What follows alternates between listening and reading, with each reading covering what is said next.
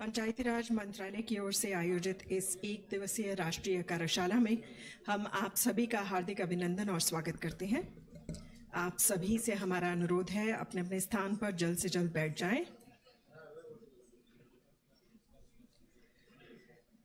जैसा कि आप सभी लोग जानते हैं, माननीय केंद्रीय राज्य मंत्री पंचायती राज श्री कपिल मोरेश्वर पाटिल, जो कि इस कार्यक्रम के मुख्य अतिथि हैं, वे हमारे बीच यहाँ विज्ञान भवन में पधार चुके हैं और अब से कुछ ही पलों के इंतराल के बाद वे हमारे बीच इस हॉल में पधारने वाले हैं। आप सभी से हमारा अनुरोध है अपने अपने स्थान पर जल्द से जल्द बैठ जाएं।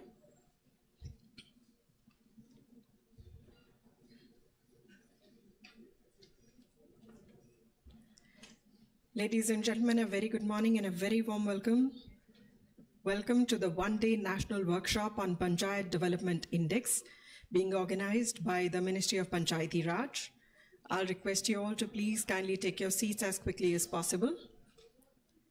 May I also take this opportunity to remind you all to please do remember to either switch off your cell phones or put them on silent mode.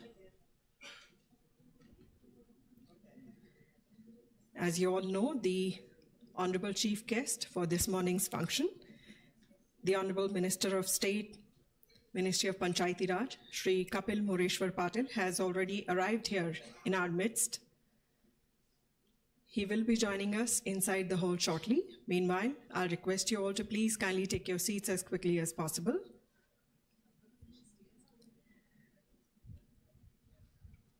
देवी और सज्जनों, आप सभी से हमारा अनुरोध है कि अपने अपने सेल फोन्स को या तो स्विच ऑफ करना या फिर उन्हें साइलेंट मोड पर करना ना भूलें। अब से कुछ ही पलों में माननीय मंत्री जी के आगमन के साथ ही हम इस कार्यक्रम का शुभारंभ करने जा रहे हैं।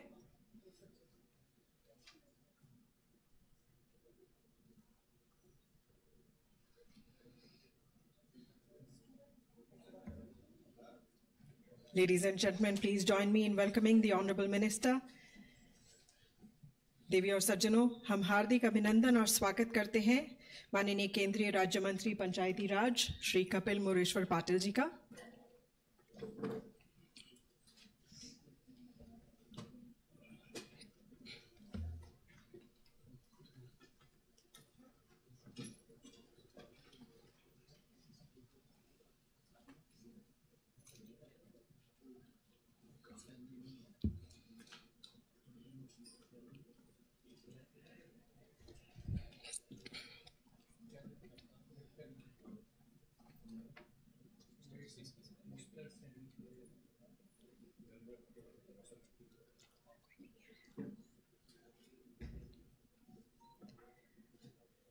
माननीय मंत्रीवर, इस कार्यक्रम के मुख्य अतिथि, मंच पर आसीन गणमान्य अतिथि, देवी और सज्जनों,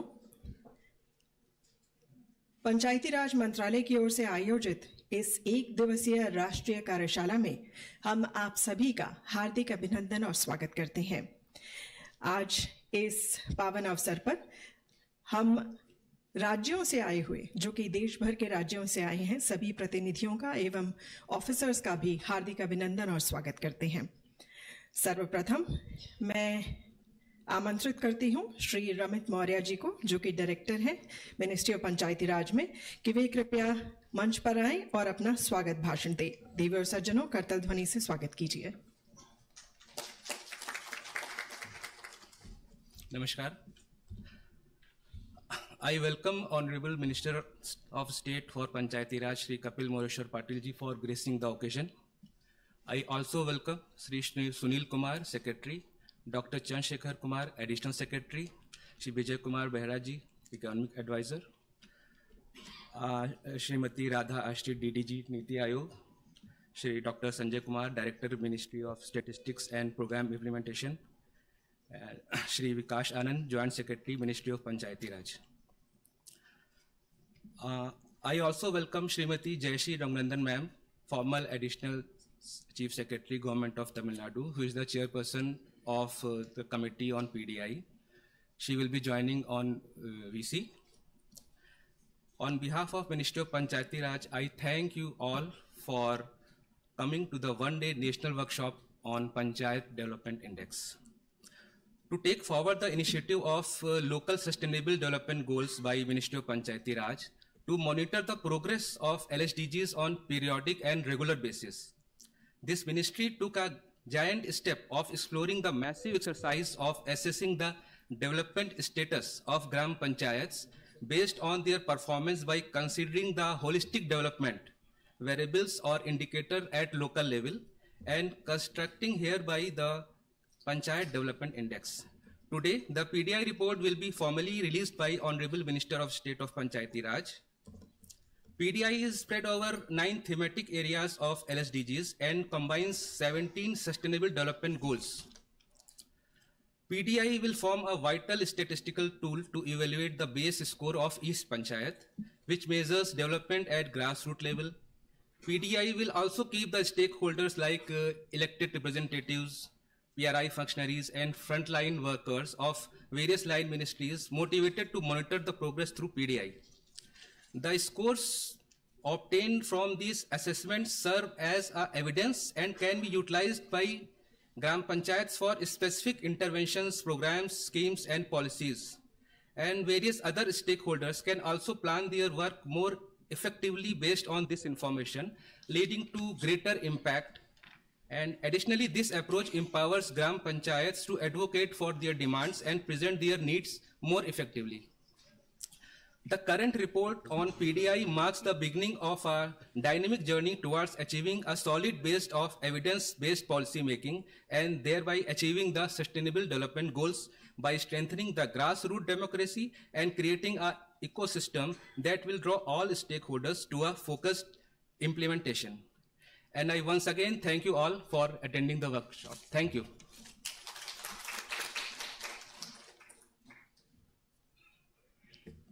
थैंक यू श्री मौर्य। देवी और सज्जनों, पंचायत विकास सूचकांक पर आधारित इस एक दिवसीय राष्ट्रीय कार्यशाला का शुभारंभ माननीय श्री मौर्य के स्वागत भाषण के साथ हम कर चुके हैं, लेकिन इसी के साथ समय है मंच पर आसीन सभी गणमान्य अतिथियों को एक पौधा भेंट कर उनका स्वागत करने का। हम सर्वप्रथम अनुरोध करते हैं श्री विकास आनंद, जॉइंट सेक्रेटरी मिनिस्ट्री ऑफ पंचायती राज से, कि वे माननीय मंत्रीवर्ग को पौधा भेंट कर उनका स्वागत करें।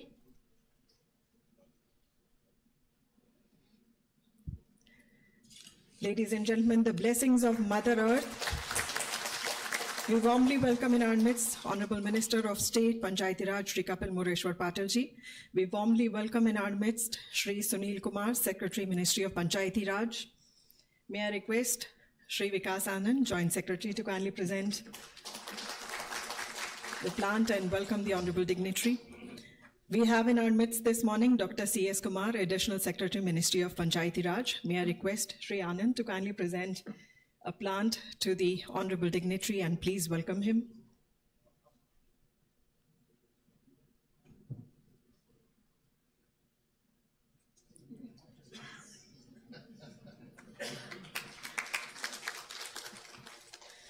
We warmly welcome in our midst this morning Shri Mitar Sen. I believe he has not joined us. He will be joining us later, sir. Meanwhile, it gives me great pleasure to welcome Dr. Sanjay Kumar with us on the dais. May I request Shri Anand to kindly do us the honors of presenting a plant to the honorable dignitary.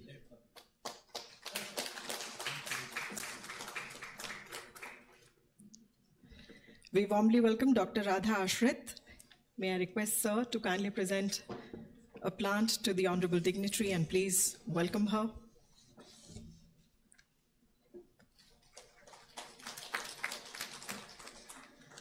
We warmly welcome in our midst Dr. Bijay Kumar Behra.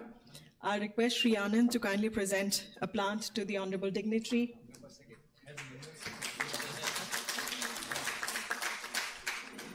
We thank Shri Vikas Anand, Joint Secretary. Thank you, sir, for doing us the honors. May I now request Shri Ramit Maurya, Director, Ministry of Panchayati Raj, to kindly welcome our dignitaries who are seated with us off the dais. We warmly welcome from the states, Shri Malinath Kalshetty. A very warm welcome to you, sir. I request Shri Maurya to kindly present a plant to the honorable dignitary and please welcome him. हम हार्दिक अभिनंदन और स्वागत करते हैं doctor अंजन कुमार भांजा जी का। मैं श्री मौर्य से अनुरोध करूंगी कि वे कृपया उन्हें पौधा भेंट कर उनका स्वागत करें। हम हार्दिक अभिनंदन और स्वागत करते हैं सुश्री पूनम पाठक जी का। मैं माननीय श्री मौर्य जी से अनुरोध करूंगी कि वे उन्हें पौधा भेंट कर उनका स्वागत करें।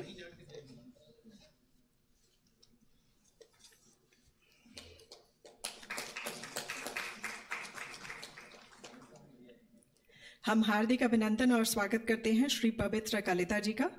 मैं श्री मौर्य से अनुरोध करूंगी कि वे कृपया माननीय अतिथि को पौधा भेंट कर उनका स्वागत करें।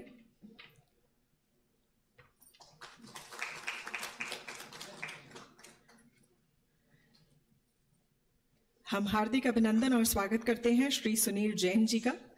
मैं श्री मौर्य से अनुरोध करूंगी कि वे कृपया माननीय अतिथि को पौधा भेंट कर उनका स्वागत करें। धन्यवाद श्री मौर्य।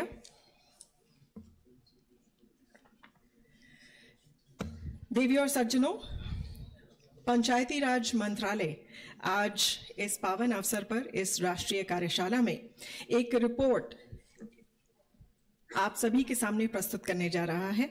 हम माननीय मंत्री जी से अनुरोध करेंगे कि वे कृपया अपने कर कमलों द्वारा इस रिपोर्ट का उद्घाटन करें। वे अपने कर कमलों द्वारा इस रिपोर्ट का अनावरण करें। मैं मंच पर आसीन सभी गणमान्य अतिथियों से भी अनुरोध करूंगी कि वे अपने कर कमलों द्वारा इस रिपोर्ट का एक साथ अनावरण करें।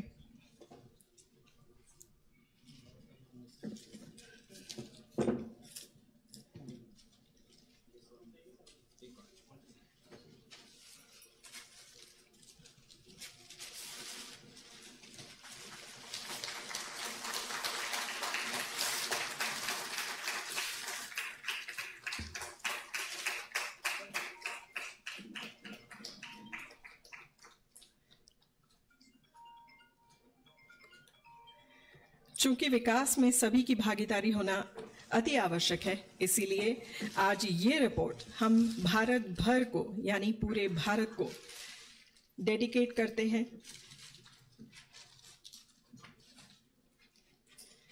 And now, ladies and gentlemen, it gives me great pleasure to request Shri Vikas Anand, Joint Secretary, Ministry of Panchayati Raj, to kindly make a presentation on the report of Panchayat Development Index and the road ahead for institutionalization of Panchayat Development Index.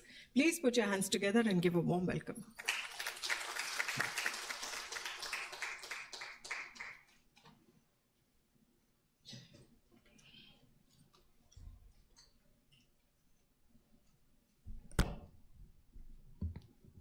Yali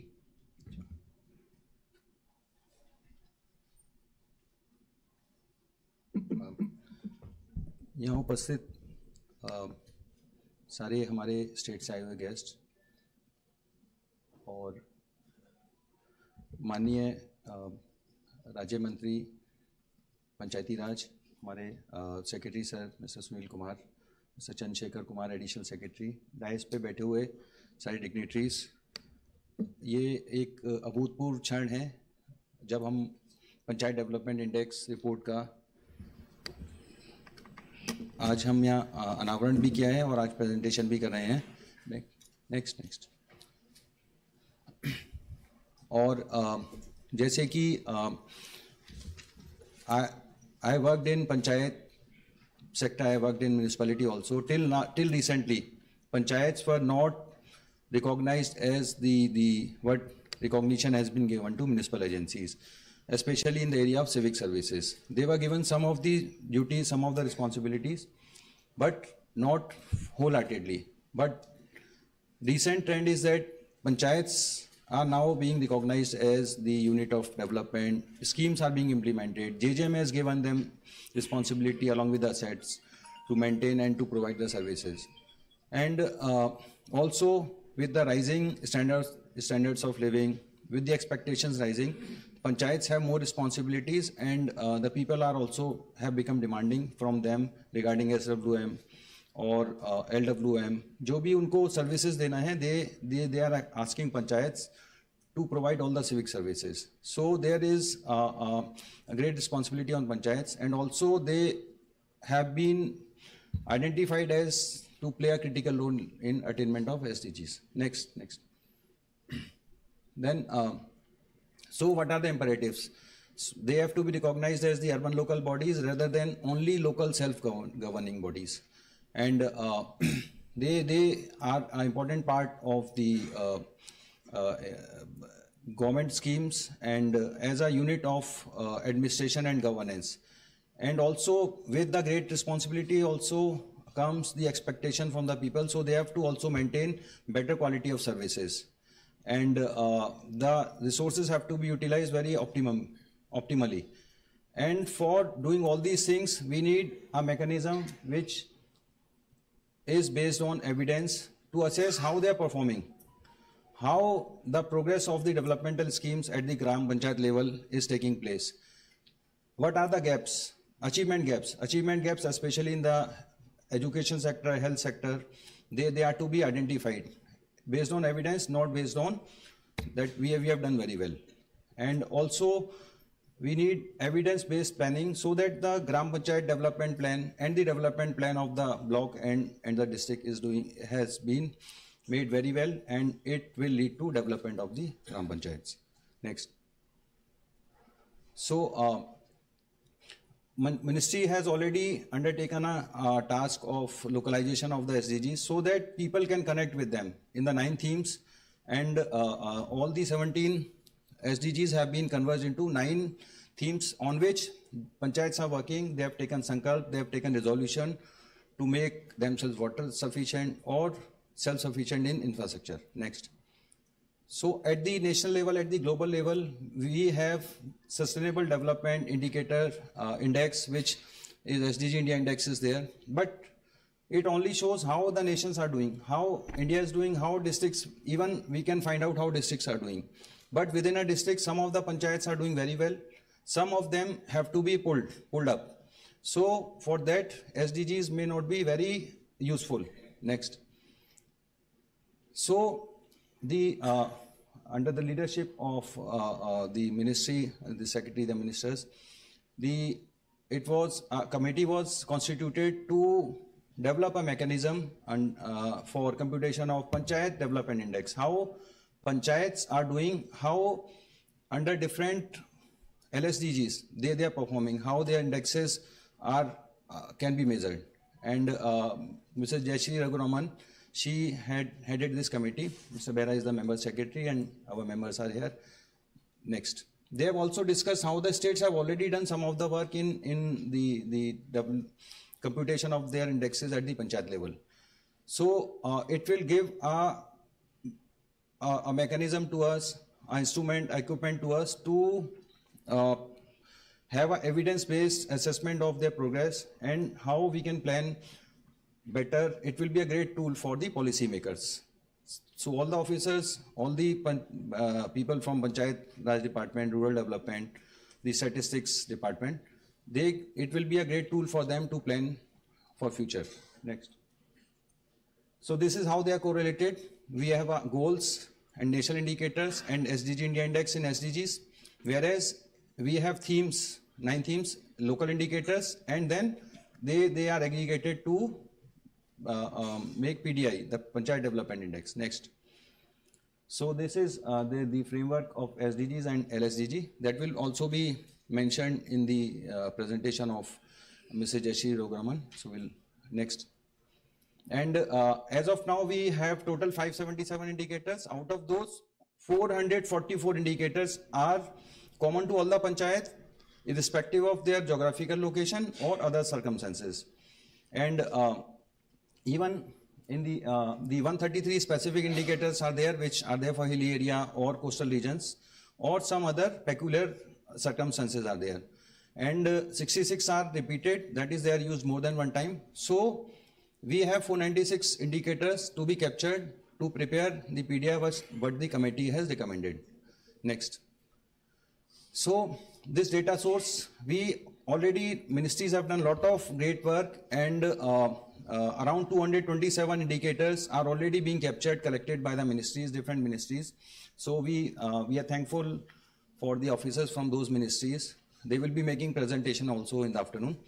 And rest of the indicators are to be collected from the GP level, which are already being collected, or we have to take up a survey, which will not be a very difficult one, because even within a one facility, maybe 10 indicators will be coming within the one facility. Next. So this is a list we are getting from the Ministry of Education. We are getting 16 indicators. From Department of Drinking Water and Sanitation, we are getting 15 indicators. From Women and Child Development, we are getting 5 indicators from Poshan Tracker. Next.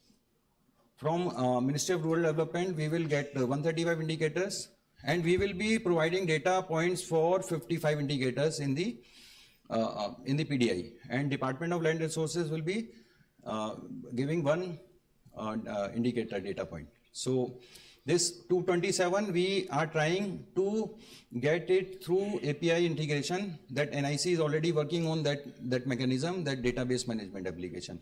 So the PDI computation has been done by the committee. Presently, the data was collected on Excel. That will be, Mr. Pant will be elaborating on computation, so I will skip this part. But the crux is that local indicators, they were calculated and added to give the LSDG index, and then it was added geometrically. So geometric mean was taken out to get the PDI. Next. So committee is also recommended that how to use this PDI for assessing the performance, how to measure the performance. It can be with respect to the baseline data which the panchayats are going to collect within the next few months. It can be with respect to the target which SDG has already set for achievement, or it can be with reference to the last year, what we have done, how we are performing this year. So, and committee is not in favor of rankings, rather they have recommended for going for grading of the panchayats. Though data will be pulled at a higher frequency, but it will be an annual exercise. साल में एक बार PDI जो है वो हम लोग उसको बनाएंगे. Next. So, and these GPs, the PDI of the GPs can be aggregated to make an indicator index for the district or the block, and also of the state. Next. So, SDG has used 4 grades: achiever, and the front runner, performer, and the aspirant. The committee has recommended for 5 grades. Up to 40 score, it will be beginner. For aspirant will be those who are performing between 40 to 60 score points. Performer will be 60 to 75 score point, and front runner will be 75 to 90, and those who are doing very well, they will be above 90. We expect a lot of panchayats will be doing better, they will be achievers, and lot of them are also front runners. So it will depend upon the survey, the PDI computation, which the states will follow very soon. Thank you. Next. And this is how we have just indicated how the local indicators are used for LSDG and how its aggregation is for PDI. Next.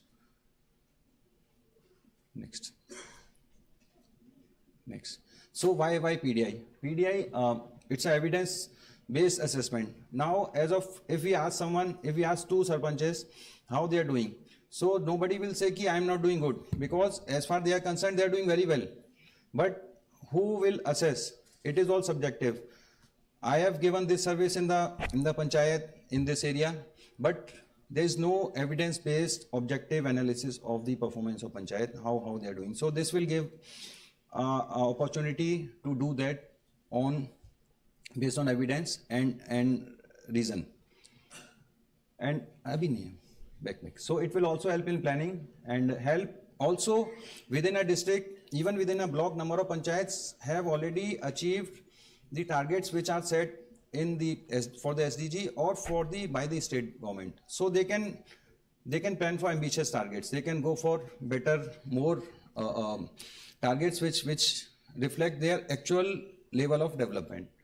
So as of now, no interstate comparison is planned. However, states can compare their own panchayats for better prioritization of the developmental schemes and of the districts and the blocks.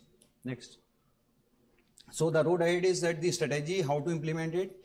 how to overcome challenges of data collection and validation, and how the data will be shared, and how the capacity building and training will be done, and how it will be used for incentivization. Next. So as of now, Ministry of Panchayati Raj (NIC) is working on creation of a database management system, and we by August it will be ready. That will be used for data entry through API integration as well as from the survey. And if there is a need for modification in the indicators, what some of the ministries have indicated, we will incorporate in the database management application. And initially, the first step will be use of validated data of the ministries, which we are getting to 227 indicators that will be integrated first. And then we will coordinate with the partner ministries in the Government of India, and the State Planning and Statistics Department will help in getting data which is already being collected by different departments for the state government. And as committee has recommended, panchayats can start with lesser indicators, lesser number of indicators, but base will not be less than what data is already being collected by the ministries. Next. So for data collection which is not coming from the ministries, there will not be any duplication of effort in data collection, and it will be collected by the Gram Panchayats through the field level workers of different departments, and that data collection, the departments will facilitate in that data collection, and first validation will be at the block level, then at the district level, and then at the state level, under the supervision and guidance of the Department of Planning and Statistics of the state. And we also request the state to have a dedicated data validation cell at the block level, so that the authenticity, the veracity, the validity of data is of a high quality. And the Department of Planning and Statistics, as they are already custodian of data, they will also be custodian of data which is being generated from the PDI for the state. And we also request that ministries may kindly collect data which is LGD local body seeded.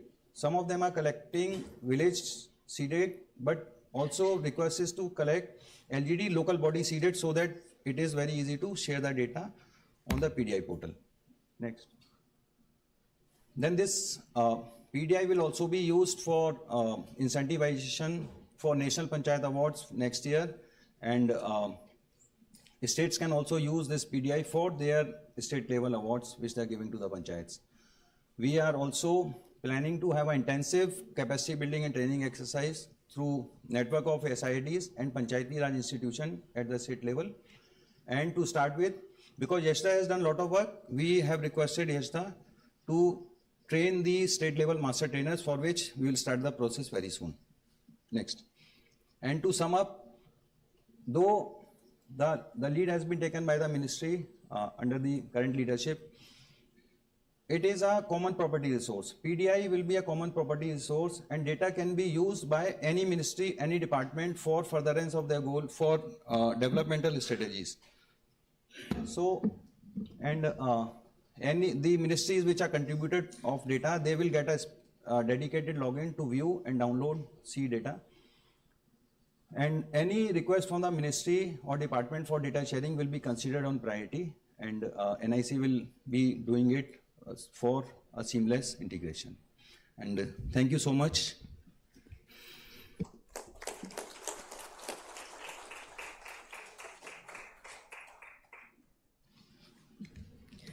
Thank you, sir. Kudos to you and the entire ministry, really working hard to make development reach each and every individual of this nation. देश भर के हर व्यक्ति तक विकास की ये लहर पहुंचे, इसके लिए मंत्रालय कटिबद्ध है. Ladies and gentlemen, seated with us on the dais this morning is Dr. Chandrasekhar Kumar, Additional Secretary, Ministry of Panchayati Raj. May I now request him to kindly deliver the keynote address on Panchayat Development Index to measure the incremental progress towards the achievement of localization of sustainable development goals. Please put your hands together and give a warm welcome.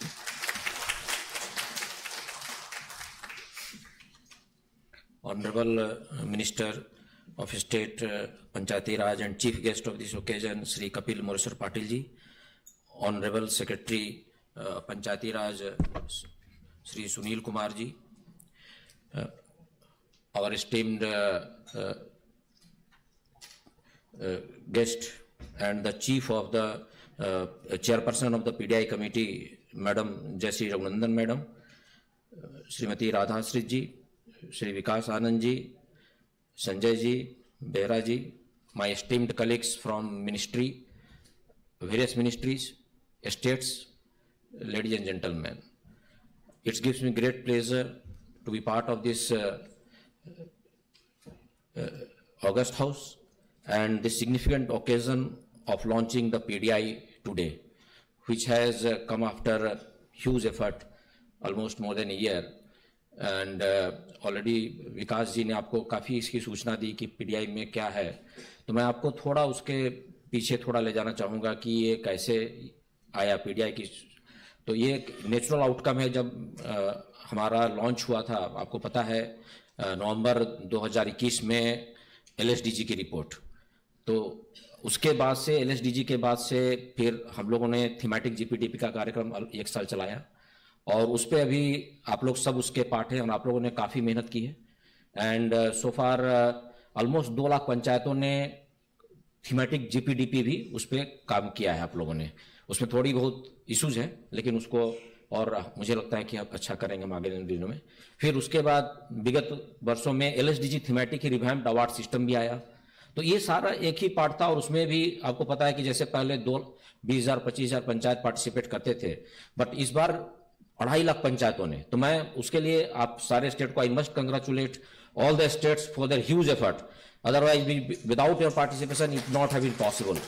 सो और मुझे उससे काफी confidence आ रहा है कि जब हम LSDG की GPDP हम करीब 2 लाख का बना चुके हैं और जब LSDG रिवैम्प्ड अवार्ड सिस्टम भी 2.5 लाख पंचायतों का बन चुका है, 2.5 लाख पंचायतों ने पार्टिसिपेट किया है, then when we are going to PDI and it's a very data intensive work and which requires effort and coordination across huge number of ministries and जो 29 सब्जेक्ट्स हैं जो हमारे संविधान में लिखा हुआ है, तो उनकी सब डाटा लाना, तो उसमें मेहनत तो जरूर है और उसके लिए हमें कैपेसिटी बिल्डिंग भी करनी पड़ेगी, लेकिन वो काम दिक्कत नहीं है। काहे कि जब ये 2 काम हम लोगों ने 1 साल 1.5 साल 2 साल में कर चुके हैं, तो मुझे लगता है कि जब आने वाले जब मार्च अप्रैल तक हम पहले फर्स्ट जो बेस लाइन जब हम PDI पब्लिश करने जाएंगे तो निश्चय ही बहुत प्रगति होगी।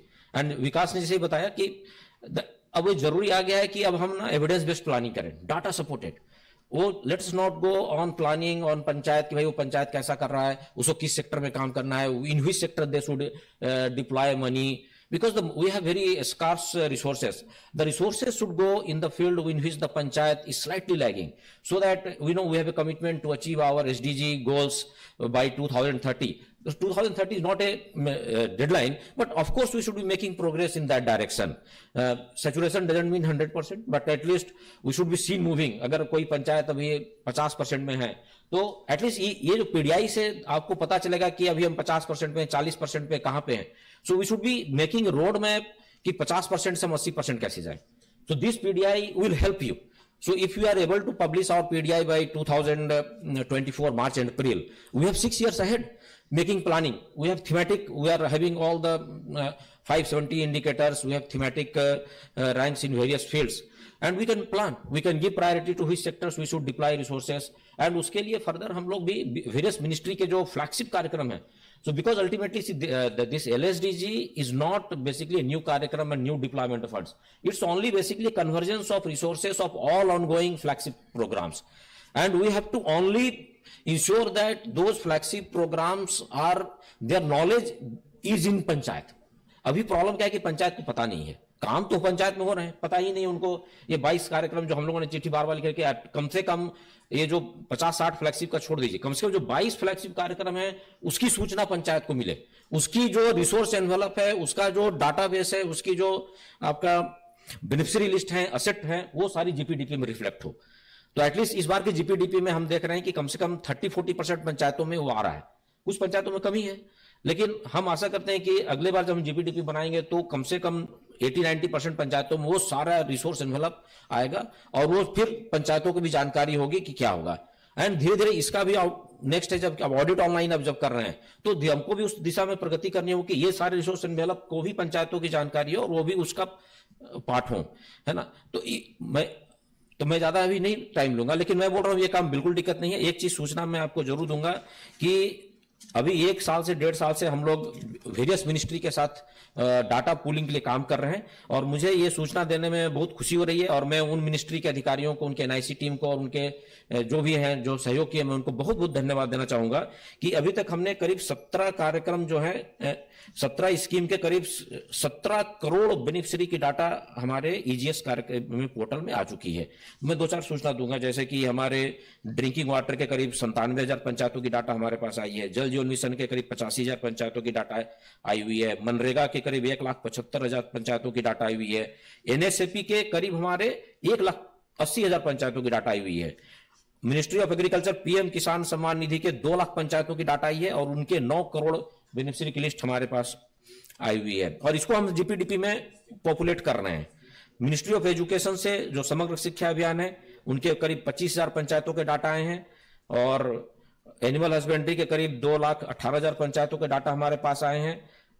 इंटरनेट कनेक्टिविटी जो डिपार्टमेंट ऑफ टेलीकम्युनिकेशन का, उन्हें करीब 2.5 लाख पंचायतों के डाटा हमारे पास आए हैं और ministry of health and family welfare के साथ हमारा कार्य चल रहा है, लेकिन उनकी जो बेसिक जो डाटा है हॉस्पिटल्स पीएससी के करीब 1 लाख पंचायतों के। बट अदर फ्लैगशिप कार्यक्रम पे we are working with all the ministries and in coming days we require huge cooperation from them. लेकिन मेरी 2-3 रिक्वेस्ट रहेंगी स्टेट के साथ कि ये जो डाटा का बेस है ये केवल हमारे यहाँ पे नहीं आएगा, हम लोग जो पुलिंग कर रहे हैं वो आपको एक पंचायत लेवल से block level, district level, state level पे हमको पूरा इंफ्रास्ट्रक्चर खड़ा करना है। तो जैसे हम लास्ट 3 साल से बोल रहे हैं, please set up your BPRC, DPRC, SPRC and SIRD, strengthen them, faculty deploy करें।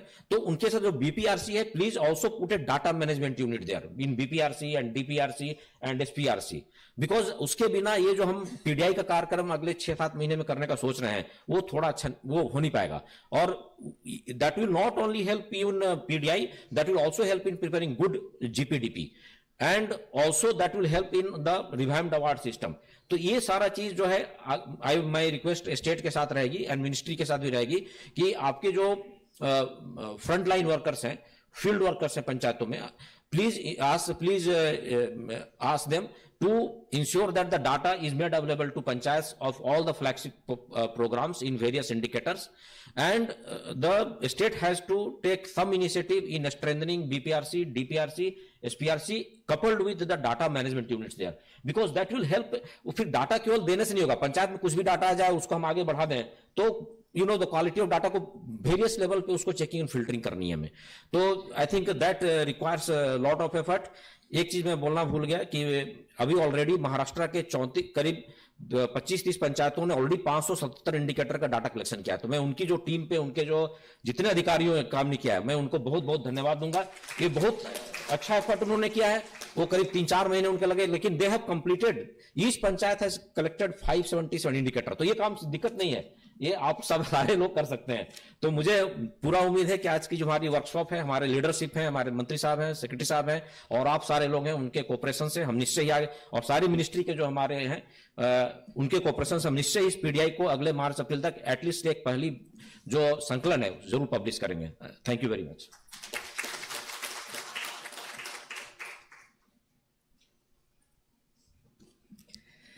धन्यवाद doctor Kumar.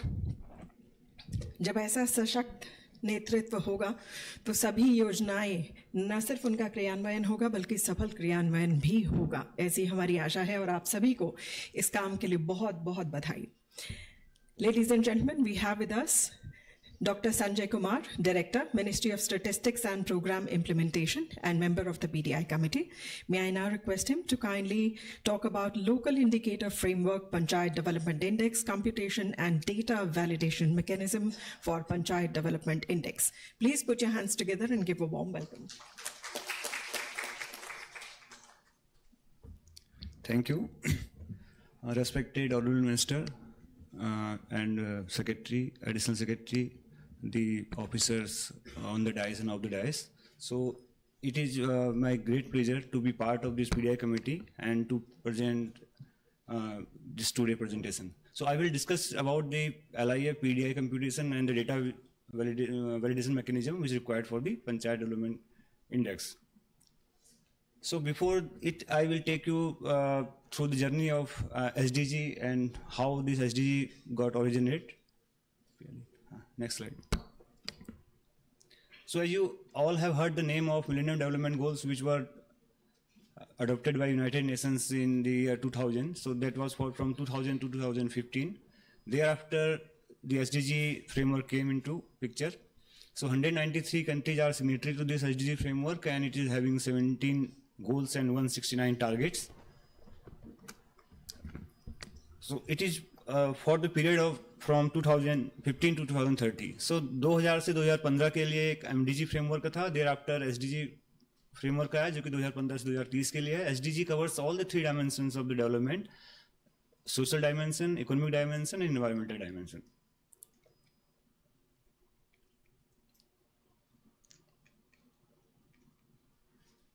So this is a little bit about the institutional arrangement for SDGs in India, how SDG is being implemented and monitoring in India. So Niti Aayog is the apex body in respect of the SDG implementation. It is a nodal institution to coordinate with all SDG related activities in the country. Niti Aayog has aligned the schemes of Government of India and programs with the SDGs and its associated targets. Further, Niti Aayog also works with the states and UTs for localizing the SDGs. And the Ministry of Statistics and Program Implementation, it is responsible for facilitating the SDG monitoring by National Indicator Framework, which MOSPI has developed a National Indicator Framework in consultation with all line ministries, state governments, UN agencies, and various stakeholders. MOSPI also periodically review this NIF. The indicators in the NIF are not static in nature. The NIF is evolving in nature, and the indicator is being reviewed from time to time. Further, MOSPI supports state and UT on development of sub-national level indicator framework so that SDGs can be monitored at sub-national level also. The line ministries are responsible for implementation of respective SDGs, and they collaborate with MOSPI for development of indicators and providing data. So there are various indicator framework which are monitoring SDGs here. So the first one, which is the model indicator framework, which was developed by United Nations. It is called Global Indicator Framework, which has been developed by UN in consultation with the all member countries. So there are right now 248 indicators in Global Indicator Framework, out of which 231 are unique indicator. Then in the line of this Global Indicator Framework, MOSPI has developed a National Indicator Framework, which is right now consists of 286 indicators and 264 are unique indicators, because some indicators are repeated in more than one targets. If we talk about the below national, they are a state indicator framework, and the number of indicator varies from state to state. It's more than 500 in case of Haryana and less than 100 in case of Arunachal Pradesh. So as per the requirement, need and priority of state governments, they have developed their indicator frameworks. Then MOPR has developed this LIF, which committee has refined it, and right now in the LIF there are 416 indicators, and there are some sub-indicators also, which make it 577 number of indicators. So 361 are unique indicator in our LIF. So local indicator framework, as Additional Secretary also mentioned, that there was a committee, expert committee, which discussed about the local indicator framework. So this PDI committee took this, the local indicator framework suggested by the expert committee, and we discussed it with the various line ministries, state UTs, with the panchayats, with the UN bodies, to identify, suggest some suitable indicator as per the priority and the relevancy with the targets which has been given in LIF, and to explore data availability, because the indicators, some indicators are very good in nature, but it is very difficult to get data at the panchayat level. So accordingly, we modified the indicator framework. Then PDI committee has prepared this LIF after several rounds of detailed discussion with various stakeholders and field testing at the level, panchayat level in the state of Maharashtra. So this is not, we have not given only a theoretical indicator framework, we have tested it, and we found, as sir told, that we are able to get data on most of the indicators in the state of Maharashtra. So right now, the original number of indicators which suggested by the expert committee were 389, then PDI committee after discussion were arrived at 577 total number of indicators. So in the SDG framework, the hierarchy is like that. First there are goals, then targets. Within targets there are indicators. So for example, I have just given one example here. Suppose the goal 3, we talk about good health and well-being. So this is a goal. Under this goal there are several targets. Like the first target 3.1 is by 2030 to reduce the global maternal mortality ratio to less than 70 per 1 lakh live births. So this is the target. So to monitor this target, there are indicators. The countries are also free to develop their own indicators. So at the global level, there are 2 indicators, which is first one is about MMR, maternal mortality ratio. Second one on the proportion of birth attended by skilled health personnel. So these indicators were examined in national context, and MOSPI in consultation with the line ministries were able to identify 3 indicators: maternal mortality ratio, then percentage of birth attended by skilled health personnel, and third one was percentage of women aged 15 to 49 years with a live birth for last birth who received antenatal care 4 times or more. जो 4 या उससे ज़्यादा ANC कितने महिलाओं को मिली उसके बारे में इन्हीं इंडिकेटर को डिस्कस किया गया PDI कमेटी में. So the first is like in global national, the first indicator was maternal mortality ratio. This indicator captures the maternal deaths per 1 lakh live birth. So per 1 lakh live birth is very unlikely event for a panchayat. So accordingly we modified the indicator and made it percentage of maternal deaths to live birth.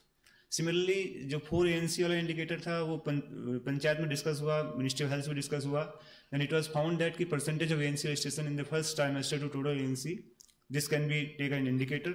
First trimester में registration बहुत crucial है, तो उसको priority देने के लिए हमने indicator बनाया. तो जो भी इंडिकेटर बने हैं वो कहीं ना कहीं ग्लोबल नेशनल इंडिकेटरों के देख के बनाए गए हैं, पंचायतों से उनका रिलेवेंस देखा गया है, और जो टारगेट है उस टारगेट को क्या एड्रेस कर रहे हैं कि नहीं, ऐसे करके हम टोटल इंडिकेटर्स इसमें बने हुए हैं. अब इसी कंप्यूटेशन की बात करें कि PDI कंप्यूट कैसे करते हैं. There are several steps in computation. तो सबसे पहले comparison of raw values on the indicators. सारा का सारा रॉ डेटा कलेक्ट किया. ये हमने जो टेस्टिंग की थी महाराष्ट्र में उसके बेस पर बता रहे हैं कि सारा का सारा रॉ डेटा कलेक्ट किया and convert the binary variables into numeric values. There are certain indicators of yes and no type of response is there. तो उनको सबको अब न्यूमेरिकल वैल्यू में कन्वर्ट किया गया है. Then weightage of indicator. Now the weight for any index is a very crucial component. So here we were if we talk about GP, we have recommended equal weight for all the indicators, because इसमें हम एक SDG दूसरे से ज़्यादा important है वो decide कर पाना मुश्किल था कि पॉवर्टी वाला इंडिकेटर ज़्यादा इम्पोर्टेंट है कि हेल्थ वाले या फूड सिक्योरिटी वाले. So we decided to take equal weights at GP level. Then third stage इसमें नॉर्मलाइजेशन ऑफ रॉ स्कोर, जिसमें कि सारे के सारे वैल्यूज़ को रिस्केल किया जाता है between 0 to 100. I will discuss it later also. तो जब एक बार रिस्केल कर दिया सारी वैल्यूज़ को फ्रॉम 0 to 100, उसके बाद सब के सब जो वैल्यूज़ निकली हैं इंडिकेटर लेवल, जितने इंडिकेटर की वैल्यूज हैं उनको अर्थमेटिक मीन लेके हर थीम का एक GP के अंदर में स्कोर बनाया गया. सो थीम वाइज आपके 9 थीम है तो we will get 9 different scores, और इन 9 डिफरेंट स्कोर्स का ज्योमेट्रिक मीन लेके पूरा PDI बनाया गया है GP के लिए. और इसमें हम लोगों ने महाराष्ट्र में भी प्रयास किया था उसका कि we have now GP level score. So GP से अगर ब्लॉक में जाना है तो जो उस GP का पॉपुलेशन शेयर है ब्लॉक में, उसको लेके हम ब्लॉक लेवल की PDI ये इंडेक्स बना सकते हैं.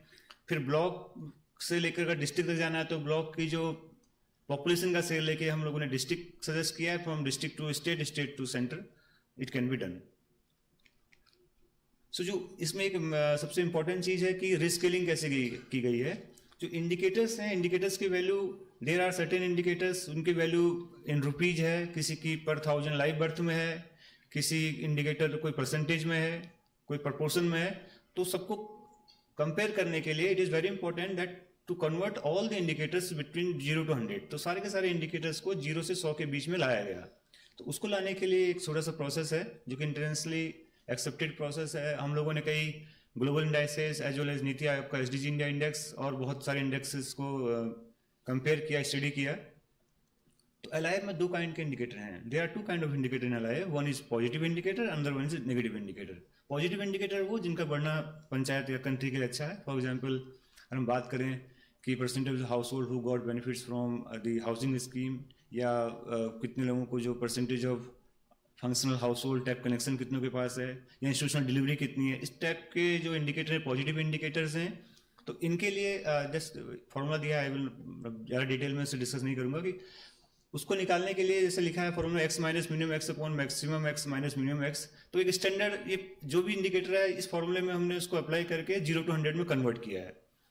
फिर कुछ टाइप के नेगेटिव इंडिकेटर हैं, जैसे कि अनएम्प्लॉयमेंट रेट की बात करें, जिनका घटना बेहतर होगा, या परसेंटेज ऑफ चिल्ड्रन जो एनेमिक हैं, तो इनके लिए फिर लिटिल बिट फॉर्मूला में चेंज होता है। तो इस मेथड को लगा के सारे स्कोर्स को हमने नॉर्मलाइज किया है कि so that all the indicator can be converted into unitless value between 0 to 100। 0 से 100 के बाद जो आपको मैंने प्रोसेस बताया कि अर्थमेटिक मीन ले लिया है थीमेटिक लेवल पे, फिर थीम से अगर आगे बढ़े हैं तो उसका ज्योमेट्रिक मीन लेके पीडीआई कैलकुलेट किया है।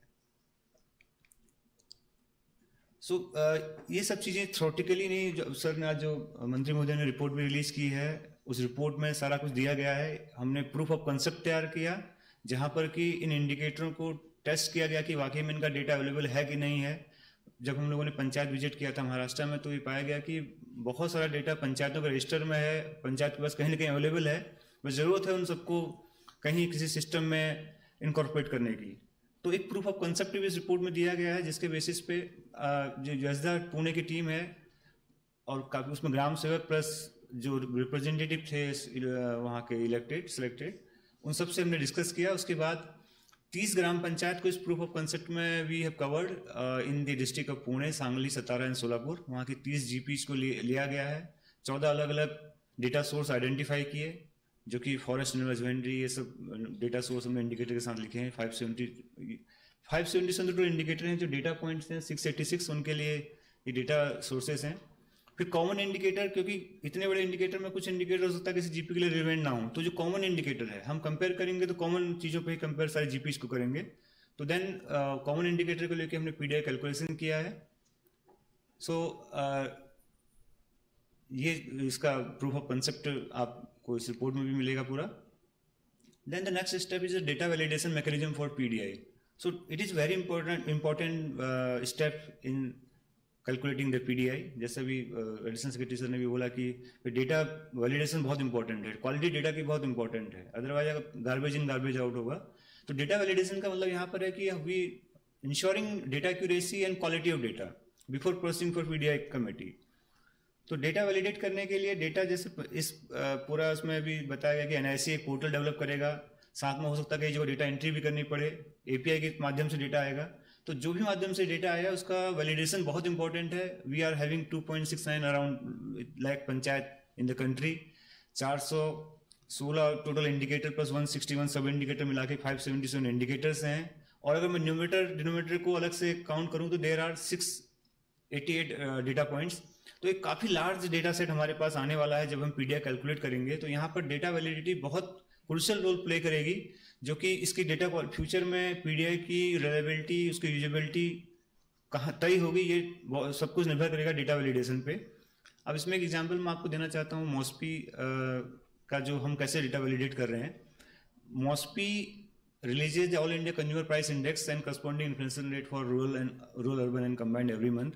तो मेरा मंत्रालय, सांख्यिकी मंत्रालय, हर महीने आप अखबार में पढ़ते होंगे 12 तारीख को हम डेटा रिलीज करते हैं महंगाई का, कि महंगाई दर कितनी है। Retail inflation is being release by MoSPI. तो आज महंगाई बढ़ी है घटी है, वो काफ़ी हर महीने निकाला जाता है। उसके लिए हम जो डेटा कलेक्ट करते हैं, monthly data is collected from around 2300 villages and urban markets. लगभग 2300 अर्बन मार्केट्स और गाँव है जहाँ से डेटा हर महीने आता है। और around 5.5 lakh data points are validated every month. हर महीने 5.5 लाख डेटा पॉइंट हमारे पास आता है, जिसको कि स्क्रूटनी होती है। इतने बड़े डेटा पॉइंट की स्क्रूटनी एक लेवल पे संभव नहीं है। तो जहाँ से डेटा एंट्री हो रही है, राइट फ्रॉम दैट पॉइंट, उसमें हर किसी का कंट्रीब्यूशन है स्क्रूटनी करने में, डेटा वैलिडेट करने में। तो इसको हम ये जो डेटा होता है, ये आपका आटा, दाल, चावल, कपड़ा, उनका भाव, दवा का भाव, बच्चों की स्कूल की फीस, डीजल पेट्रोल का दाम, सब कुछ इसमें इंक्लूड है। तो वो डेटा हमारे पास, हमारा जो डेटा एंट्री ऑपरेटर, जो प्राइमरी वर्कर है, जीएसओ जिसको हम जूनियर स्टेटिस्टिकल ऑफिसर्स कहते हैं, they enter this data from the field offices. Country में हमारे लगभग 200 फील्ड ऑफिसेज है, वहाँ से डेटा एंटर होता है। The data is entered into CPI portal develop by NIC. तो एनआईसी ने पोर्टल डेवलप किया, उसमें डेटा एंट्री कर रहे हैं, और जो पोर्टल में डेटा एंट्री करते हैं there are certain alerts also. अगर डेटा एंट्री कर रहा है, अगर कुछ उसने गलती से 0 और दबा दिया तो अलर्ट देगा कि आप पिछली बार की तुलना में इसको 100 गुना बढ़ा रहे हैं या 10 गुना बढ़ा रहे हैं। इस टाइप के अलर्ट डिफरेंट टाइप के सॉफ्टवेयर में ही हैं, जो मैं उम्मीद करता हूँ कि हमारे वाले सॉफ्टवेयर में भी होंगे, कि आपकी गलती से कोई डेटा ऐसा एंटर न कर दें।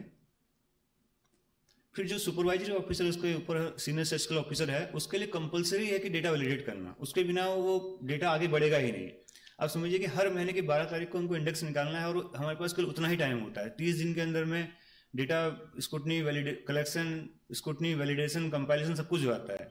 तो बहुत शॉर्ट टाइम, 2-3 दिन के अंदर में जो सुपरवाइजरी ऑफिसर है उसके पास डिफरेंट डायग्नोस्टिक टूल्स भी बना रखे हैं, रिपोर्ट्स उसी में एनआईसी में, कि भाई फला आइटम में 20% जंप हो गया है, इसमें 30% हो गया, तो अलग अलग उसमें कैटेगरी बनी हुई है। तो वहाँ पर उसको बहुत कंपलसरी है, अगर वो उसको कंपाइल, उसको वैलिडेट नहीं करेगा, डेटा आगे नहीं जाएगा। देन एट सेंट्रल लेवल फिर जो मॉस्पी की टीम जो हमारी दिल्ली में बैठी हुई है, फिर वो डिफरेंट डायग्नोस्टिक टूल यूज करके इसको वैलिडेट करती है। So this is a data validation process for our CPI, which I suppose it will be for PDI also. So just I will conclude with this slide कि PDI के लिए भी data validation बहुत important है, और various level पर हमें data validation चाहिए होगा, भले वो पंचायत लेवल पर हो, पंचायत लेवल पर जहाँ पर डेटा आप किसी भी माध्यम से, API के माध्यम से या और डेटा एंट्री के माध्यम से उसमें डेटा आ रहा है। सो it is very important at panchayat level. फिर पंचायत से ब्लॉक में कई स्टेट्स में जैसे एडीओ स्टैटिस्टिक्स की पोस्ट होती है, या उन लोगों को या जो हमारे और कोई ऑफिसर हैं उनको इन्वॉल्व कर सकते हैं डेटा वैलिडेशन के लिए। फिर डिस्ट्रिक्ट लेवल पे नेक्स्ट वैलिडेशन होगा, फिर स्टेट लेवल पे उसका एक वैलिडेशन प्रोसेस होना चाहिए कि state level officer suppose to validate all the data for all the district. फिर लास्ट में सेंट्रल लेवल पर जो पीडीआई बनाएगा पंचायत इस मंत्रालय में, तो वो फिर डेटा वैलिडेशन के लिए उसके पास डिफरेंट टूल होंगे, क्योंकि जो यहाँ पर बनाएगा उसके लिए उतने लाखों पंचायत का डेटा देख पाना थोड़ा मुश्किल है। हालांकि उसके पास डेटा डिफरेंट पंचायत सारा कंपेयर कर सकते हैं, there are some diagnostic tools, techniques. So this is a data validation process which will decide the quality, direction and the usability of PDI. So with that I will stop here. Thank you very much.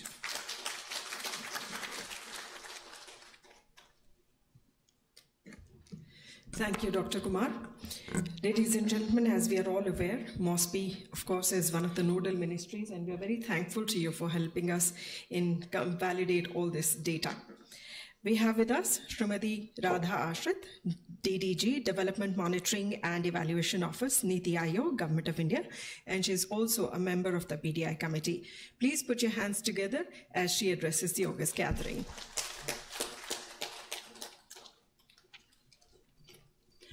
Good morning, everyone.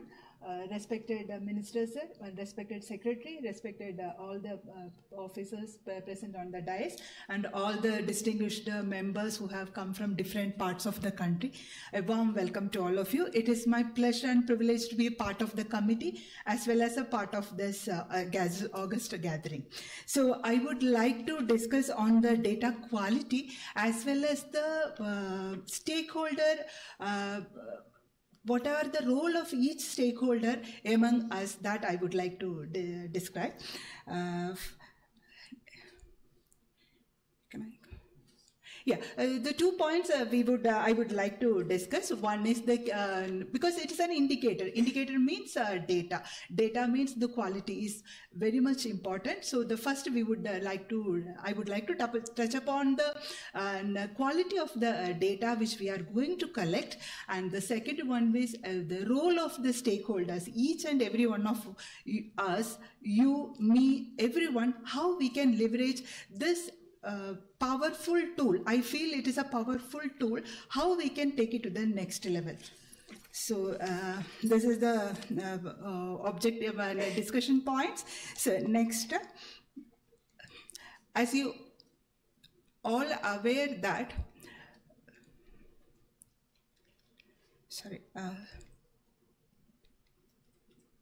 there are since you people are always know the collection of the data, there are many challenges we are facing in collecting the administrative data. Some of them are not granular enough. Some data are not at the panchayat level or household level, or some information are available at the state level.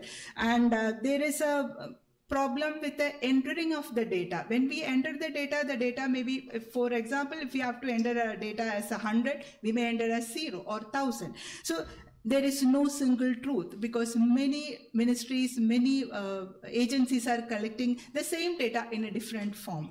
So, and there are data available, but it is available in the PDF form, and it is not in the machine readable form. So these, all of the challenges, how we can address these challenges, so that through this indicate, because this powerful index has collecting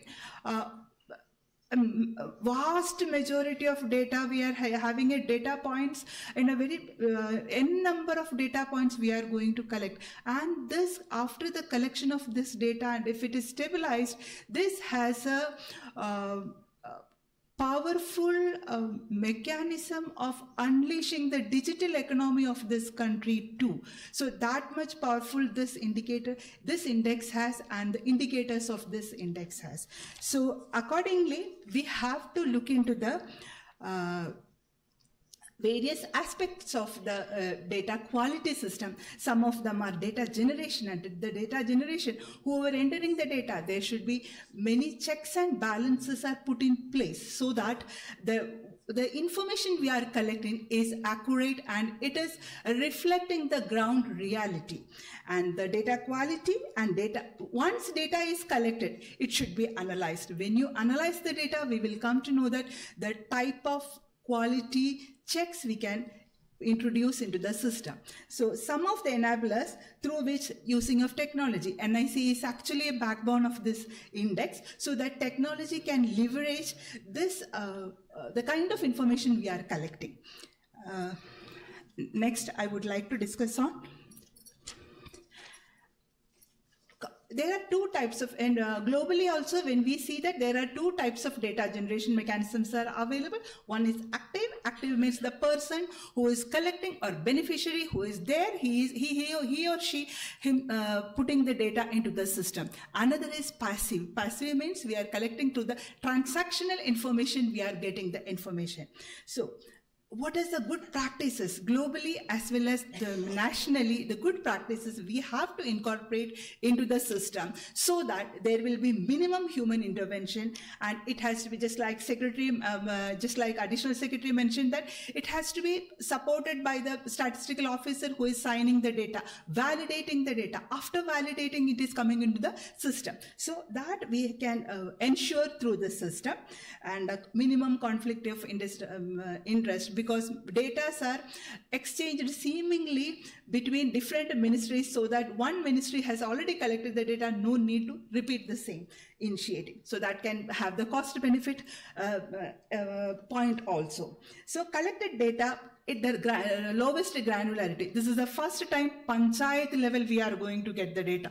We used to get the data through surveys, NSSO or NFHS surveys, we get the granular level data. But this is the unique opportunity we are going to witness at the Gram Panchayat level. We are getting the socio-economic information of our country.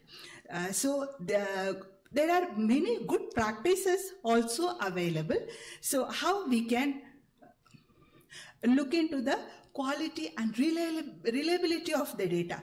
Data should be consistent, whether any ministry, any panchayat, or any across the system, if it is correcting, it should be consistent. That means it should not be typo errors, or it should not be misreport due to some other incentives type of issues should not be there.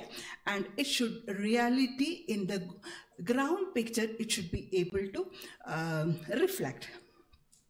Some of the good practices, we have noticed that validation checks. I'm 100% sure the NIC, when it makes the technological intervention for this tool, there will be validation checks. Aadhaar should be 10 digits only. It can't be 12 digits. So those kind of checks if we are putting, and some of the data is pre-populate. For example, districts, name of the districts or name of the states. If it is already pre-populated, then the error will be minimum. And we can do independent data audits and surveys so that the data collected has its own genuinity and validity. And it can be completed. Complete means it should be whatever information, the thematic, 9 thematic information we are collecting, completely that information can be available in the system itself. So this high frequency level data also will help us to understand the system. I mentioned that data analysis is very much important when we will understand whether the quality of data is correct or not. The data analysis, simple descriptive analysis can tell us that what exactly it is happening. This is the progression we can make from the diagnostic. Diagnostic will tell what went wrong. Each Gram Panchayat can look into that, where my values are there. So what went wrong? And from that level, we can graduate into predict. Can I predict that in the next few years? How can I improve the system as a whole? And finally, the prescriptive analysis. We can do that. And this is the data-driven outcomes we would like to discuss. That means it is a platform through which across the organization, across the agencies, data can be seemingly exchanged. That is actually help us in reducing the cost, reducing the capacity building can be developed. All this will improve the system as a whole. Now, I would like to touch upon, being a member of this committee, what are the roles of each stakeholders of this index? I feel you, me, has a role in this index. So you can understand what are the roles, and accordingly you can put your energy and time so that this will be a tool to measure the progress at the granular level of this country. Some of the key stakeholders, definitely it is Ministry of Panchayati Raj, Niti Aayog, and other central government ministries, and Panchayat. Panchayat is the first unit of this particular initiative. Then there are other secondary stakeholders are also there. Multilateral agencies like UNDP, UN, all those things can also contribute their knowledge through this one. See, here I would like to put the level of interest. The level of interest is highest in power of influence as well as the level of interest. Panchayat has the lowest level of interest, but they are the institutions which will give the maximum inputs to this initiative. Other ministries, state governments, Niti Aayog can play an important role to leverage this tool to make it a success, as well as it can improve the system as a whole.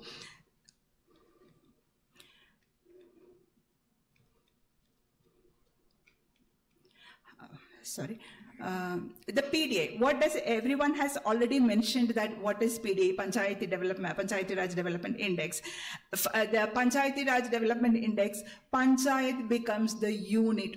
As a statistician or a person who is working on the data say that unit level data, this is the best opportunity we can have.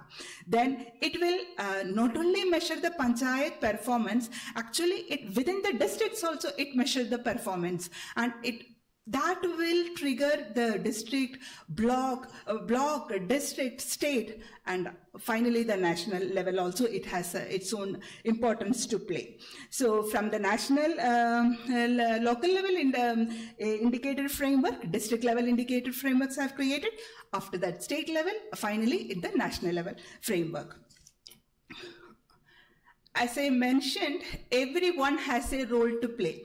Being a person from Niti Aayog is the nodal agency or official agency putting the SDG goals. Everyone is aware of the SDG goals. So almost all the schemes and programs of Government of India has been mapped to various SDG goals and indicators. So this index, the values of this index can be fed into the SDG index, so that when we are measuring the performance of the states, this indicator or the index has a role to play. Put the performance of the national level, India as a country in the global level too. Other than that, as a part of Niti Aayog, we are monitoring various schemes and programs of Government of India. This indicators, the index has a role to play if we are getting the right achievements through this framework. So that will also get the performance of the ministries in a manner that will reflect the progress of not only the panchayat, it also reflects the progress of that particular ministry too. Then the quality index that we are proposing, and some of the states like Assam, J&K, they are all in touch with Niti Aayog, how we can the quality index can be adopted in their system, so that from their level also we can take it to the next level. So another issue, the activity which Niti Aayog is doing, aspirational district program as well as aspirational block program. This index it is a powerful tool to integrate into this system, so that performance of these aspirational districts as well as the blocks can also be monitored through this particular index. Then Ministry of Statistics and Program Implementation, I don't want to describe more because they have already, the presentation from that ministry has already been done. Every ministry has a role to play, because every indicator or every information feeding into the system at the Gram Panchayat level, they have a role to play, so that the data sharing can be done, and at a granular level, GP level GP can be ensured, and funding can be provided to the monitoring system, as well as a proper data system can also be created at the Gram Panchayat level, so that through the ministries, so that the schemes and programs of the ministries can also be, progress can also be measured through this index.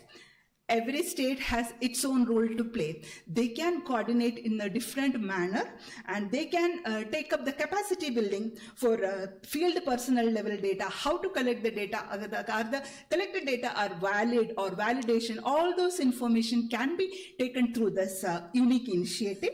And wherever there is information is not available at the Gram Panchayat level, states can take a role, and it can prescribe different surveys, so that the information is collected as per the guidelines.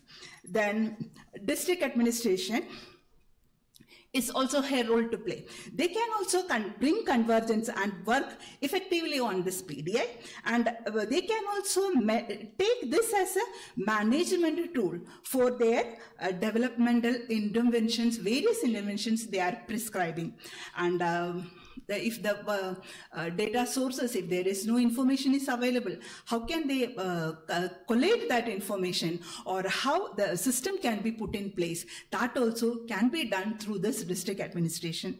Then definitely the capacity building of the field functionaries can also be improvised through this one.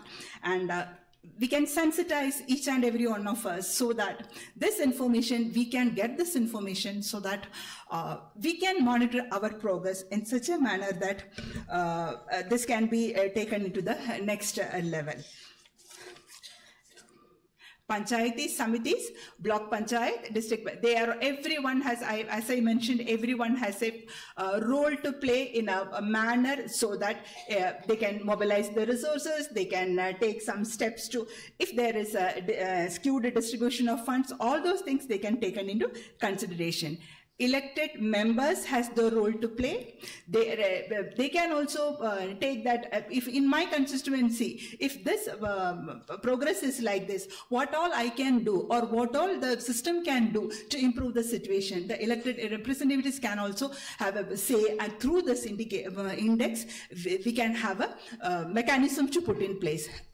Finally, the NIC. NIC is the technological wing, so they can also say that how current system is working and all the already data collected, how it is visually appealing. So all those will give a sense to the persons who are sitting. They will understand that where is my Gram Panchayat is performing, how it is performing, what are the institutional mechanism I can put into place so that that thing also can be visualized through it. Gram Panchayat also have a important role because they are the institutions to collect the information. So they can identify through this index, they can identify in which area we should put more money or more money or more capacity or more other resources, so that this can be taken into consideration and we can take it to the achievement of the 2030 agenda of SDG goals.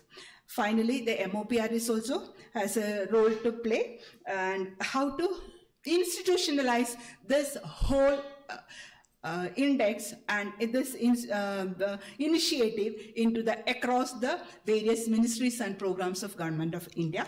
And finally, the final stakeholders are the citizens itself and the international agency itself. They can question whether it is working properly, if it is not working, why it is not, what kind of inputs we can provide so that my performance is also at par with the best performer in the index. With these words, I would like to thank everyone. Thank you very much.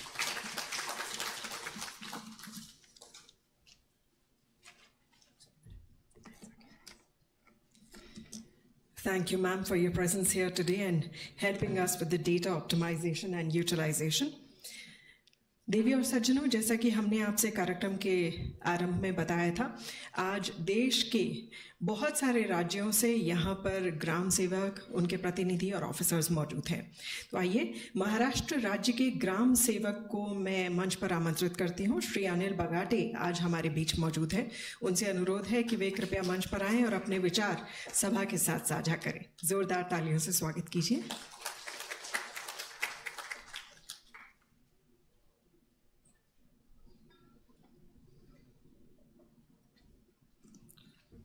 धन्यवाद। सभी को मेरा नमस्कार। मैं एक छोटा सा village development officer हूं और इतने बड़े मंच पर मैं आया हूं तो इसके लिए मेरे मन में डर है पहले से ही। लेकिन जब ये काम स्टार्ट हुआ था, कल शेट्टी सर ने हम पे विश्वास किया, हम लोगों को सबको पहले बुलाया। हमें LIF PDI बाकी कुछ मालूम नहीं था उसके बारे में।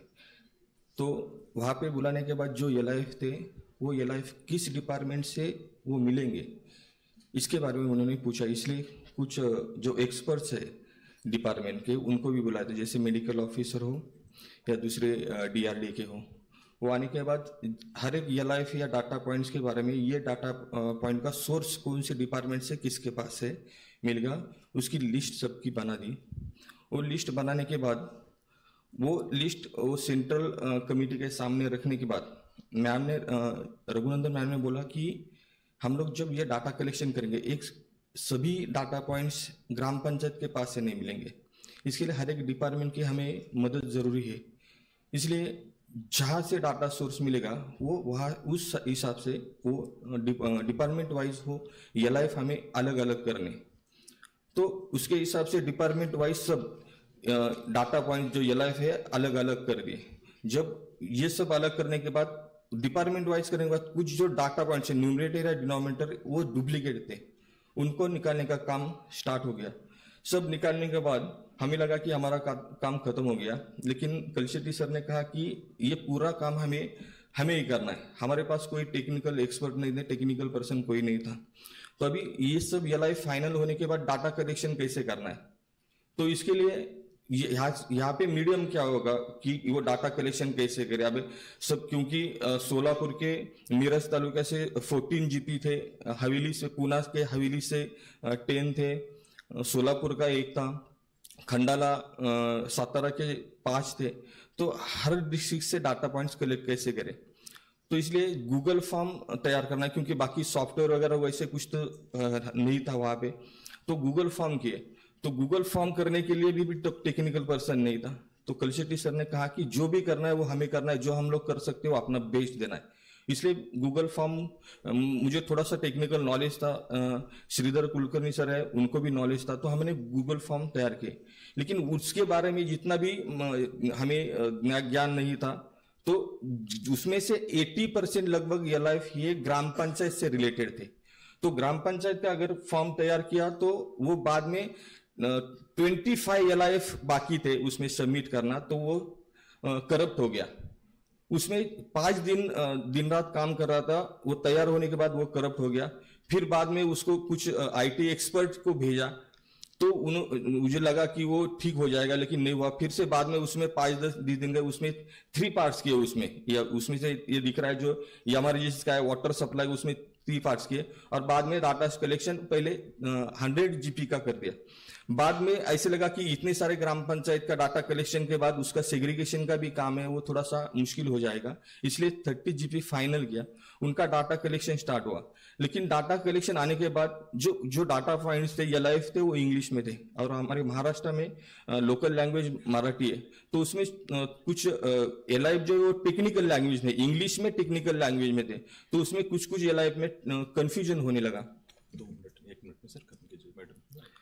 तो वो डाटा कलेक्शन स्टार्ट हो गया, तो उसमें जो सभी का डाटा पॉइंट्स आ गया। हर रोज उसका गूगल फॉर्म का कुछ ऑटोमेटिक रिपोर्ट तो जनरेट नहीं होता, हर रोज वो रिपोर्ट जनरेट करना, रघुनंदन मैडम और कलशेट्टी सर को भेजना, वो स्टार्ट हो गया।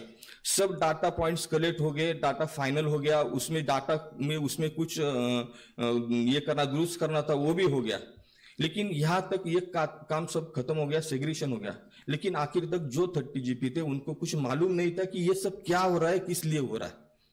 लेकिन कलशेट्टी सर ने हमें 26 को ये वर्कशॉप से पहले 26 को परसों एक वर्कशॉप यशोदा में जो सभी ग्राम सेवक थे जिनके साथ हम लोग बात करें, जो स्टेट का कोऑर्डिनेशन का काम कलशेट्टी सर ने मेरे पास दिया था, जो सभी ग्राम सेवक के साथ मैं बात कर रहा था, उनका चेहरा नहीं देखा था, कुछ नहीं, वो सभी को एक मंच पे बुला, यशोदा में परसों वर्कशॉप हुआ। तो जब ये रिपोर्ट्स दी, ये जो रिपोर्ट है वो शॉर्ट रिपोर्ट हमें दिखाई, तब हमें लगा कि इतने 4-5 महीने से हम लोग जो काम कर रहे थे उसका इतना सीरियस नहीं था, लेकिन जब वो देखा तो उसका सीरियसनेस के बारे में हमें पता चला। और सर मैं एक बात कहना चाहता हूँ मेरी मराठी लँग्वेज में, सर ग्रामपंचायतीचा विकास सुरुवात कुठून करावा आणि त्याचा शेवट कुठून जर करायचा असेल तर LIF हे खूप गरजेचं आहे, हे ग्रामसेवक म्हणून सांगतो सर।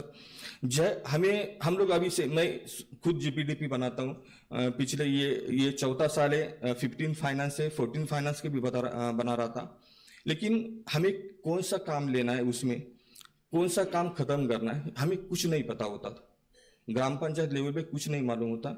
लेकिन अगर ये LIF आ गए, PDI का डाटा फाइनल हो गया, ठीक है, उसमें कुछ एरर्स है वो ठीक किए जाएंगे, उसमें सॉफ्टवेयर आ जाएगा, लेकिन ग्राम पंचायत का काम अगर कहाँ से शुरू करना है, कहाँ पे खत्म करना है, तो ये बहुत जरूरी है। और हमें ये यहाँ से एक दिशा मिली है और हमें ये मंच उपलब्ध किया, इसलिए कलशेट्टी सर, जयश्री मैडम और अभी सबका धन्यवाद करते हुए मैं अपना खत्म कर देता हूँ।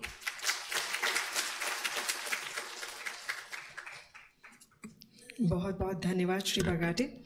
आपने जिक्र किया अपनी वाणी में श्रीमती जयश्री रघुनंदन का, वे हमारी अगली वक्ता हैं।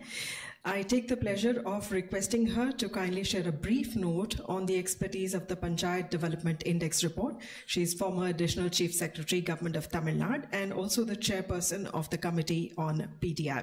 She will be joining us virtually online. So a warm welcome to you, ma'am. It's over to you.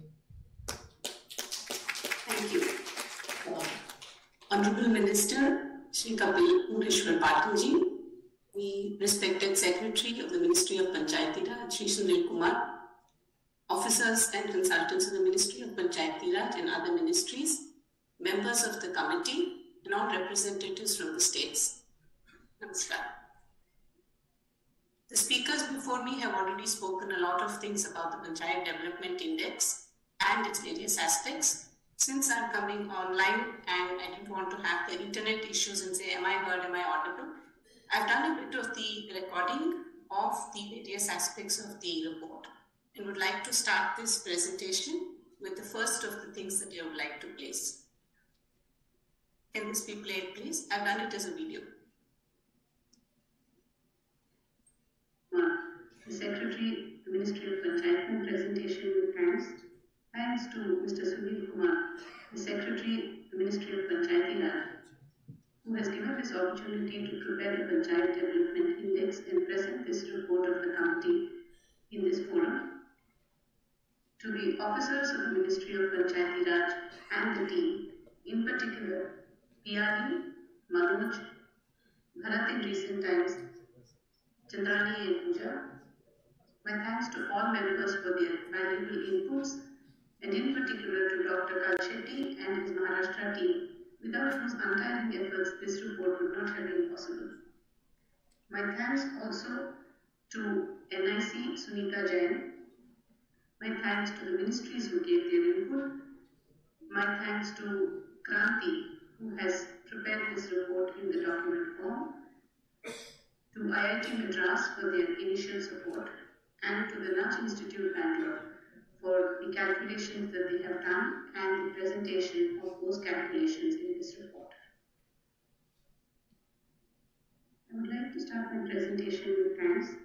Thanks to Mr. Sunil Kumar, the Secretary of the Ministry of Panchayati Raj, Can it be who has stopped, given this please? opportunity to prepare the Panchayat Development Index Can and the present this presentation report be of the committee stopped? Having a in this replay. forum.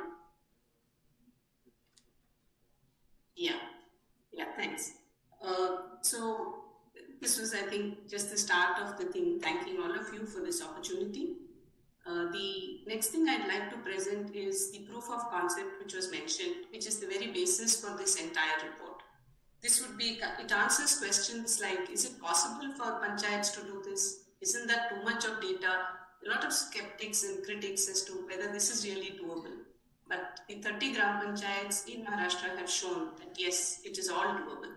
So can you please play the second presentation that I have sent you, which is on the proof of concept, what we believe Which we we can have do. done with of Maharashtra.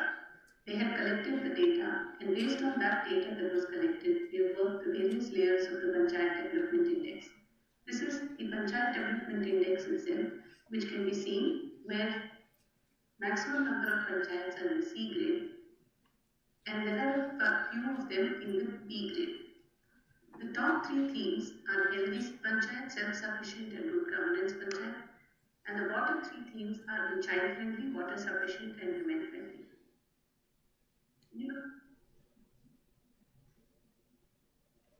Thematic performance we see in the poverty-free village, we can see some scores and grades of certain aspects like 6 out of 8 GPs in grade B in Virat block in Sangli. And for a healthy village, we can see that 70% of GPs in Haveli block in grade A and A+. Child-friendly village, 80% of GPs score between 41 and 50 and 29 out of 30 are in grade C. In a water-sufficient village, we have 53% GPs in grade D. And 13 out of 14 GPs in Miraj score between 25 and 35. You can see the position on water sufficient panchayat in a different manner as well, where the red bar showing the low end of the performance. Similarly, for a village self-sufficient infrastructure and a socially secure village, which is a matter of concern, where you can find 29 out of 30 GPs in grade C. Clean and green village is also seen. A village with good governance has 1 GP in grade A, and a women-friendly village, you have all 30 GPs in grade C, a matter of great concern. Now, after looking at the thematic level, you can look at the indicator level as well, where in a poverty-free village, if you look at the indicators, here we are looking at Kacha house like this, we can look at other indicators as well. So, how are the GPs faring in anemia Mukt Bharat? We have 9 out of 30 GPs who have more than 90% anemic mothers. And if we see NRLM's impact in certain ways, you see that there are 23 of 30 GPs have SHG enrollment of more than 80%, but 9 out of 30 have less than 30% SHG accessing bank loans. The grades that are being used, as you know, are achiever, front runner, performer, aspirant, and we've added beginner. So anybody, any panchayat who has done work will at least feel that yes, we're beginning to start doing something. This is the score and the grade that you see of the 30 panchayats. You can see the PDI score as well as the grades. And this is with the color bands that we have made this particular slide. We made this in the report. So you see the dark red ones and the dark green, which are the two ends of the spectrum. This is for 15 panchayats and this is for the other 15. It gives you the position in terms of the themes as well as the PDI. From that, at the level of GP, we see the level of the block. What is the average for a block which has been taken based on the weightage of population? So you have it for the 4 blocks. And since there is only 1 block in a district, the same score is coming for a district as well. And when you see that, you see both the thematic score in this one, and you also have a weightage that has been given, which is based on population, as I have mentioned. And we have done a calculation to prepare on what is a hypothetical district which has more than 1 block. So we've taken 2 or 3 blocks in the district and used these scores and seen as to how that's different from a block score. State PDI is also calculated based on the 4 blocks that are there, which is again with population as the weightage. And here you can see the block score and you can see the thematic score of the blocks as well as the state score. We've also looked at how we can analyze and present the scores to the panchayat in terms of grouped indicators, which is easier for them to look at and understand rather than look at each individual indicator. For theme 1, for instance, these are the groups: income generation, housing, health, social security, food security, water. These are all aspects relating to poverty. So for each of the panchayats and for each of the blocks, this was being calculated. And this is also being presented in this manner. So we can make presentations of this in different ways for the panchayats to be able to understand it better, for people who use it in departments, in districts, for all of them to be able to work with it. A state score on grouped indicators is also done. This is something that will be very attractive to the panchayats, which is their performance report and their report card as it is. So they can see their score and the PDI of the thematic score. They can see their rank at a block level. They can see the district score, they can see the state score. They also will be able to see a national score later. This is another way of presenting the thing: GP score, GP rank, grade, block score, district score, and state score. They can also see what are the top 10 GPs in the theme, what are the bottom 10 GPs in the theme. This is for Haripur, and Haripur falls in the bottom 10. This is a block view. What we saw till now was what a GP can see. It can be shown in many more ways. The block view is how many GPs are falling in that theme in which grade. So you have the poverty free, there are 12 GPs in E grade, but in water sufficient, there are 16 GPs in D, and there are 29 in C, 29 in C, 29 in C in child friendly, socially secure, and women friendly. Challenge and limitation of PPI. What is the challenge? Yeah, I think you're running another PPT. Yeah. I hope it's much clearer to you than it is to me. Now, what we saw in this was the sort of representation by which the information can be provided, which Bagate was talking about, saying they're able to see much more because of this. Beyond looking at the scores, one needs to also do an analysis as to what is the way in which these scores will enable panchayats to work or to correlate with other aspects of the work. Can you please run the next PowerPoint? This is analysis and interpretation of scores.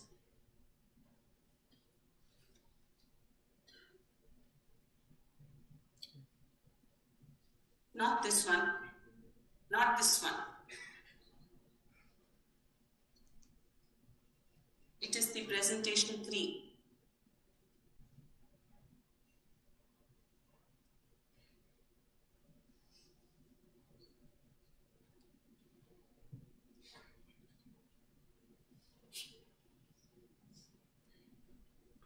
Usually in all workshops and all, I prefer to have my PowerPoint in my control, but no. Yeah, can you please play this? Look at it in terms of grouped indicators, and for all the 9 themes, there are groups that have been formed. For instance, if we look at a healthy village, it's much easier to understand it as maternal health, child health, communicable disease, and non-communicable disease.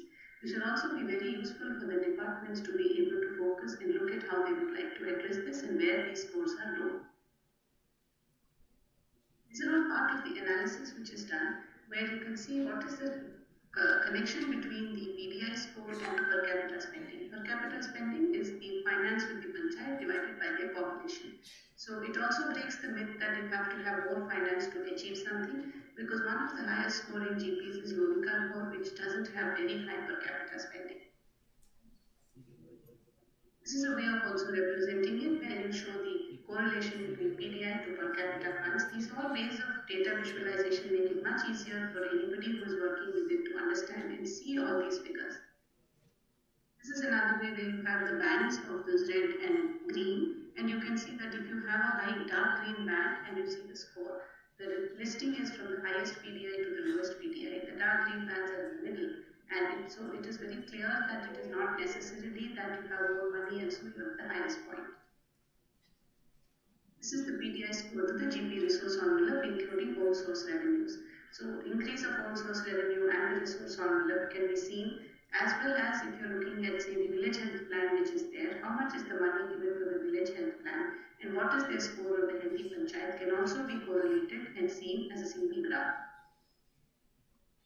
This we looked also at the Sankalp. Ministry of Panchayati Raj had asked all the panchayats to choose 2 themes as what they would like to take their Sankalp and try to achieve maximum on. So we looked at those and we find that the patterns may be there where then the panchayat may choose the lowest or the highest or something. And if they have the scores, they will be in a better position to actually make their choices. And here you find that in some of them they have chosen the highest, some have chosen the lowest. So they can always make these choices based on the scores that they get. Challenge and limitation of people. You want to get to just hold this. Yeah, this is not the video now. So we did see what the proof of concept is able to show. And so from here, if we just take it back to PDI in context, some of the speakers earlier have mentioned certain aspects of it. So if we can play the one of looking at PDI from the global context to the panchayat level context. That's the presentation for, yes. Provide better data for better lives. This is from the UN SDG report 2022. So we believe that the knowledge that we are getting in terms of the PDI will enable better data use and for better lives. This is the UN Secretary General's data strategy, and the PDI completely resonates with this. It looks at a vision, the outcomes, the principles, the capabilities which need to be nurtured for analytics and data management, and enablers and a roadmap, and how the priorities are to be chosen. This is a vision that is set there as per his data strategy. We have a vision too for the LSDGs. There are priorities for data action which will be selected by the GP. There are capabilities that will enable us to unlock our full data potential. The analytics, which is extremely important, and data management, which is necessary. SDG and LSDGs, the two are correlated. The SDGs have goals, from goals the National Indicator Framework and from the SDG India Index. And here we have the LSDGs, from which the themes, the Local Indicator Framework and the Panchayat Development Index.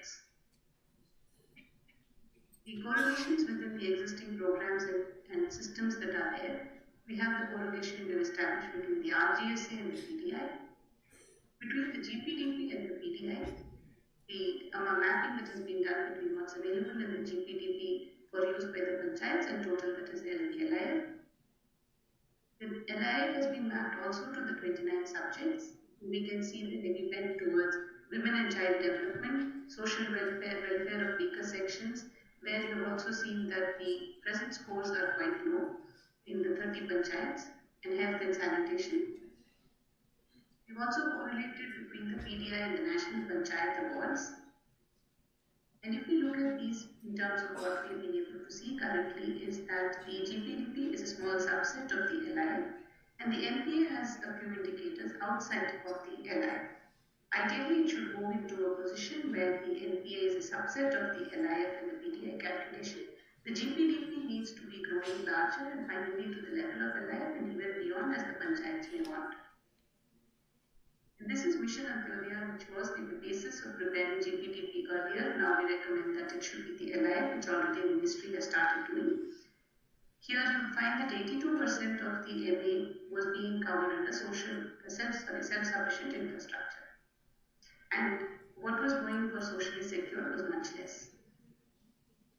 This is the correlation between the LIF, GPDP, NPA and MA for the extent that has been already found to be on the same number of indicators. So you have that in that you have some which are in MA, not in the GPDP, in MA, not in the LIF. So you have these interesting figures by which you can see how they are presently correlated. We also looked at PDI correlation to e-Gram Swaraj and the Sankalp, as I had already mentioned. And we find that socially just, village with good governance, women friendly are very, very low as compared to certain others. The scores perhaps will push them to more of these rather than taking only the self-sufficient. This is what will come in the future when the work on data sharing and all is done, is the local government act. So this was the PDI in context, and as I think Dr. Sanjay had mentioned, there was a process that the committee had taken up and how we went about doing our work in brief. Can you please play the next presentation? This is the process that we had followed in the committee. We started with the LSDG report and taken the dive from it. We had discussions with ministries, we had discussions with states and hilly states. We had a Panchayat interaction and field visit, which was with Yashida. We went to Pune, we met with the village there, we saw their records. It was a great learning, a wonderful experience to really come to what was possible in this report. We had the state's initiatives which we looked at, we had a revised LIF which we prepared, and we went for the proof of concept, the data collection for the proof of concept, the calculation of the PDI thematic scores indicators, the data analysis on different aspects, the PDI which is in context, the challenges and limitations and the recommendations that we have come up with. One thing which needs to be mentioned is that before coming to this workshop, the Maharashtra team has had a discussion on the PDI, the scores, and the thematic scores that has been presented, and they will be talking about it. These are the numbers at a glance. You have 9 LSDG themes, you have local targets, you have the indicators, you have indicators including sub-indicators. Sub-indicators are that which can be coming within it. Like if you have a transition rate, you have a transition rate of primary, upper primary, secondary. So those are sub-indicators of the transition rate. Similarly, in self-sufficient infrastructure, you have a primary school. So what is the condition of the primary school? For it, you have electricity, you have water, you have toilets. So you put down that and you can specify sub-indicators. Then you have common indicators, which is common for everybody. There are specific indicators which are for certain areas and not for others. So if I do not have a PHC in my village, I am not going to be counted in the specific indicators. Then there is a repeated indicators that are there in sub-indicators and the repetitive indicators. So the repetitive indicators of 66 are repeated totally 147.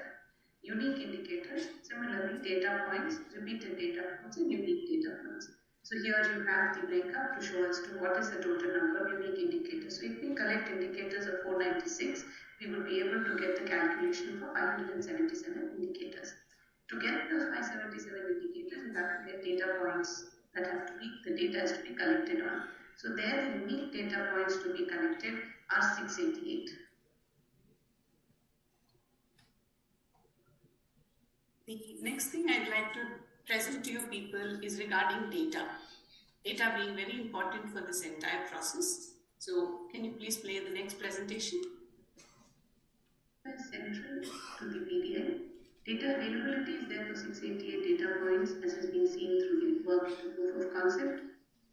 Data sources, that has also been explained in terms of the ministries from which it is, and here I'd like to specifically mention that the Gram Panchayat is also a data source, especially for that data which is not available presently. It is with the GP, it can be collected by the GP, and also it needs to be collected through survey. Because currently you will not get the data even if you actually go to collect it. For example, crimes against women. There are data sources mapped to ministries, and you also have data available in flagship missions. So this is part of the work that is to be done to figure out where the data is available as the primary data source. This is available in ministry portals at GP level. So not all data is at GP level presently. These are the various dashboards. You can also see the representation in GIS maps, which you see in the dashboard. So there is a lot of administrative data that is there, and all of them are actually doing data entry in the GP. This is when you look at data entry in the GP, this is part of the work we did in the field visit, and it was completed by Dr. Kalshetty and his team, which we recommend that every state needs to do this if they want to take forward the process of data collection. They need to see where is this data available in the GP, where is it, who has it, and how do you obtain it, which register, which particular place that it is there. Along with this, they also need to do the data portals. Portals of the ministry where they enter the data. That would really give a picture, because when you enter it, you always enter the GP block, you go into those levels to actually get the data into the portals. So the data collection must be easy. It was a little difficult for us because we didn't have the necessary tools that are required in terms of the ease of putting in data. There were no APIs, but all this will be coming in. Data sharing is very important. Data validation. Here I would like to mention about the Bangla Parameter, which is an excellent system which is recommended because it looks at neighborhood committees where the data is provided, especially where the GP is going to be getting the data. It is very important that we have a validation through them.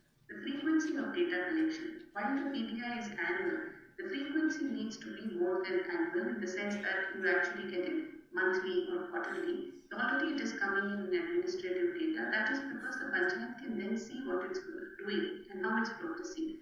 You just give them an annual data and say, this is your PDI. Does it enable them to do correction of course and see how their GPDP plan is actually working? And there should be a value for data collection. It's not a data collection for free. In VPRP, payments are made, for service payments are made. So for the sake of PDI, whatever is the additional data that's to be collected, there must be a value for that data collection. And this is an extremely important aspect in terms of training and capacity building. As I mentioned earlier, it is also part of the UN data strategy. And in this, it suggests that there should be a learning phase. This is the first phase where the core group of trainers is got ready. They do the field visit, they do the identification, and they also do an exercise of data collection. From there, they are in a good position to then look at the final phase, where you create these district training groups. And they do a similar exercise, and they are also able to collect it from about 1 to 5 GPs. Then you go for the expansion, where the district groups are training other district collection teams. For every GP you have it, then we have the people to collect the data, and then by that you get the statewide data collection. We've seen regarding data validation is already covered. There are just about 2 more small presentations left. I am getting messages saying please finish early. It's difficult for me to control this speed now. If I were there, probably I would be able to finish early. But there are some couple of aspects in it. So I would request that you please play the next presentation. It's about 3 minutes. It is on the Panchayat Development Index. The aspects of PDI we have already seen. I'm just putting it together for you. The indicators and LI, the data source, the themes. Would like to mention about the reference period. The reference period, what we have taken for the proof of concept was on the 31st of March of 2022. You could look at the reference periods at the end of a financial year, and then there may be a different reference period for agriculture, for instance, but it is alright as long as every panchayat has the same reference period. A baseline, which is the first thing that needs to be done, and I hope that it gets done before the next GPDP is prepared. This is the starting point where you say where are the panchayats today under the Panchayat Development Index, what is their composite score and position. Target values, these need to be fixed by the panchayats. So like panchayats, if they are say in the range of the 40s, then they would have a different target value, or if a panchayat is in the range of 60s, they'll have a different target value of 70 that they will fix. So you can't expect that a panchayat which has a score of 40 is going to achieve 70 immediately. So these target values should be fixed through groups of panchayats. The frequency I've already mentioned. An assessment and grades I'll just come to. Data analysis, data visualization I've already spoken about. In the calculation, I'd like to mention the important aspects of common indicators, specific, mandatory, and priority. The mandatory indicators could be like at least 100 or 125 that every panchayat can choose to work on. So if that is made mandatory, then automatically there will be a movement in the development scopes of various panchayats.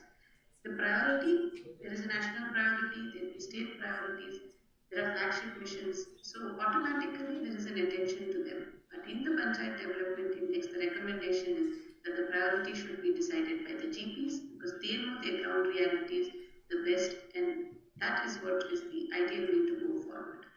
other aspects are being covered by Dr. Sanjay.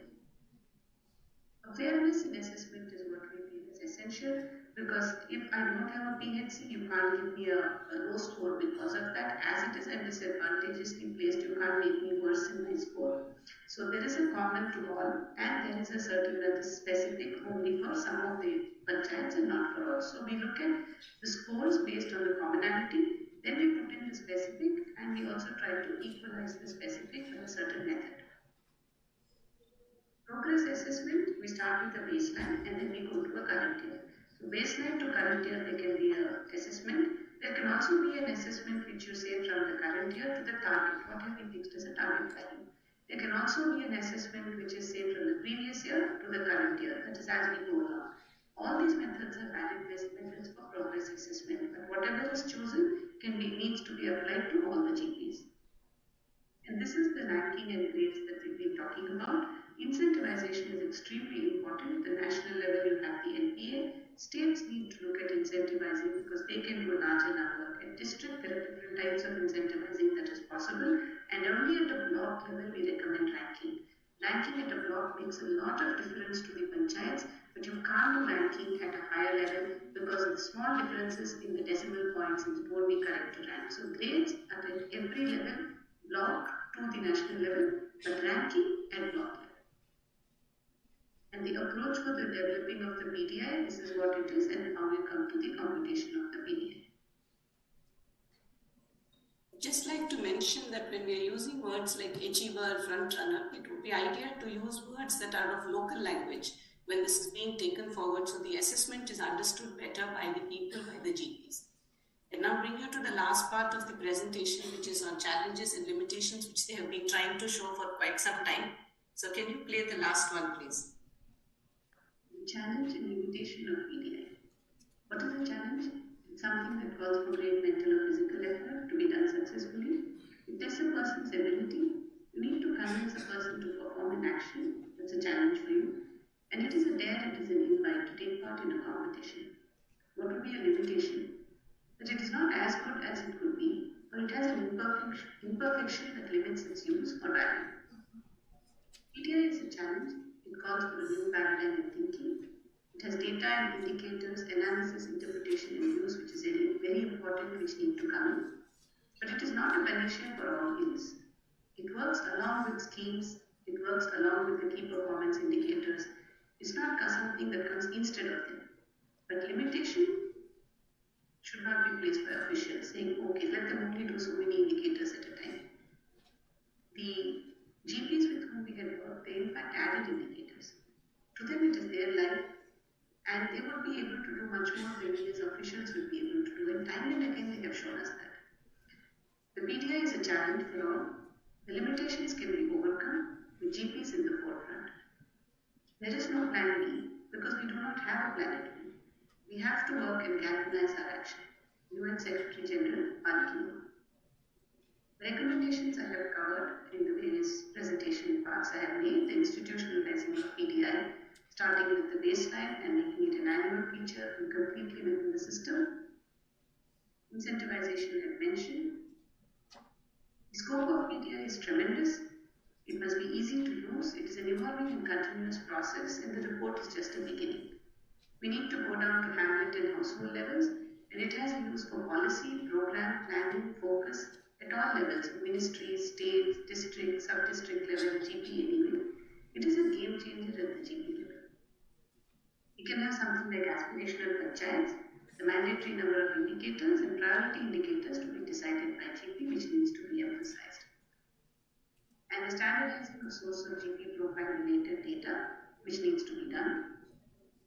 We need to establish a proper end-to-end IT platform for the PDI, from data collection to data analysis presentation.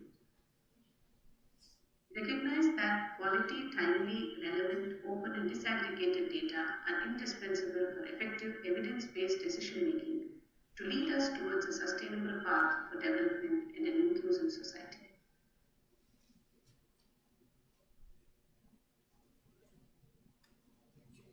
The PDI rests on the belief that GPs can do a lot, and they have shown us time and again that they can do it. And with the coordination support of all the departments, ministries, all of us, all people in the field, we can really make a tremendous difference in development, in achieving these SDGs through the LSDGs. We expect that the PDI will be a model for the rest of the world. Thank you. Sorry I had to do this from online from a distance. I hope the videos did reasonably well for all of you. Thank you very much. Thank you, ma'am. With that, I quickly take the pleasure of inviting Shri Sunil Kumar, Secretary to Government of India, Ministry of Panchayati Raj, to kindly address the gathering and share the keynote address on evidence-based development goals at all levels through Panchayat Development Index. Please put your hands together, give a warm welcome.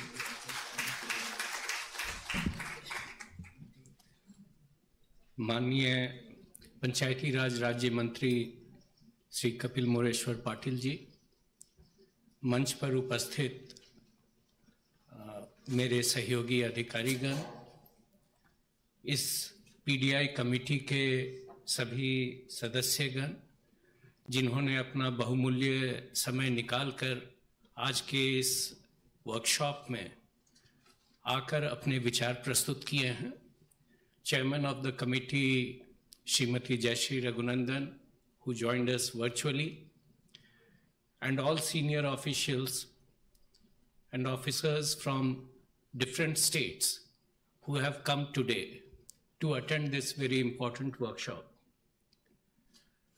The report on the Panchayat Development Index has been accepted by the government, and today it has been formally released by the Honorable Minister of State. The Honorable Minister for Panchayati Raj, who was scheduled to attend this conference and launch this program, unfortunately, due to certain pressing matters, he could not be physically present today. But when this concept was explained to him, and the whole sort of philosophy behind it, we received his full support as well as of our Honorable Minister of State. And Minister of State would mention that his experience and how this could be of use to all elected representatives at all levels. What is there in the report has already been explained. What needs to be done is what I will focus upon. I believe that this Panchayat Development Index is a logical culmination of the various steps that we have been taking over the last 10 years or so. It is more than 5 years that GPDP was launched. And now we have reached a stage where people are saying that yes, GPDP is something which needs to be further improved, further strengthened. It's also now over 4 years since Mission Antyodaya was launched by Ministry of Rural Development. Then the Honorable Prime Minister, right from the beginning, he has been focusing on that we need to focus on outcomes. What happens to the money that is spent? What are the outcomes? That needs to be focused upon. So then we came up with the localization of the Sustainable Development Goals. And that was also in line with the vision of Honorable Prime Minister, who had mentioned on numerous occasions that if the Panchayat decides to attain certain goal, then they will find the resources, they'll find the means, they'll find the method to achieve those goals. And we believe that Gram Panchayats, if they put their mind to it, then they are in a position to realize all the goals under each one of those 9 thematic areas. The pilot study done for 30 panchayats in Maharashtra has shown that how on certain themes, because attention has not been focused, say on being a women-friendly panchayat, or where engendered development takes place, why our performance of all these panchayats is relatively low? क्यों कम है? इसके पीछे है कि इस पर लोगों ने सोचा ही नहीं है कि हमें इस पर ध्यान देने की जरूरत है।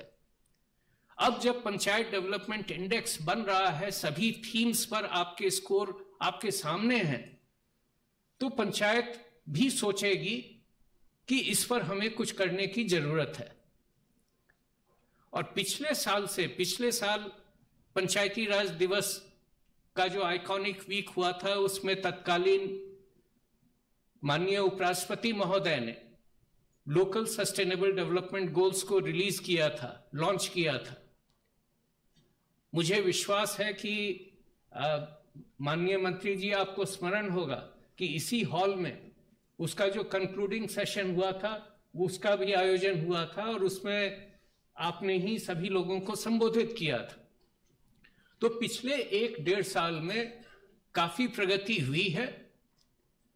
जो नेशनल अवार्ड्स दिए गए, इस साल रिवैम्प किए गए, उसमें जो कुछ इंडिकेटर्स डाले गए, क्योंकि हमारे ये पंचायत डेवलपमेंट इंडेक्स और इसकी पूरी व्यवस्था उस समय तैयार नहीं थी, तो एडहॉक रिस्पांस के रूप में हम लोगों ने कुछ क्वेश्चनर तैयार किए थे और उस पर सभी पंचायतों की प्रतिभागिता, उनकी सहभागिता हुई थी और उसके अच्छे परिणाम निकले।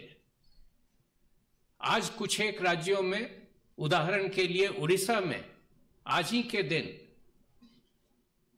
स्टेट गवर्नमेंट के द्वारा, उनके माननीय मुख्यमंत्री जी के द्वारा जो अवार्ड विनिंग पंचायत थे, उन्हें लोकल चैंपियन के रूप में सम्मानित किया जा रहा है। और भारत सरकार ने जितनी राशि दी थी, उससे ज्यादा राशि स्टेट गवर्नमेंट भी उनके विकास के लिए दे रही है। मुझे उम्मीद है कि दूसरे राज्यों में भी इन पंचायतों को, अवार्ड विनिंग पंचायत जो हैं, उन्हें लोकल चैंपियन के रूप में मान्यता दी जाएगी।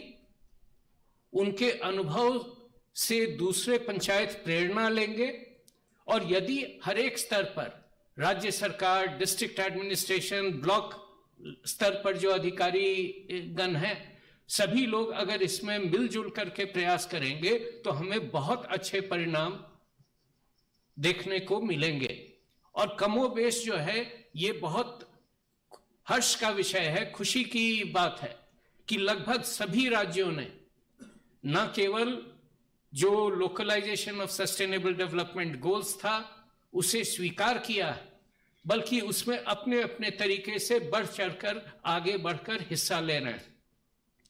सभी राज्यों में इस दिशा में कार्य प्रारंभ कर दिया गया। कई जगह पर लोग अपने लोकल इंडिकेटर्स भी तय कर रहे हैं कि वो किस लेवल पर, किस समय, किसके द्वारा डेटा कहां से कंपाइल किया जाएगा। और जैसा प्रेजेंटेशन में बताया गया कि जहां हरियाणा में 571 डेटा पॉइंट्स हैं, इंडिकेटर्स हैं, अरुणाचल में 84 है। और नेचुरली एक रिमोट हिल स्टेट में we cannot expect कि they will be having data, available data on all these data points. तो ये हमारे सामने एक रोड मैप रखता है कि आगे हमें कैसे बढ़ना है। जो डेटा कंपाइल हो रहा है, डेटा वैलिडेशन की क्या जरूरत है, उस पर भी प्रकाश डाला गया है। और आज की इस बैठक में हम लोगों ने स्टेट्स के प्लानिंग डिपार्टमेंट को भी विशेष रूप से आमंत्रित किया था और मुझे खुशी है कि कई राज्यों के प्लानिंग डिपार्टमेंट के भी रिप्रेजेंटेटिव्स यहां मौजूद हैं, क्योंकि जो डिपार्टमेंट ऑफ स्टैटिस्टिक्स है, that is a professionally trained and competent body for collection of data, for analysing data. और मॉस्पी के अधिकारी डॉक्टर संजय ने बहुत ही अच्छी तरीके से बताया कि कंज्यूमर प्राइस इंडेक्स की जो रिपोर्ट, मंथली रिपोर्ट ये जारी करते हैं, उसमें किस तरह से कितने पॉइंट्स पर डेटा कंपाइल की जाती है, डेटा वैलिडेशन होता है, और विभिन्न जो स्टैटिस्टिकल टूल्स हैं उनके माध्यम से एक उसकी स्टैंडर्ड को मेंटेन किया जाता है, जो कदाचित when we are collecting data for different programs at the ministry level, that data validation is sometimes lost sight of.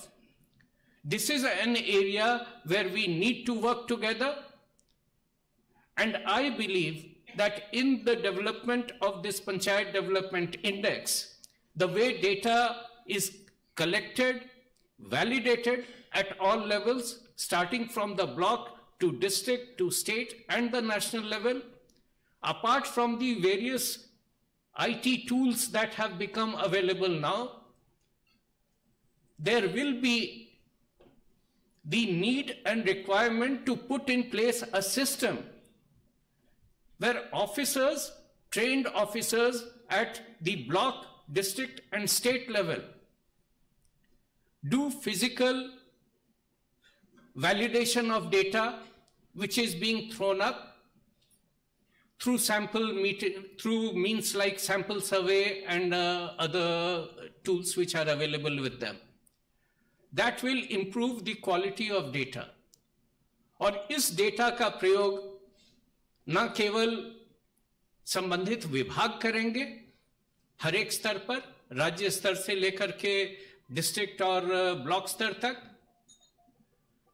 बल्कि पंचायतें भी करेंगी, ग्राम पंचायत भी करेगी, ग्राम पंचायत की स्टैंडिंग कमेटी भी करेगी।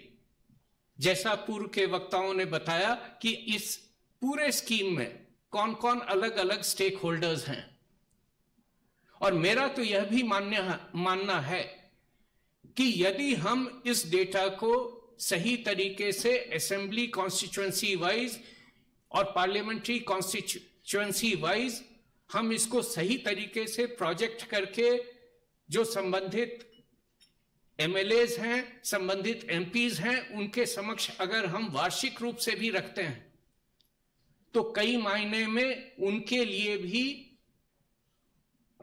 यह बहुत ही उपयोगी डेटा उपलब्ध होगा, जहां पर वो तय कर सकेंगे, वो देख सकेंगे कि उनके क्षेत्र में, उनके संसदीय या विधानसभा क्षेत्र में कौन सा गांव है, कौन सा पंचायत है जहां किस थीम पर विशेष कार्य करने की जरूरत है। वो जब संबंधित विभागीय मंत्री से भेंट करेंगे तो वो डिमांड कर सकते हैं कि इस पंचायत में, मेरे क्षेत्र के इस पंचायत में आप ये इंटरवेंशन कीजिए।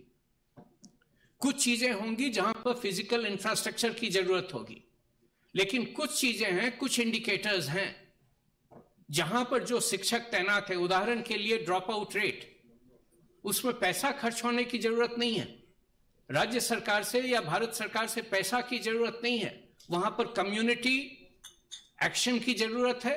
जो शिक्षक वहां पर तैनात हैं उनके द्वारा अपने कार्य को बेहतर और मुस्तैदी के साथ करने की जरूरत है, और वो अगर कम्युनिटी प्रेशर होगा, पंचायत का दबाव होगा, पंचायत के द्वारा उसकी मॉनिटरिंग की जाएगी, तो उसमें बेहतरी या इंप्रूवमेंट संभव है बगैर किसी ये के। तो जरूरत है कि we need to focus on those points कि ड्रॉप आउट रेट, आपका लर्निंग आउटकम्स जो है, ये नहीं होना चाहिए कि कक्षा 8 हम पास कर जाएं और हमें मतलब एक पैराग्राफ पढ़ना भी नहीं आता हो। तो ये सारी चीजें अगर ऊपर आती हैं, and if all these get thrown up through this Panchayat Development Index, so then it is extremely possible कि we can achieve better results with focused attention and intervention. इसी तरह जो महिलाओं के एनीमिया का इंसिडेंस के जो लाइट आई इन 30 पंचायतों में, वेरी हाई, अगर नेशनल एवरेज 50% है तो यहां पर 80-90% हो रहा है। तो पंचायत वहां पर क्या कर सकती है? हर एक इंडिविजुअल अपने घर में क्या कर सकता है कि महिलाओं के स्वास्थ्य को बेहतर कर सके। तो इस तरह की कई चीजें सामने आएंगी। मुझे खुशी है कि महाराष्ट्र के एक पंचायत के ग्राम सेवक ने भी बताया कि जब सारी चीजें उनके सामने स्पष्ट की गई तो उन्हें लगा कि इससे वो अपना कार्य कैसे बेहतर कर सकते हैं, इसमें भी उन्हें भी मदद मिलेगी, उनके सरपंच को भी मदद मिलेगी, जितने वार्ड मेंबर्स हैं सभी को मदद मिलेगी। और ये हम लोगों के सामने करने का दायित्व है कि हम इसे केवल एक कागज में, एक रिपोर्ट में, बंद कमरे में चंद अधिकारियों और कर्मचारियों तक ही इसे सीमित नहीं रखें, इसे हम आम जनता तक ले जाएं, ताकि कल सभी लोग पूछने लगे कि आप बताइए कि पंचायत विकास सूचकांक में हमारा पंचायत कहां है।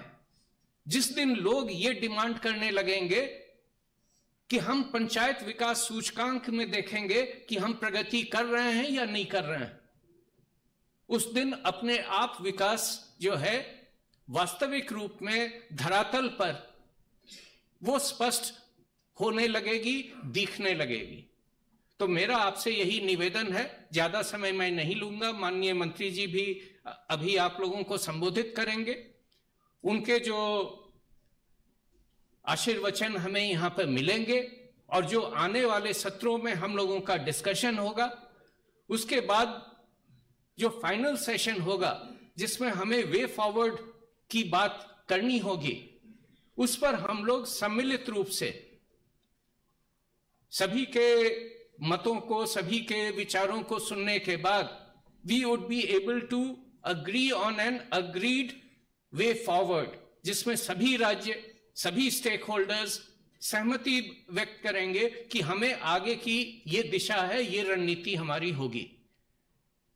तो पुनः मैं आप सभी लोगों को धन्यवाद देता हूं कि आप लोगों ने इसमें प्रतिभाग किया है और मुझे विश्वास है कि आज के इस वर्कशॉप के अच्छे निष्कर्ष निकलेंगे और दूरगामी प्रभाव इन सारे इनिशिएटिव्स के होंगे। Thank you.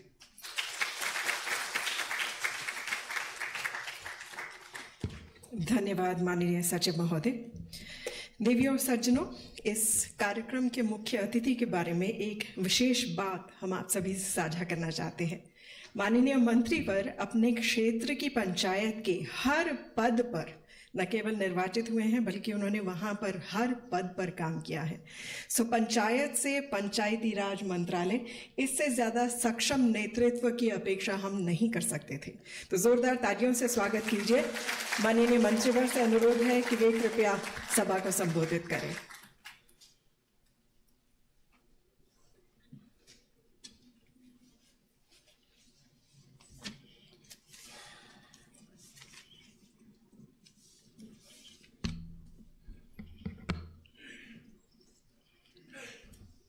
आज के इस कार्यशाला के अवसर पर मंच पर उपस्थित अभी जिन्होंने अपने मार्गदर्शन किया, और हमारे मंत्रालय के सेक्रेटरी सुनील कुमार जी जिन्होंने ऑनलाइन हमें मार्गदर्शन किया, और जयश्री रघुनंदन जी, राधा आश्रित जी, संजय कुमार जी, चंद्रशेखर कुमार जी, विकास आनंद जी, रामित मौर्य जी, राज्य के विभिन्न राज्यों से आए हुए सभी सेक्रेटरीगण, वरिष्ठ पदाधिकारी, पंचायत राज मंत्रालय के पदाधिकारीगण एवं कार्यशाला में उपस्थित सभी महानुभाव भाई और बहनों,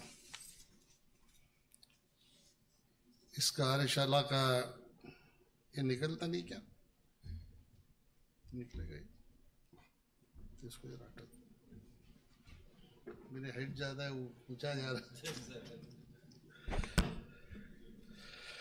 इस कार्यशाला का उद्देश्य डेटा इकोसिस्टम बनाने के लिए मंत्रालय पोर्टल को एकीकरण करने के लिए रोड मैप विकसित करना, पंचायत में LSDG के साथ संकलन और योजनाबद्ध प्रगति का आकलन करना है। मेरी पहचान कराई गई। मैं सुनील जी, आज मुझे ऐसा लगता है, मुझे याद आई एक नायक पिक्चर की, जिसमें एक दिन का सीएम आपने देखी होगी ना।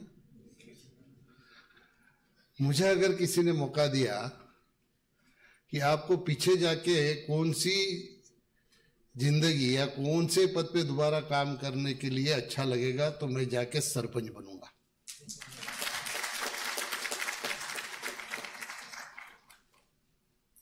कि मैं जब सरपंच था तो कुछ नहीं था उस वक्त। 6,000 रुपये का इनकम था मेरा पंचायत का, और 6,000 से शुरू किया हुआ काम आज मुझे कहाँ तक लेके आया है। ये मैं सौभाग्यशाली हूँ कि मैं आपके बीच में खड़ा हूँ। लेकिन फिर भी मुझे आज ऐसा लगता है कि अगर मुझे मौका मिला तो मैं सरपंच बनूंगा। तो क्यों बनूंगा? कि कल जब मेरे पास विकास आया था ब्रीफिंग के लिए, मैंने कहा कि अगर मैं सरपंच होता ये 2 महीने के अंदर सब खत्म कर देता।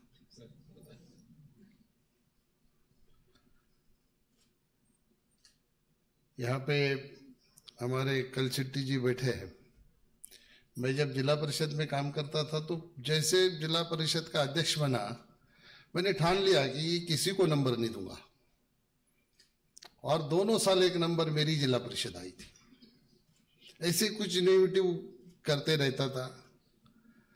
तो मैं सरपंच इसलिए बनना चाहता हूं कि मेरे को देख के सारे सरपंच ये काम करें, और जब इस तरह से काम होगा तो हमारे प्रधानमंत्री जी की जो सोच है श्रेष्ठ गांव, वो गांव बनाने से हमारे सरपंचों को हमें कोई नहीं रोक सकता। अभी आप सभी लोग यहाँ पे आए हो, मुझे लगता है, मैं हमेशा कहता हूं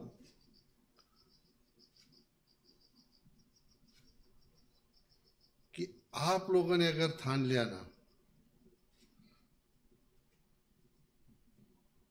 तो गांव गांव में ये इंडेक्स पंचायतों के, जैसे हमारा साथी अभी इसने कहा बगाटे ने, समझ में नहीं आ रहा था, फिर इसके पास भेजो उसके पास भेजो। तो आप अगर चाहोगे तो किसी के पास भेजने की जरूरत नहीं पड़ेगी, ऐसा मैं दावे के साथ कहता हूं।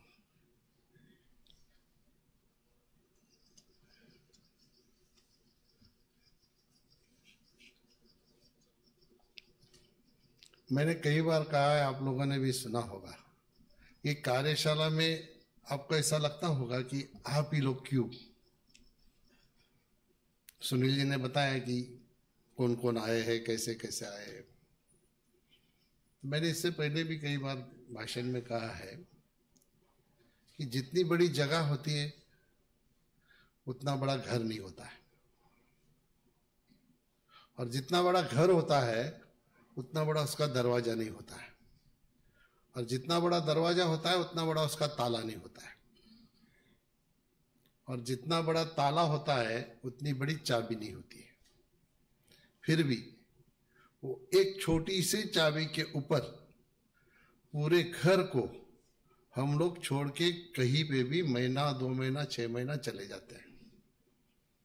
वो चाबी के ऊपर का हमारा विश्वास है। इसी तरह आप भी वो चाबी हो, भले जितना बड़ा राज है उतना बड़ा आपका काम नहीं है, लेकिन आप भी ये सारे सिस्टम की वो चाबी हो जिसके भरोसे पे ये सारा काम किया जा सकता है।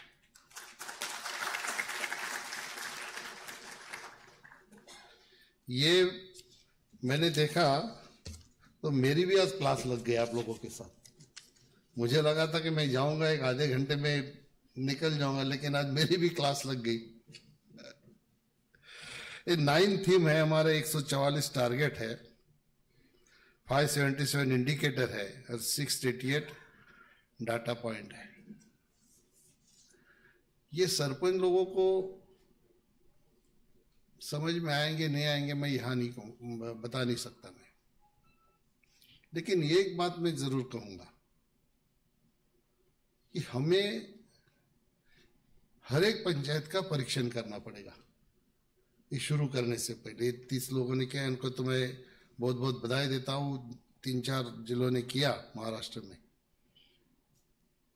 आज के तारीख में कई ऐसी पंचायतें हैं, शायद 9 सस्टेनेबल डेवलपमेंट गोल भी उन्होंने अचीव कर लिए होंगे, लेकिन उनको जानकारी नहीं हो सकती है। जैसे मैं हमेशा सुनील जी और मैं बैठते तो मैं कहता हूँ कि मेरे गांव में तो 40 साल से हर घर में नल से पानी आ रहा है, अच्छी शिक्षा मिल रही है, हेल्थ की सुविधा अच्छी है, गांव में कोई महिला और पुरुष में भेदभाव नहीं है, बच्चों के साथ अच्छा बर्ताव हो रहा है। अभी ये तो 5-6 तो अचीव हो ही गए। ऐसी कई पंचायतें हो सकती है जिनको ये पता नहीं है। ये क्यों पता होना चाहिए? क्योंकि मैं कहाँ पे खड़ा हूं ये अगर मुझे मालूम रहेगा आज, तो फिर मुझे कहाँ जाना है ये मैं तय कर पाऊंगा। क्योंकि मेरे पास 6 अचीव कर ले तो अभी 3 ही बचे हैं, तो फिर मैं 3 की तरफ जाऊंगा। क्योंकि अभी आप लोगों से तो मैं पूछ नहीं सकता कि सस्टेनेबल डेवलपमेंट गोल किन किन को पता है बताओ। हमारे महाराष्ट्र में कॉन्फ्रेंस थी हमारी, मैंने पूछा था, सारे सरपंच थे, ब्लॉक डेवलपमेंट ऑफिसर थे, मैंने पूछा किसको किसको पता है, ये हाथ ऊपर आया था। ये हमारा फेलियर नहीं है, हमारे मंत्रालय की तरफ से बराबर प्रयास हो रहा है। हम सब लोग मिलकर अगर ये करेंगे, अभी स्टेट में जो इनिशिएटिव लेना चाहिए वो आप लोगों के बगैर हम ये अचीव कर नहीं पाएंगे। इसलिए आप और हम साथ में मिलकर ये करेंगे तो और जल्दी और अच्छी तरह से हम इसको कर सकेंगे। मेरे पिताजी मुझे हमेशा कहा करते थे कि कोई भी बच्चा हो, लड़का हो, लड़की हो, इसकी जो पहचान है वो तो नेचुरली पिताजी के नाम से होती है। अभी जैसे मेरा नाम पड़ा गया कपिल, मेरे पिताजी का नाम मोरेश्वर है, तो ये मेरी पहचान हो गई। ये तो अपने आप आ जाती है, जब से अपना नाम रखा जाता है ये पहचान अपने से जुड़ जाती है। लेकिन मेरे पिताजी कहा करते थे कि ये मैंने दी हुई पहचान है, लोग तुम्हें मेरे नाम से जानते हैं, ये मोरेश्वर पाटिल का लड़का है। लेकिन मैं उस दिन का इंतजार कर रहा हूं, मेरी बात गाढ़ बांध के रख ले, ऐसा मुझे कहा था। मुझे उस दिन का इंतजार है कि जब लोग मुझे कपिल पाटिल का पिताजी मैं जा रहा हूं तो ऐसे बोलेंगे, उस दिन का मुझे इंतजार रहेगा।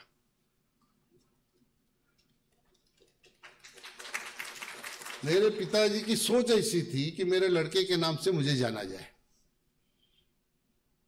अभी आपको लगा होगा कि ये यहां बताने का कारण क्या? ये इसलिए बता रहा हूं कि फॉर एग्जांपल एक पंचायत इन्होंने की,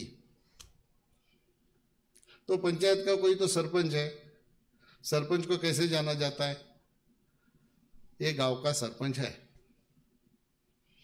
ये अगर सारे इंडेक्स हम लोगों ने पूरे कर दिए ना, तो सरपंच की पहचान ऐसी हो जाएगी, वो सरपंच के नाम से गांव को पहचाना जाएगा। ये काम करके हमको दिखाना है। आज हम लोगों ने जैसे महाराष्ट्र के 4 डिस्ट्रिक्ट के नाम लिए, इसी तरह से जब भी मैं मेरे ऊपर से ही बताते रहे, तो पहले लोग बोलते थे मेरे गांव का नाम अंजुर दिवे है, मैं अंजुर दिवा में रहता हूं। आज लोग बोलने लगे ये कपिल पाटिल का गांव अंजुर दिवा है, ये पहचान बन गई।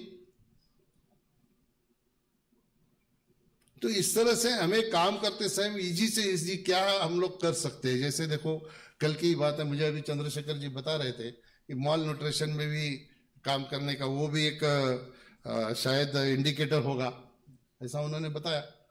आपने कल किसी ने पीएम साहब का भाषण सुना होगा तो आपको ध्यान में आएगा, हमारे पार्टी का सम्मेलन था, उन्होंने ऐसा कहा कि अगर ये मॉल न्यूट्रिशन कहीं पे है, अगर गांव में किसी का जन्म, गांव में तो कितने जन्मदिन हो गए बताइए, दर दिन किसी ना किसी का तो हो ही सकता है।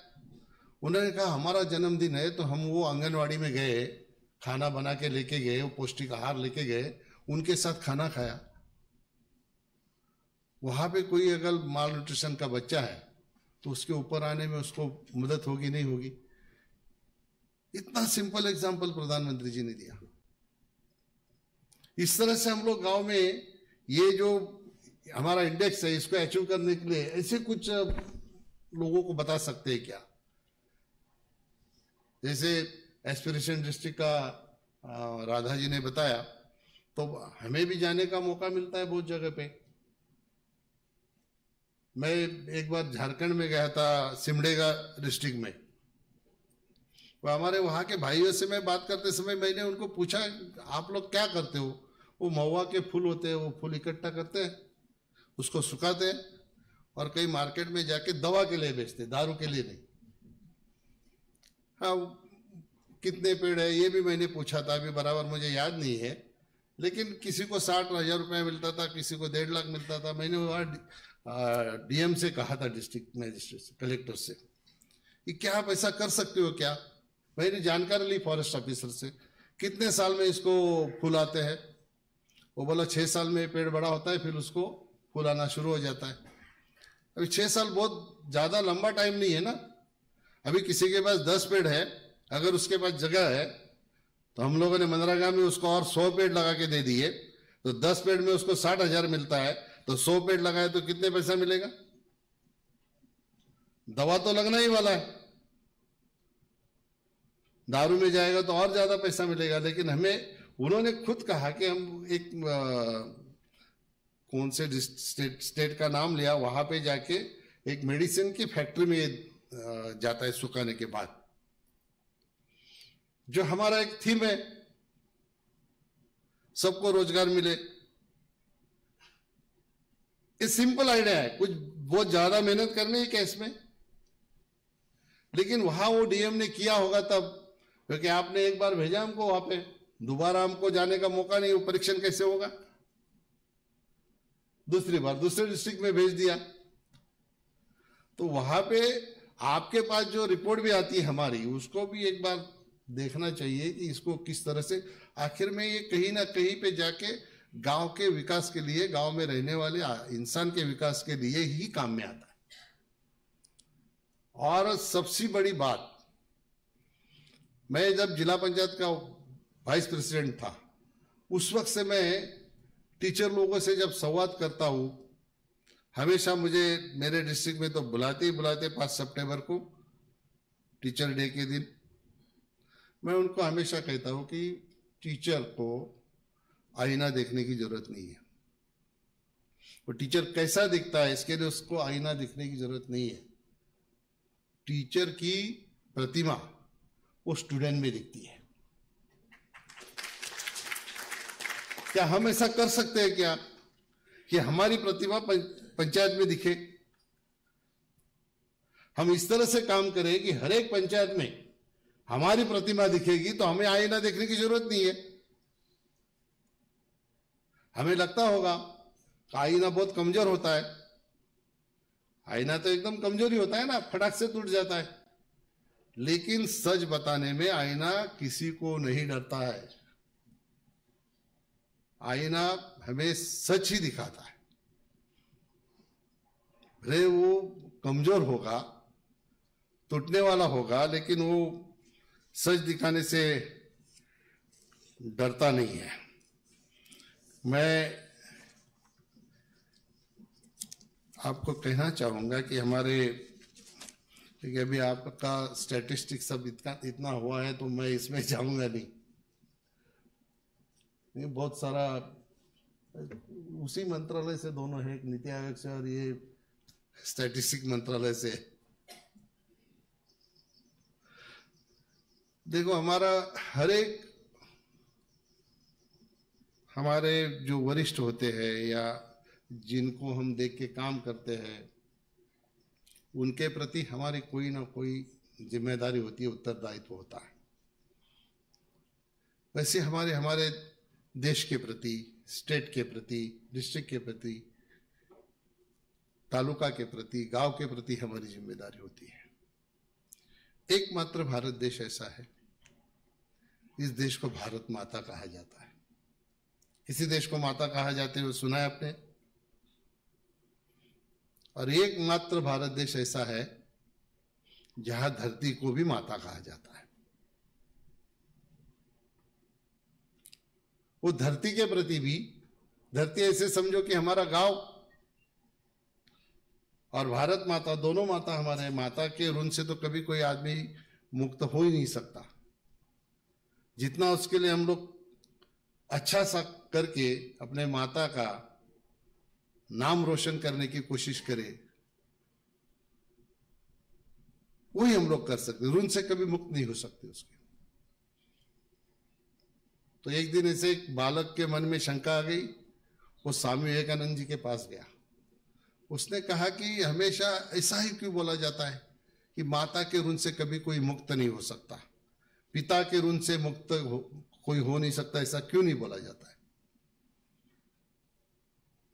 उन्होंने कहा तेरे सवाल का मैं जवाब नहीं देता, तुम्हें अपने आप मिलेगा। मैं एक उसको बोलते हैं कि ईंट लेके आओ, एक कपड़ा लेके उसके पेट पे बांध देते हैं और उसको बोलता है ऐसा करो, ये 3 दिन तुम्हारे पेट पे रहने दो, इसको छोड़ना नहीं, खोलना नहीं है। जो भी तुमको करना है, नहाना है तो भी इसको बांधे रखना है, खाना खाना है तो भी बांधे रखना है। ये चला जाता है बांध के, घर पे जाता है, परेशान हो जाता है, ना खाना खा सकता है, ना बैठ सकता है, ना उठ सकता है, ना सो सकता है। 3 घंटे में वापस बालक आ जाता है स्वामी विवेकानंद जी के पास। उन्हें बोलता है महाराज, भले मेरे सवाल का जवाब मत दो, लेकिन ये बोझ जो मेरे पेट पे बांधा है इसको तो खोल दो। वो बोला भैया तेरे सवाल का जवाब भी मिल गया तुम्हें। तो माता के ऋण से मुक्त होना चाहता है। ये 3 घंटा तू संभाल नहीं पाया 1 किलो ईंट का वजन, तो तेरी माता 9 महीने तक पेट में तेरे को लेके सारा काम करते रहती है। वो माता के ऋण से तू मुक्त होने के बारे में सोचता है।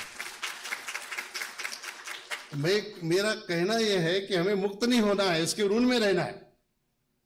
इसलिए भारत माता हमारी है, धरती माता हमारी है, हमारी जिम्मेदारी है। हम सब मिलकर अगर ये सोचेंगे तो ये जो आंकड़े मैंने पढ़े इतने बड़े नहीं है। 9 थीम, 144 टारगेट, 577 इंडिकेटर और 688 डेटा पॉइंट, ये बड़े नहीं, दिखने में बड़े लगते हैं,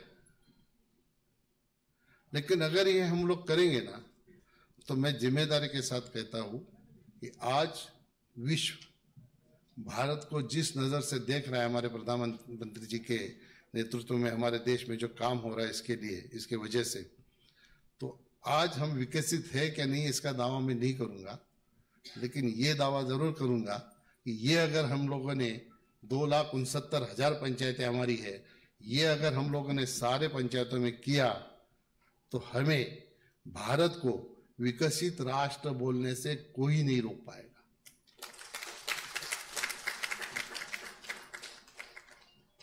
और उस वक्त हमें गर्व महसूस होगा कि हमारा योगदान इसमें है।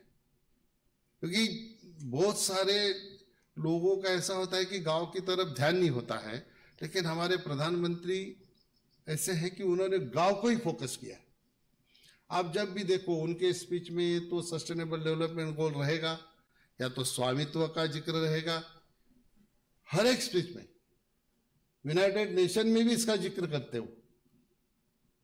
तो इसकी अहमियत है जो हमें समझनी पड़ेगी कि हमारे प्रधानमंत्री जब इस तरह से बात करते हैं तो हमारे प्रधानमंत्री जी का सपना पूरा करने के लिए हमको ही योगदान देना पड़ेगा।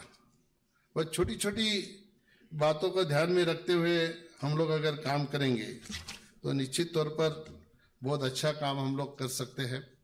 ध्यान देने की आवश्यकता है। ये तुम्हारा इंडेक्स का है, इसका कोई इसमें मैं जो बता रहा हूँ इसमें नहीं है। मैंने 17 अप्रैल को जब राष्ट्रपति महोदया के हाथों से जब पुरस्कार दिए गए उस वक्त भी मैंने कहा था कि हमारे इसमें एक ड्रिंकिंग वाटर का थीम है, हर घर जल हर घर नल, जैसे जल शक्ति मंत्रालय का। तो इसमें क्या हो रहा है आपको मैं बता रहा हूँ। मेरे डिस्ट्रिक्ट को 2000 करोड़ रुपए का फंड है। कितना? मेरे डिस्ट्रिक्ट को महाराष्ट्र को पूरा कितना होगा पता नहीं, अभी आप सारे सेक्रेटरी लोग बैठे, आपके यहाँ पे भी कितना होगा पता नहीं मुझे, लेकिन ऐसी अमाउंट होगी 3,000 करोड़, 4,000 करोड़, 5,000 करोड़। इसमें मेरे ध्यान में जो बात आ गई मैं आपको बताता हूँ, ये 2050 का पॉपुलेशन पकड़ के हम लोग ये योजना को कर रहे हैं। अभी बहुत सारे गांव ऐसे हैं जहां पे सोर्स ही डेवलप नहीं हुआ या सोर्स है ही नहीं, और योजना का सारा एस्टिमेट बन गया, सब बन गया, उसका टेंडर लग गया, वो पानी कैसे आएगा? भले वो पानी मंत्रालय का काम होगा, लेकिन काम हमारे गांव में हो रहा है, हमको इनिशिएटिव लेना पड़ेगा, हमें उनसे बात करनी पड़ेगी। अभी आप ग्राम विकास के अगर सचिव हो तो आपको बात करनी पड़ेगी, भैया ये पहले डेवलप करना पड़ेगा इस तरह से, या तो फिर आपके यहाँ जिला परिषद के जो सीईओ है, अलग अलग जगह पे कई कई डीएम काम करते हैं बहुत सारे राज्यों में, तो उनके माध्यम से भी करना पड़ेगा।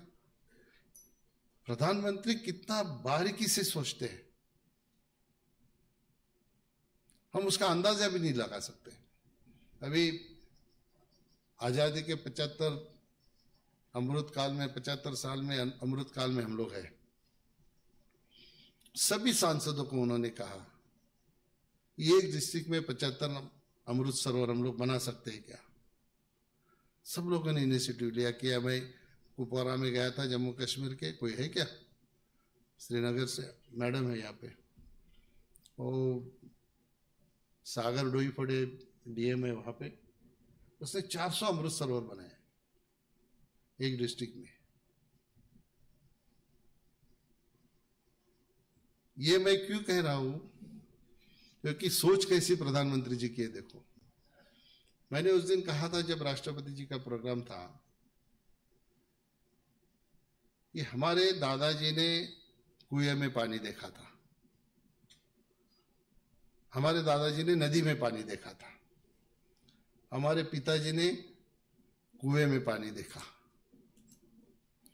हमने नल के टैप में देखा, हमारे बच्चों ने बोतल में देखा, अभी हमारे पोते कहाँ देखेंगे? कैप्सूल में। हम इसी तरह अगर निगलेक्ट करते रहेंगे ना, तो हमारे बच्चे पानी अपने आंखों के आंसू में देखेंगे। तो ये प्रधानमंत्री जी ने इसके ऊपर भी सोल्यूशन निकाला और 75 अमृत सरोवर बनाया। हमें महाराष्ट्र के लोग होंगे तो हमारे यहाँ जलयुक्त शिवार जो महाराष्ट्र सरकार ने बनाए थे, ऐसे हर एक राज्यों ने अपने अपने प्रयास किए होंगे। वो क्यों किए? जमीन में पानी की पातली बढ़े, और हमारे जो पोते हैं ये आंखों के आंसू में नहीं, फिर से हमारे दादाजी ने जो नदी में पानी देखा था वो नदी में पानी देखे, इसलिए वो प्रयास प्रधानमंत्री जी का है। तो हमें जिम्मेदारी के साथ ये सारा करना पड़ेगा। नहीं तो प्रधानमंत्री योजना बनाते हैं, डिक्लेयर करते हैं, आखिर सारा उसको करना तो हमें ही है। मैं तो हमारे मंत्री जी के नेतृत्व में, हमारे मंत्रालय जो प्रयास कर रहा है, सुनील जी के नेतृत्व में, हमारे सारे मंत्रालय के लोग, आप लोग भी सारे सपोर्ट कर रहे हैं हम लोगों को। जो मतलब मैं तो देख रहा हूँ, मैं ये सारे सिस्टम से आया हूँ, 20-22 साल इस सिस्टम में मैंने काम किया है। मुझे नहीं कभी दिल्ली आने का मौका मिला, ना मैं सरपंच बन के आया था, ना जिला परिषद अध्यक्ष बन के कभी आया। ये क्यों प्रयास हो रहा है कि गांव तक यहाँ का जो विचार है वो पहुंचे। आज हमारा एक सचिव आके यहाँ पे आप लोगों के सामने बात करता है, वो बोला मुझे डर लग रहा है। बगाटे जी जो काम करता है, आदमी कभी नहीं डरता है। काम करने वालों को क्या सच ही बोलना है, जो किया वो जाके बताना है। डर किसको लगता है? जो नहीं करता है। जो नहीं करता है उसको डर लगता है मैं जाके क्या बोलूं अभी। इसलिए हमारे सारे सरपंचों में इतनी हिम्मत आई है, ये आप सभी लोगों के और हमारे मंत्रालय के प्रयासों से मैं जब सुनता हूँ एक एक सरपंच का स्पीच यहाँ पे तो मुझे आश्चर्य होता है। जब हम थे तो इतने शर्मिंदा थे, कैसे कैसे इतने शर्मीले थे, शर्मिंदा नहीं शर्मीले।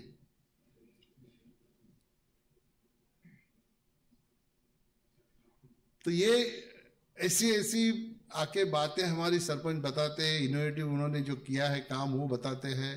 तो मुझे खाली आपसे यही कहना है आखिर में कि आप अगर उनको अच्छी तरह से मोटिवेशन देंगे, उनके काम को अप्रिशिएट करेंगे, तो मैं दावे के साथ कहता हूँ कि ये सारे जो है ये 1 साल के अंदर सारा हमारा ग्राम पंचायत का इंडेक्स जो है डेवलपमेंट का, पंचायत डेवलपमेंट इंडेक्स, ये सारा अचीव करने से हमें कोई नहीं रोक सकता, ऐसा मैं दावे के साथ कहूँगा। क्योंकि अपनी छवि ऐसी हमें बनानी चाहिए कि लोग हमें हमारी हैसियत से नहीं तो हमारे काम की वजह से याद रखें, काम की वजह से पहचाने। और इस तरह से छवि अगर बनानी है तो हम सभी को योगदान दे के काम करना पड़ेगा। मुझे विश्वास है कि आज यहाँ से जाते समय आप संकल्प करके जाएंगे कि जो सारे इंडेक्स है इसको अचीव करने के लिए जो भी हमको योगदान देना पड़ेगा वो पूरा योगदान हम दे के हमारे राज्य को, अभी ये पायलट प्रोजेक्ट करके 30 पंचायतों का हुआ, तो मैं कल ही बता रहा था विकास जी को कि ये और डिस्ट्रिक्ट में भी यशोदाने जाना चाहिए और SIRD सब स्टेट में तो होगा, तो SIRD के माध्यम से अभी ये पायलट प्रोजेक्ट में ये सब लगना चाहिए कि होड़ लगी हुई है, स्पर्धा लगी हुई है। मेरे को जो नोट दिया था कहा कहीं पे लिखा है कि वर्ल्ड शीत स्पर्धा, ऐसा ही कुछ लिखा है शायद, हाँ, प्रतिस्पर्धा, शीत प्रतिस्पर्धा। तो ये कैसा होना चाहिए, मैं एक छोटा सा एग्जांपल आपको बताता हूँ। अभी समझो एक दिव्यांग है पैरों से और दूसरा दिव्यांग है आंखों से। अभी दोनों रास्ते के किनारे खड़े, गाड़ियां आती जा रही है, आ रही जा रही है, दोनों को रास्ता क्रॉस करने नहीं आ रहा है। कैसे करेंगे रास्ता क्रॉस दोनों? एक तो चल नहीं सकता, उसको दिखता है लेकिन चल नहीं सकता, दूसरा चल सकता है लेकिन उसको दिखता नहीं है। फिर हमारे सुनील जी वहां पे आया, उन्होंने आइडिया दिया उनको, अरे ऐसा क्या कर रहे हो, रोड क्रॉस करना है आपको। अंधे को बोला तू चल सकता है ना, जिसको पैर नहीं उसको बिठा दे अपने कंधे पे, और जिसको पैर नहीं उसको बोला कि तू बता दे इसको अंधे को कब जाना है रास्ता क्रॉस करके। इसी तरह से ये करना पड़ेगा हमको, जिसके पास जो है पंचायतों में जिन्होंने किया है उसका देख के दूसरे ने उसको कंधे पे बिठा के जाना चाहिए। जब हम इस तरह से करेंगे तो मुझे नहीं लगता हमें कोई रोक पाएगा या रोड क्रॉस करने में कोई दिक्कत आ जाएगी। तो इसी तरह से हम लोग हमारे प्रधानमंत्री जी के सपनों का गांव बनाने के लिए, भारत बनाने के लिए हमारा योगदान देने के लिए कटिबद्ध रहे, यही कह के मेरे 2 शब्द समाप्त करता हूं। जय हिंद, जय Bharat.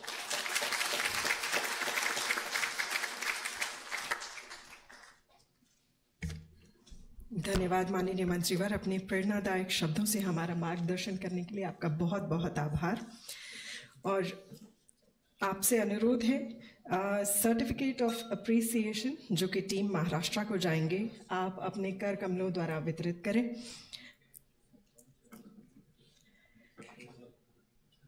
Going out with the certificate of appreciation to the team of Maharashtra for significant contribution in Panchayat Development Index and also the felicitation of the PDI committee member. मैं माननीय मंत्रीवर से अनुरोध करूंगी कि वे अपने कर कमलों द्वारा ये सर्टिफिकेट ऑफ अप्रिसिएशन वितरित करें। मैं सर्वप्रथम मंच पर आमंत्रित करती हूँ यशोदा पुणे से डॉक्टर मलिनाथ कालशेट्टी। जोरदार तालियों से अभिवादन कीजिए। He is DDG, Director SIRD.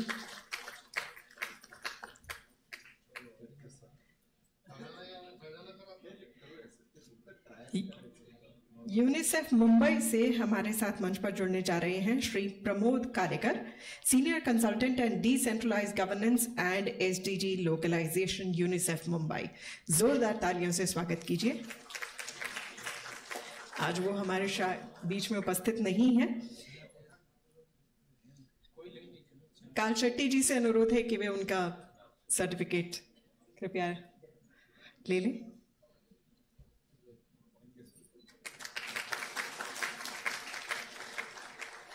और अब मंच पर जुड़ने जा रहे हैं सांगली से Shri Shridhar Kulkarni, state coordinator and extension officer. जोरदार तालियों से अभिवादन कीजिए।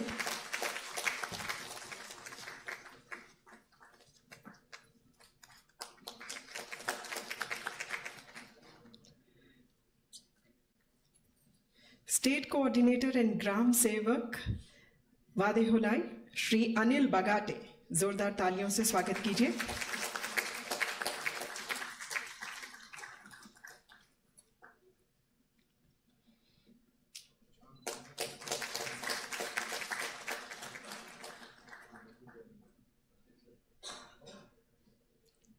और अब हमारे साथ मंच पर जुड़ने जा रहे हैं श्री संतोष सपकाल, जोरदार तालियों से स्वागत कीजिए।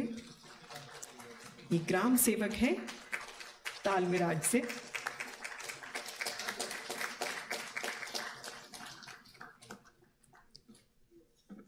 आप सभी को बहुत बहुत बधाई इन उपलब्धि के लिए, और हम माननीय मंत्रीवर का धन्यवाद करना चाहेंगे कि उन्होंने अपने कर कमलों द्वारा इन सर्टिफिकेट्स को वितरित किया।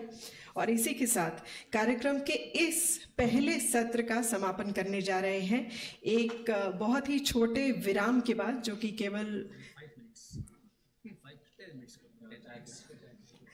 चाय का अवकाश according to Shri Behra is only 10 minutes, so please do join us back in time. See you all after 10 minutes break. Thank you and have a great day ahead. Sir कहना बहुत आसान है, 10 मिनट कोई break नहीं हो पाता।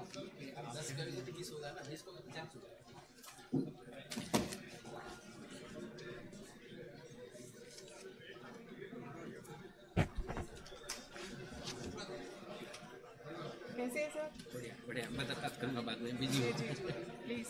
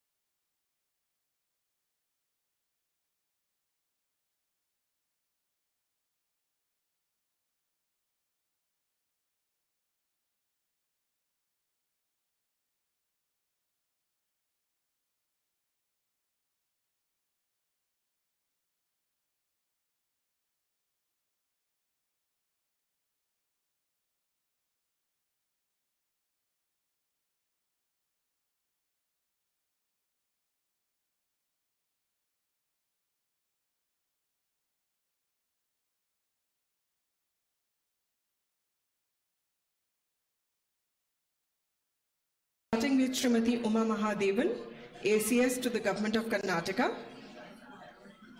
Also joining us for this session, Srimati Mandeep Kaur, Secretary cum Commissioner, Union Territory of Jammu. We shall also be joined by Dr. Sandeep Rathod, Secretary to the Government of Tripura. I'll also like to invite on stage Dr. Malinath Kalshetty, Director Yashada. Dr. Vijay Kumar Behra has already joined us, so very warm welcome, sir. May I request Shri Sunil Jain, DDG NIC, to please join us on stage.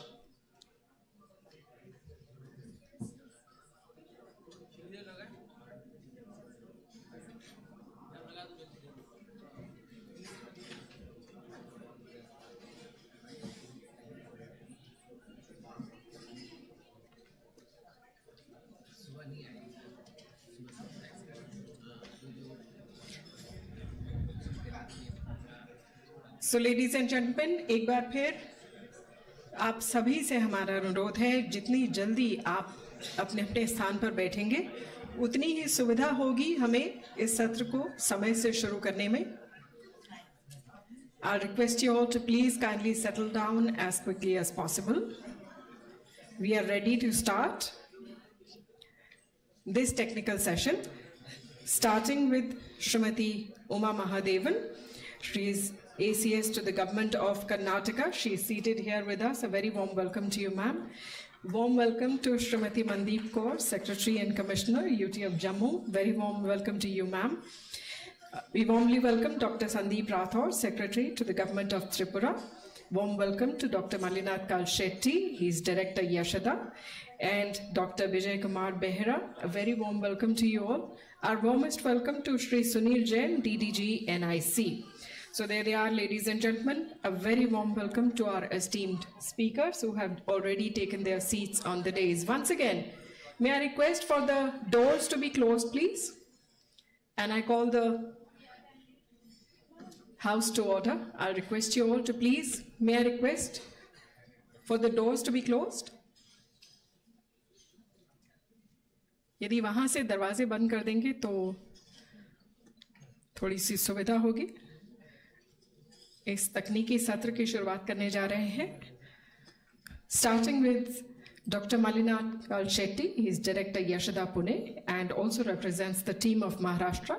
He will be talking about the approaches and strategies of data collection, field visit for computation of Panchayat Development Index score in the pilot Gram Panchayats in Maharashtra as a proof of concept. So please put your hands together and give a warm welcome.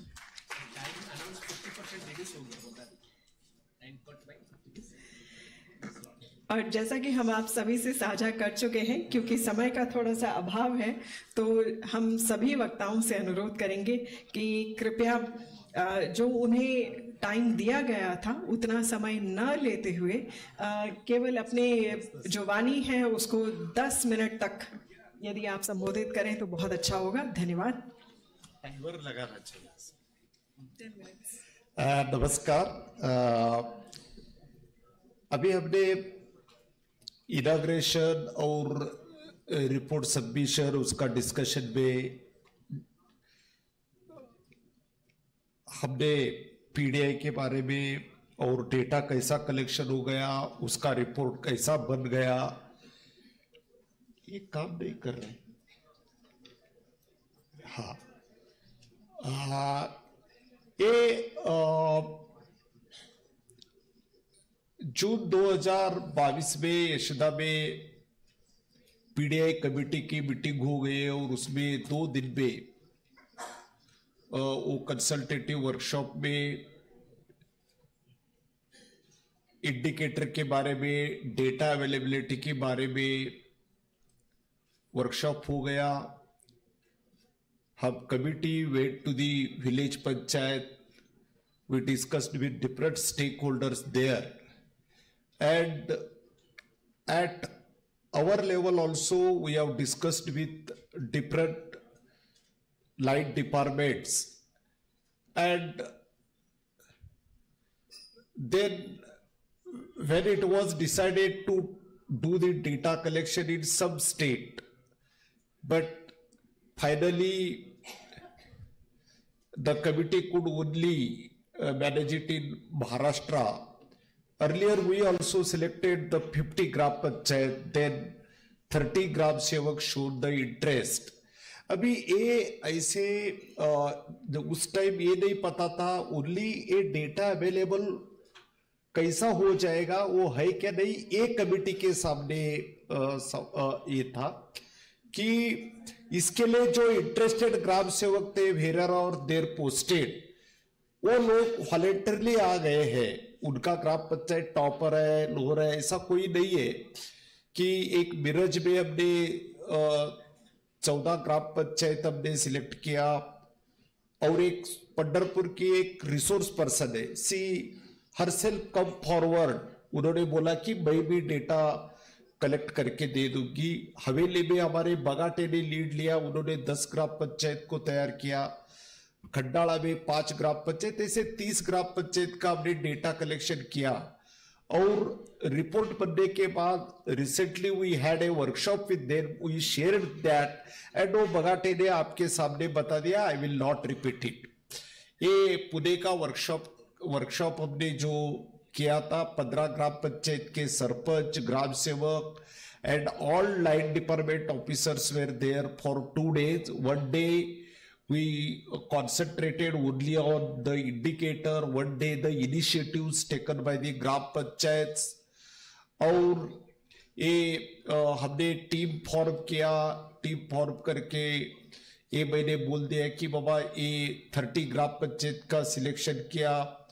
और एक ग्राम सेवक को एक क्या top priority नहीं था, उनके पास उनका ही काम था, बट जिन्होंने कुछ लोग दे रहे कुछ लोग नहीं दे रहे थे, बट बगाटे ग्राम सेवक ने, I appreciate that Bagate because of that fellow, because of he himself took a lead and he all indicator उन्होंने क्या किया, सर ऐसा हमारा एक इंडिकेटर में हम ग्राम पंचायत का है, दूसरा इंडिकेटर आंगनवाड़ी वर्कर के साथ है, तीसरा इंडिकेटर इनके साथ है, ये डेटा पॉइंट ऐसा जाने के बाद ग्राम सेवक 688 डेटा कैसा कलेक्ट करेगा। देन उन्होंने क्या किया, बगाटे ने, वो बहुत कंप्यूटर फ्रेंडली दिन रात बैठता था और उन्होंने सब एक बार एग्रीकल्चर ऑफिसर के जाने के बाद सब डेटा कलेक्ट होना चाहिए, एक बार पुलिस स्टेशन गए तो उसका डेटा आना चाहिए, एक बार आशा वर्कर के पास गए तो उसका डेटा आना चाहिए। I think I salute to him, it is his idea. वो ग्राम सेवक का आइडिया हमें दिमाग नहीं आया, उन्होंने सब डिवाइड किया, वो 4 दिन ले लिया। और I think ma'am also appreciated, Raghunandan ma'am, मेरे बाप रे बगाटे एक ग्राम सेवक क्या कर सकता है। और उन्होंने ये सब कर दिया। और उसके बाद एक कुलकर्णी ने वो सब रिपीटेड इंडिकेटर, हमारे प्रमोद कालेकर एक यूनिसेफ के कंसल्टेंट है, उन्होंने बहुत मेहनत करके, I think we Yashada, we Maharashtra team, we have given the committees all these are the indicator, these are, and we were in touch with this Sanjay Kumar ji, and then उसके बाद जब इन्होंने ये बना दिया, ये सब उसका आइडिया, ये सब he himself, he is not a वो क्या IT बेस्ड नहीं है, ही ग्राम सेवक, उन्होंने ये सब प्रिपेयर करके हमें दे दिया। देन वो उधर क्लिक करने के बाद उसके सब कैसे all points will come and they collected it, and ये डेटा कलेक्शन करने में ये प्रोसेस में कुछ लोग कुछ some officers they asked the return, because police station में जब उसका फिगर होना चाहिए था, then they sarpanch given letter to them and then they get the data, क्योंकि कुछ डेटा के बारे में लोगों को लगता है कि मेरा डेटा, और इसमें मैं सबको बोलता हूं कि ये क्या ब्लॉक रिप्रेजेंट नहीं करेगा, ये क्या डिस्ट्रिक्ट रिप्रेजेंट नहीं करेगा, ये भी ध्यान में रखना चाहिए। अभी सबको लग रहा है कि ये इससे नहीं, तो लोग बोलते कि अभी हम जब उनको ये डेटा पॉइंट दिखाया, बाद में हमने जो ये सब ग्राम पंचायत को these are the step, at one place I went personally, I called all the gram sevak, I discussed with them what are the difficulties, but finally they achieved it, and it has been proved that nothing is difficult in that. ग्राम पंचायत ने किया और इसमें हमारे कोई एक तो ग्राम पंचायत करनाल करके थे, उधर ग्राम सेवक उसके पास 2-3-4 थे, वो नहीं मिलता था। वो डिप्टी सरपंच है, वो डिप्टी सरपंच खुद वो डेटा कलेक्ट करके दिया, सर मेरा ग्राम पंचायत का जाना चाहिए। ये चैलेंजेस जो लास्ट स्लाइड मेरा है, ये थोड़ा पर we have to concentrate GP's uneasiness in filling up these many indicators at one go. Unavailability of updated data is the challenge. Unwillingness of share certain data, citing secrecy and permission from their line department. Regular meeting for coordination is very much important. Some functionaries and line department asked for official order. और but Maharashtra में एक अच्छी बात है कि क्योंकि हमारे we have a more devolved at all the level, हमारा जिला परिषद का सीओ का नाम बोल दिया तो 70% डिपार्टमेंट आ जाते हैं, बाकी के 30% भी हमने कोशिश किया। बट ये है गांव लेवल पर ये सब डेटा है। एक बार हम कमिटी 2 दिन का यशदा में जो डिस्कशन हो गया था, उसमें ऐसा कंक्लूजन आया था सीनियर लेवल ऑफिसर, सर ये डेटा नहीं मिलेगा। When we committee member went to sit with ASHA worker told that sir I have all the data, कौन से साल में उसको पहला बच्चा हो गया, I have a date, how can you say, ये देखो सर आधार कार्ड है। ASHA is the most resourceful person which we saw at the village level, क्योंकि डेटा ओनली अभी इसके बाद हमें पता चला कि बाबा ये डेटा है। और फाइनली जब पहले इनको ऐसा नहीं लगता था जल्दी दे, बट अभी जो ये परसों का जो वर्कशॉप हो गया, उनको ये बोला ये देखो आपका रिपोर्ट कार्ड, उन्होंने ये नहीं बोला मेरे को सी है, मेरे को इधर ये है, वो नहीं बोला सर हम क्या है हमें मालूम है, बट ये डेटा मिल जाने से हम अच्छे प्लानिंग करेंगे, ये इनको मालूम हो गया, ये इंपॉर्टेंट है। इसमें कोई ऐसा नहीं करना चाहिए ये हमारा हरिपुर ग्राम पंचायत नीचे है, ऐसा नहीं है, उसको मालूम है उसका क्या है। बट इन्होंने ये भी इसमें बता दिया, मैं इसमें अभी उन्होंने एक ग्राम सेवक देखो उन्होंने क्या बोला, सर हमारे पास how many household connection you have, we went to our record, ये रिकॉर्ड में हमारे में जो कनेक्शन लिया, एक फ्लैट रहता है उसमें 20 घर रहते हैं, बट कनेक्शन तो एक ही रहता है, आप भी जो सोसाइटी में रहती है एक ही रहते हैं। वो बोला सर वो 21-20 लगना चाहिए, बट ये अंडरस्टैंडिंग है। अभी ड्रिप इरिगेशन सर हमारे में कभी है क्योंकि रिवर साइड हम आए, ये ऐसे कुछ भी है, बट इनको अंडरस्टैंडिंग होने लगा and they all felt very happy. किसी ने भी नर्वस नहीं हो गया मेरे को डी मिला, मेरे को सी मिला, that is not important, you have a data. And इससे वो बोलेगा कि अभी ये जब हमने नेशनल लेवल का भी हाउ दे सिलेक्टेड थीम, उसमें भी कुछ नहीं लिया लोगों ने। और ये देखो टॉप प्रायोरिटी ग्राम पंचायत की इसमें भी आ गया, टॉप प्रायोरिटी कौन सा है, इंफ्रास्ट्रक्चर पर ज्यादा उनका ध्यान रहता है, वो इंफ्रास्ट्रक्चर पर टॉप है। Okay, thank you very much, thank you very much. I thanks specially to Honorable Secretary Sir and MOPR team and Raghunandan Madam, they trust on us and we are always there to support everyone in the future also. Our Yashda is there. Thank you very much and state government. धन्यवाद doctor Kal Shetty. और हमारी अगली वक्ता है Shrimati Uma Mahadevan. She is additional chief secretary to the government of Karnataka and she will talk about state initiative on development of panchayat development index and she will focus on Karnataka. So let's welcome her with a round of applause. My slides. Yeah. Good afternoon and thank you for the invitation to participate. It's a great step forward that in the 30th year of the 73rd Constitutional Amendment, we are here to discuss the Panchayat Development Index. We know that data is the new oil a lot of people, it's usually said in the 21st century, and bring that data to the panchayats, because the data originates from there. But making that data available, making it visible in forms that even non-literate and semi-literate persons can see. I'm sorry, I have to speak in English. No, I'm fine.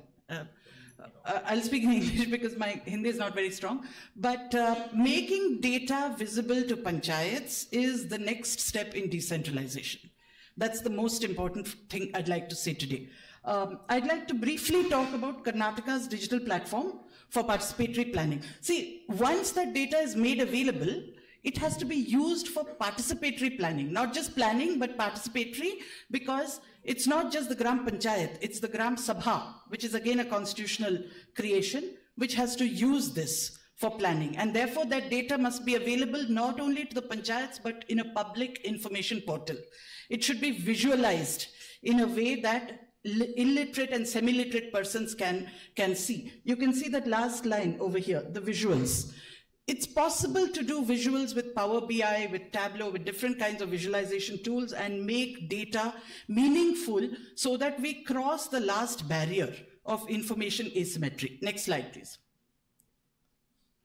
So we had in Karnataka a platform, digital platform called Panchatantra 1, which was very partial and limited. It was good. It started since many years, but it was not an integrated end-to-end platform. Panchatantra 2 is a new end-to-end comprehensive platform for panchayats, which we have introduced, which is already live and which we are using as part of meeting management as well as participatory planning. Meeting management and participatory planning go hand in hand. Meeting management means that not only every panchayat member, even every citizen, voting citizen of the Gram Panchayat should know when is the next Gram Sabha. They can receive an SMS with a tiny URL. When is the next Gram Sabha? They can come and discuss. They can receive an SMS with a tiny URL about the agenda of the Gram Sabha. They can receive even the draft orientation Gram Sabha mein, they can receive the draft perspective plan. And I'll show you how that's done. Next. So the objectives of Panchatantra 2 are multiple. Panchayats have many roles to play. They not only collect data, they use the data for planning. They have to reach schemes and benefits to the people. They have to streamline their operations for better service delivery. And as was already pointed out, we want to measure and improve the performance of panchayats, and we want to enhance the revenue. I'm happy to say that one of the, just in passing I'll mention, one of the features of Panchatantra 2 is complete online payment of taxes and fees to the panchayats. Today, we have online option, we have UPI option, we have POS machines, credit card, and cash. We are now collecting nearly 2 crore per day in panchayats by tax. We have, my latest thing was 1.8 crore, which we are collecting per day, and very soon we will cross, our target is 2 crore per day. Next. So we also have to recognize that data that we talk about belongs to the people. It belongs to all the stakeholders, starting with citizens. Only then comes elected representatives. Even if we have 96,000 elected representatives, one for every 400 rural population, the citizen is the first stakeholder, primary stakeholder. Then comes the panchayat officials, then comes the supervisory officials, the executive officer, the CEOs of the Zilla Panchayat and so on. And then comes the secretariat. My role is last. And I recognize that and I value that because we have created Panchatantra 2 from below. Next. So the key highlights of perspective planning in Panchatantra 2. We have key functions of preparing the plan. This part of the slide is not important. I'll show you that process. But we are also planning integrations and APIs.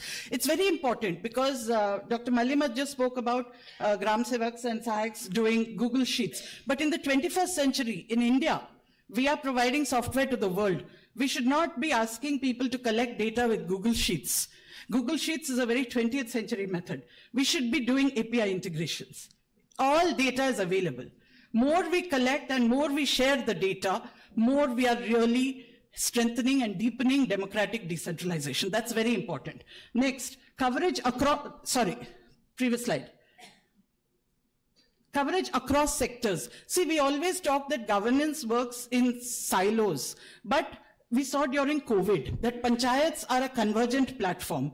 Across the sectors, we can decide, and this relates to the localization of SDGs, whether it is child marriage, whether it is child nutrition, malnutrition, whether it is coastal erosion, whether it is deforestation. Different panchayats have different critical priorities, and they will need to converge across different sectors in order to meet the requirements. Even the simple thing like a local flood, a vulnerability mapping. The flooding and the vulnerability of different people, children are differently impacted, women are differently impacted, elderly are differently impacted, the needs are different, and only the panchayat can answer to the needs at the first mile. This is the other thing. Data and the Panchayat Development Index will allow us to regard people as the first mile. We always talk about the last mile. Last mile is a wrong metaphor. It is from telecommunications. 73rd Amendment teaches us that we have to regard people where they are, contextually, locally, and that is the first mile of governance, and nobody other than the panchayat can do that. Stakeholders I've already spoken about, and next steps. Next. Yeah, so this is the progress of perspective planning. Basically, perspective planning in Karnataka is long-term, participatory, outcome-based planning. Till now, all our plans, GPDP was for FC. State Finance Commission grants are given. Then there is own source of revenue.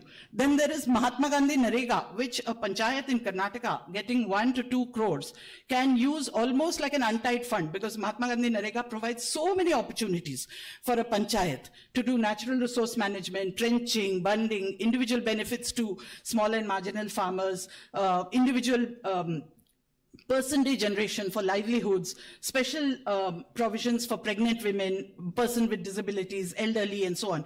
So we found that different plans were being prepared and they were very ad hoc. If you're making a plan for 6 months or 1 year, you're necessarily going to be ad hoc. You don't have a full vision. If you're making a plan for 20 lakhs, you cannot say, I will change the outcome of my panchayat in the matriculation pass rate in 20 lakhs. 20 lakhs will not take you anywhere. But if you're making a plan for all the resources of a panchayat for 5 years, and you're doing it as a participatory plan, and the technology is allowing you to do a habitation meeting, a ward meeting, and it is georeferencing those meetings. You are doing focus group discussions. Those are getting georeferenced. You are doing biometric validation of members attending the meetings. You are starting the meeting only when the quorum is there. You are signing the proceedings only when the panchayat secretary as well as the adhyaksh digitally signs it. The moment you are signing it, it goes into the public domain. Then it becomes participatory. People cannot participate without information. Otherwise, they are just giving you a wish list. For meaningful participation, data must be provided to people. It is their right. And this is what we're trying to do. These are different steps. You don't have to worry about the different steps. I'll go into this in a minute. Next slide, please. So out of the 5-year participatory plan, we are creating an inter-se prioritization, which is an integrated annual action plan. That too, we are following the process of an orientation Gram Sabha and a approval Gram Sabha. In between the orientation and the approval Gram Sabha, we are getting citizen feedback. We are getting citizen feedback through a templatized approach. Tiny URL, SMS, and citizens are asked whether they are okay with the items which are selected, whether they are okay with the prioritization, short-term, medium-term, long-term, whether they are okay with the beneficiaries who have been identified. And then there is any other, because we are trying to nudge them towards templatizing their comments, but also giving an option of any other. Next. So the IPAP actually will be part of the IPAP will be the GPDP, which is what we will give. Through an intermediate server, we will provide the data for the e-Gram Swaraj. So survey and data gathering also is part of Panchatantra, because apart from data from the different departments, some small amount of data is required through a survey for which we have a mobile application. Next. So this is the, these are the steps. I'll just explain. Next. So the vision plan is already part of the Panchayat Raj Act of Karnataka, but no panchayats have done it coherently till now because there was no digital platform enabling such a planning process. And that's why in the 21st century, this 30th year of the amendment, we can really take a step forward to make participatory planning a reality. Next. So these plans in Karnataka are based on the LSDGs. The LSDG exercise of MOPR was very helpful. GPDP will be a subset. All other plans will be a subset based on the perspective plan. We took state level write shops. We had detailed formats. We piloted it and tested it. And then we started it in September 22. We were planning to complete in March this year, but then we had the elections, and so we are slightly delayed.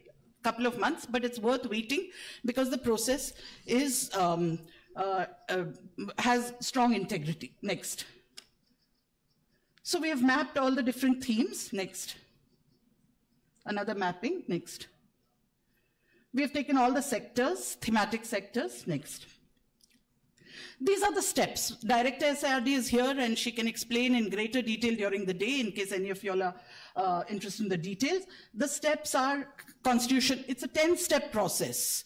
Actually, we have added 2 more steps after that. It's a 12-step process. This finally uploading in the P2 portal is the final step, but it's a participatory process aided by technology and deeply public. Next. Next. So this is my last slide about how we actually did it. We did it with a lot of training, training across nearly 300 block centers. We used hybrid method. We had training in person, but we also had technological remote interventions.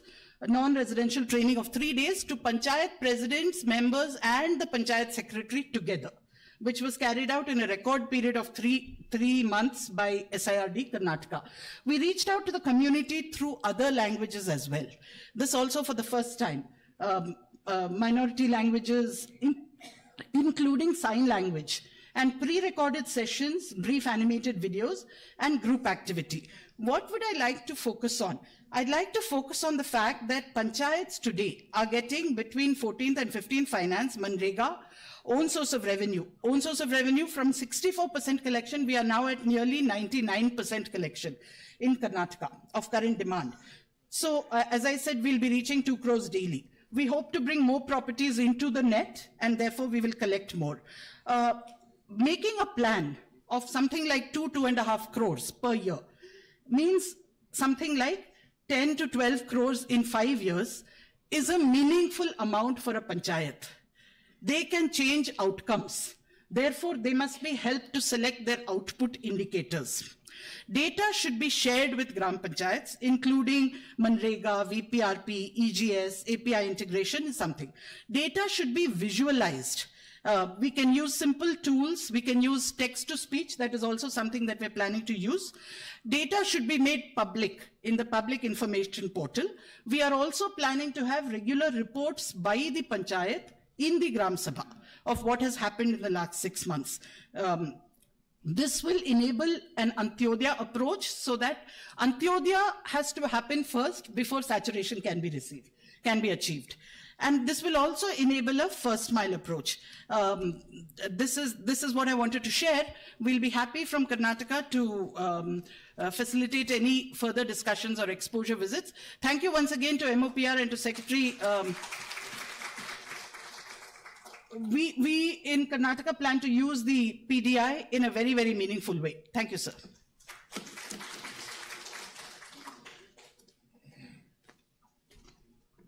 Thank you, ma'am. Our next speaker in this session is Srimati Mandeep Kaur. She is Commissioner and Secretary, Union Territory of Jammu. She will be talking about the State and Union Territory Initiative on Development of Panchayati Development Index, focusing on Jammu. Please put your hands together and give a warm welcome.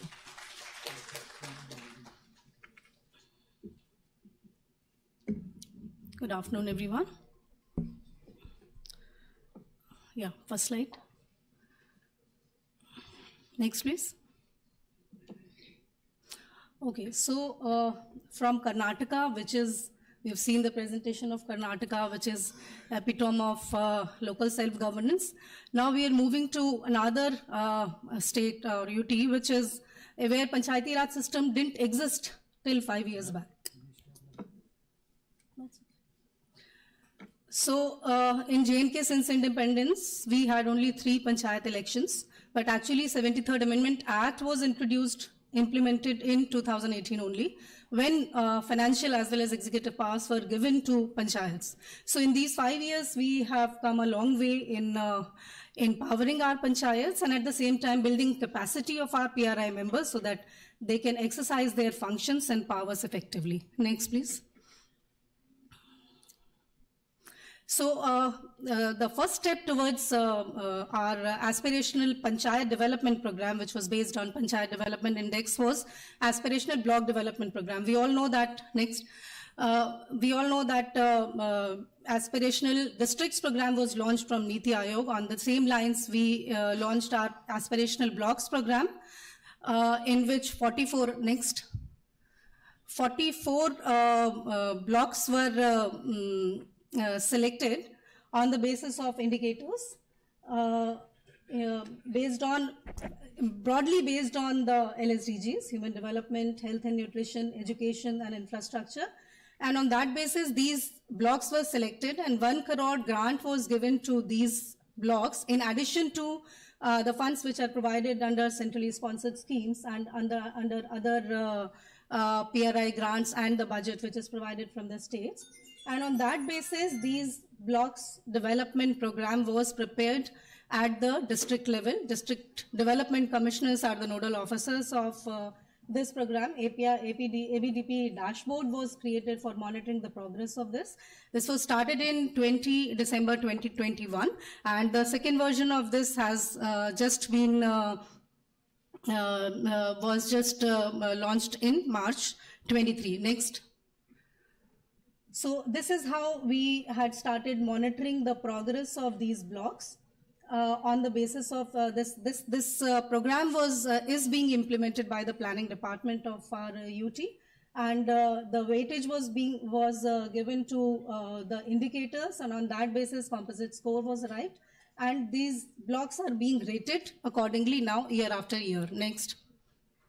So on these lines, then this aspirational Panchayat Development Program was launched last year in October. So we have one interesting program, Back to Village program, which was started right when we had our elections. So 4th version of that B2V4 was done last year in October. So every year now this is kind of institutionalized, that this 3 days program in which every Group A officer goes to one panchayat.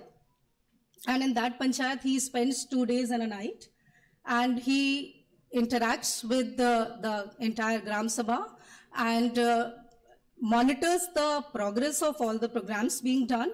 So there is now a proper framework of this program, that the data collection, monitoring of these programs, inspection of various works, and then doing the planning for the next year. So GPDP was integrated with B2B4, in which the perspective planning for the next year across all the schemes, across all the departments which are part of GPDP, that process was started.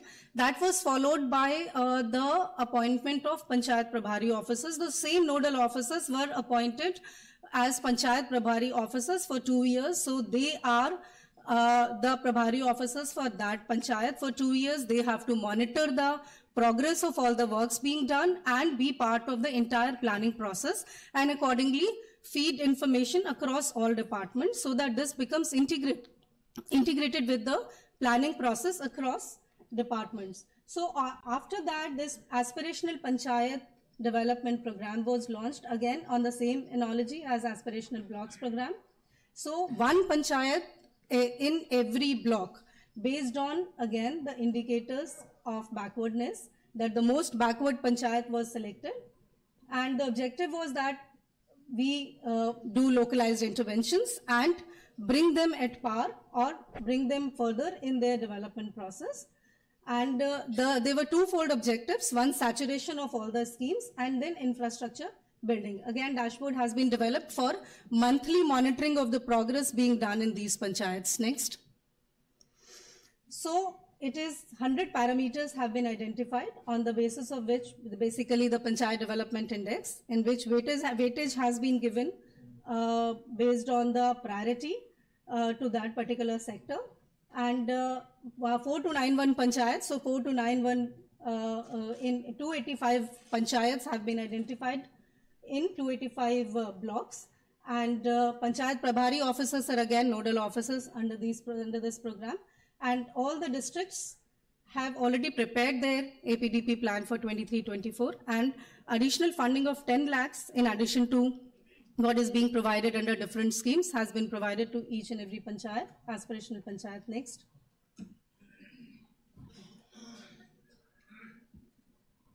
So convergence is one important feature. Saturation of these schemes is another feature, that these schemes have to be saturated in this, and panchayat resource envelope, which is part of GPDP, that has to be prepared in this in these panchayats, so that convergence and integration of different schemes and different resources under these schemes can be achieved there. Next. So these are the indicators on the basis of which this index has been prepared, and on the basis of which these panchayats have been selected, the most backward panchayat in that particular block, and the efforts are being made to for their overall development. Next. So these are the indicators. Weightage has been given. Next. Next. So this is how the scoring is being done. And now the idea is that monthly monitoring of the progress of these panchayats will be done. And on that basis, whatever intervention department-wise has to be done, that will be done by that concerned particular department. Next. Now, another important thing which is linked with our PDI is District Good Governance Index. We know this is being implemented by DARPG. So in J&K last year, we introduced this, and its second version has also been launched very recently by our Honorable Home Minister. Next.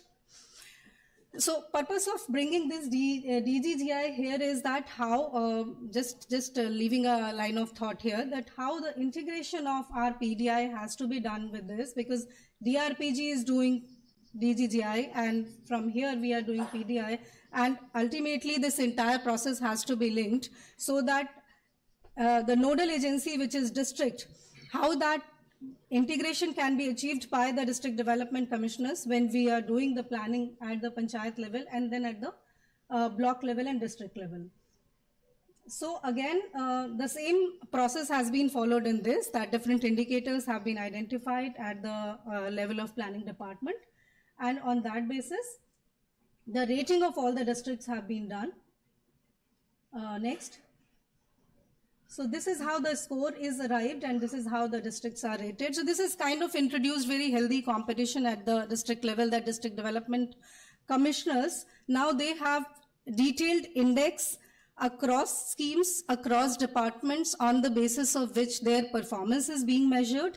And they are also at the level where they can evaluate at which sector, in which sector they have to put in more efforts. So very objective criteria has been developed, and on that basis the development and planning is being done and the implementation is being monitored. Next.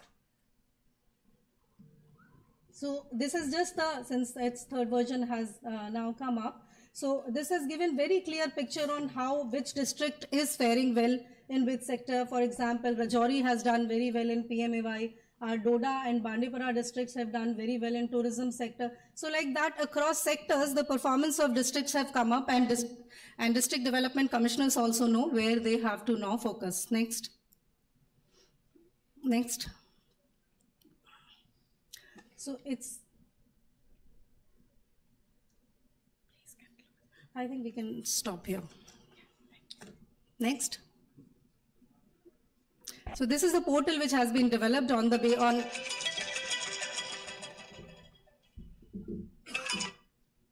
So this is the portal on which the performance of all these districts are being measured next.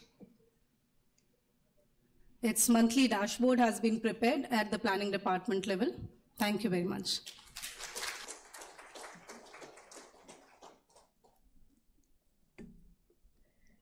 Thank you, ma'am. Our next speaker in this session is Dr. Sandeep Rathore, Secretary to the Government of Tripura. May I request him to kindly share his perspective on the state and UT initiative on development of PDI.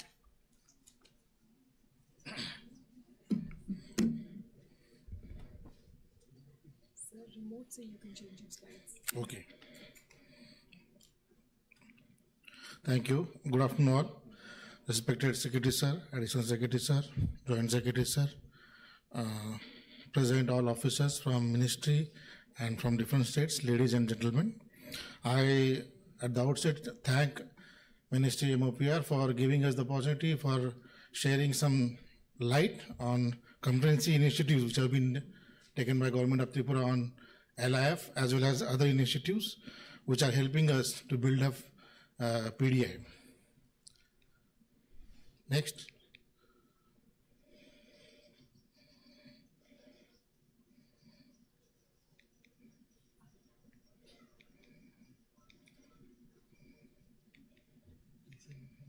Yeah. So regarding the strategy part, we have initially motivated all rural local bodies with the active help from the block level officers as well as Panchayat Raj training institutes. We have motivated them to develop the local indicator frameworks which are more suitable to Tripura scenario. The strategy was we have actually given 5 villages to each PITI faculty. In fact, they have handled them and they stayed there for a long 3 months and studied. And particularly based on their study, some gaps were revealed, and these gaps were actually then along with the ministry's guideline regarding the national level indicator, we have also identified various state specific indicators. As you can see, we have received 363 indicators from MOPR, and our exercise developed relatively 52 more in the specific to Tripura, that is 11 in healthy village, 12 in child friendly, 4 in water sufficient, 2 in social just and socially secure, 10 village with good governance, and 13 in women friendly village. The planning department, Government Tripura, had published one advisory where the specific indicators and the goals were mentioned by Vision 2030. It helped us, and we have also already formulated our state policy on LSDG, keeping in parity with the Government of India's MOPR's guideline. Steering committee has been already formed under chairmanship of secretary, and then there are various different standing committees at Jilla Parishad, Panchayat Samiti, Gram Panchayat, which have been already formed, and they have been also assigned with the responsibilities. We have also tied up with several institutes like Tripura University, Agartala Medical College, and NIT Agartala for their expert inputs. So after these inputs, this is the glimpse of what we have published in the local language Bengali, that is the state policy for LSDG localization, as well as our Vision 2030 to Tripura, that is publication from the Planning Department, Government of Tripura. The national level indicators were compared with the state level indicators, and what is highlighted in yellow these are the state specific indicators. Totally 52 we have identified. It's an 80-page document. It is already published, and data points and data sources also correspondingly we have identified. This is the method which we are adopting for ground level data collection. It is collected through questionnaire, and the line departments were actively involved in the particularly the same process. And this will be validated through citizens, elected PRI bodies, and functionaries in the various forums. There is a Gram Sansad, Gram Sabha, Panchayat Samiti standing committee meetings, and Jilla Parishad standing committee meeting, which will validate the data. There is another method of Amar Sarkar, that is a web portal we have developed, particularly the Government of Tripura, where the public grievances can be recorded online. That also we are being utilized for data collection and validation. I will deal in later part of the presentation. So the indicators are right now, as of now, we are collecting in hard copy, and we are planning to develop it in a digital domain. And each indicator we have assigned one numerator, that is a one weightage, equal weightage to all, so that all 415 LIFs can be saturated. This is the example, like various department who will be asking what questions. If it is a health, social welfare, DWH department, the question has been developed accordingly. A special mentorship drive has been taken. As I told, our PRTI faculty members are very robust and they are very vibrant. We have actually taken their help and they have mentored Gram Panchayats, and we have found that basically at some location there is no record at all. None of the scheme, nothing is there. That also we have found to the extremes. And in general, line departments participation was not up to the mark. So that were the gaps which were identified.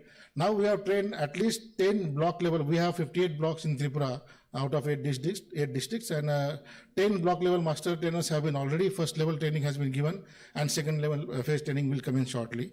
And we have also we are planning to develop a dashboard to monitor all these activities.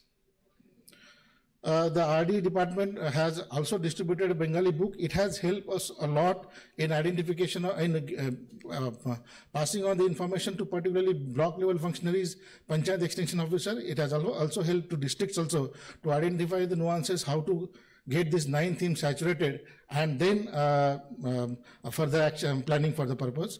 We have also taken help from Tripura University. They are going to handhold us in 428 Gram Panchayats for preparing the LHDG back GBDP.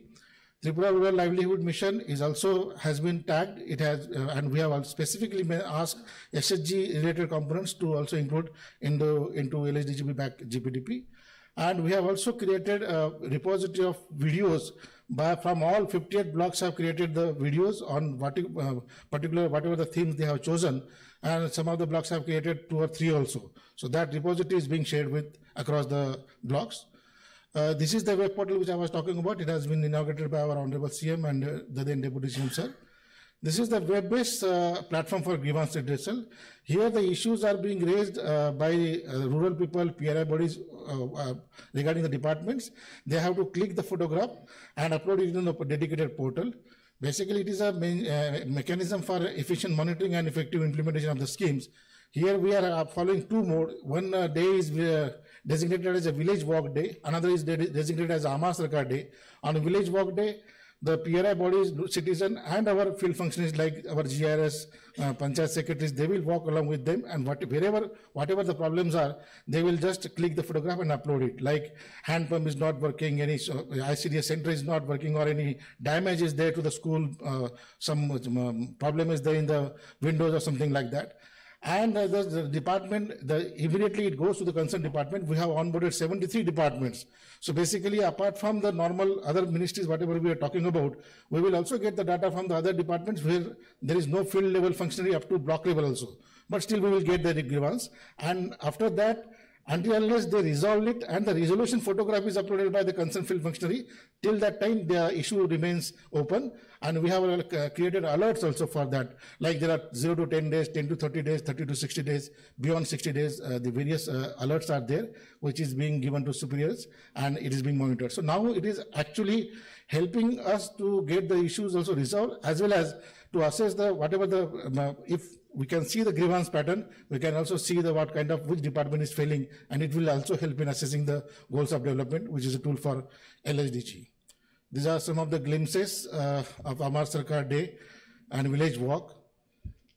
Here you can see it is now becoming a part of Jan Andolan, and it has become a tool to collect data as well as validating the same. Line department cannot flaunt. It is because already they are on the spot itself. Lastly, this is my last slide. I would like to present you a small video on a journey of Mohinipur Gram Panchayat. They have taken the theme of child-friendly village and as well as endangered development regarding under Mohanpur RD block. Video, please.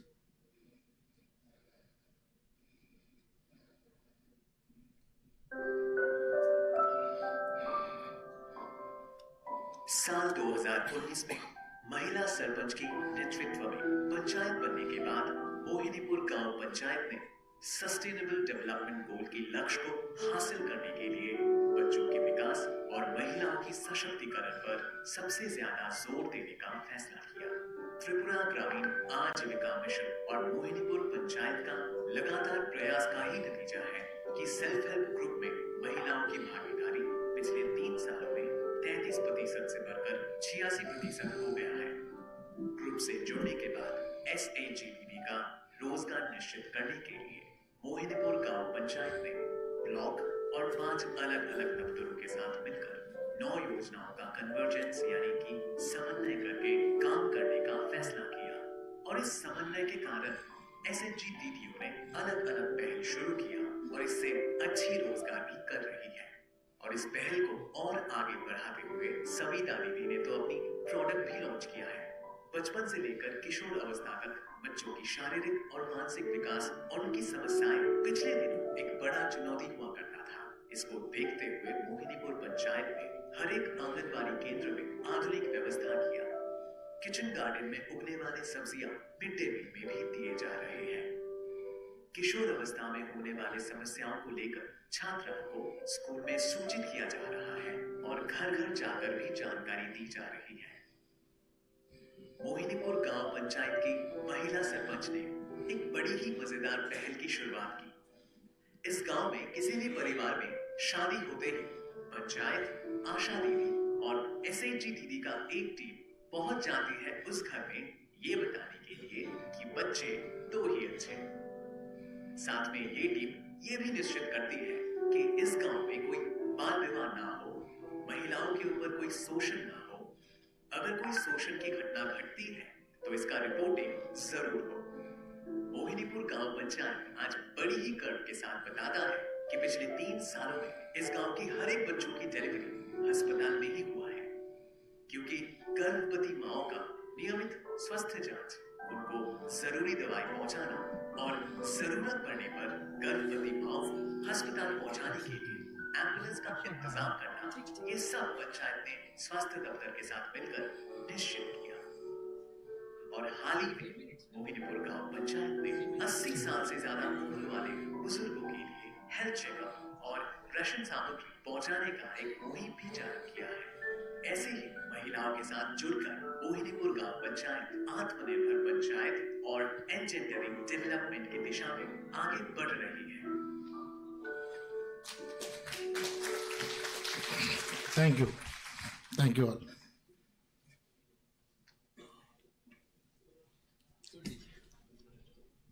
Thank you, Dr. Rathore. And our next speaker is Dr. Vijay Kumar Behra.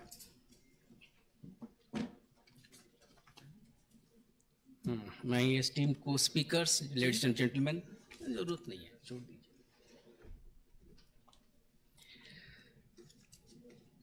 As we compile or prepare a report of this sort or a study like this, there is a scope and there is need and utility for a comparative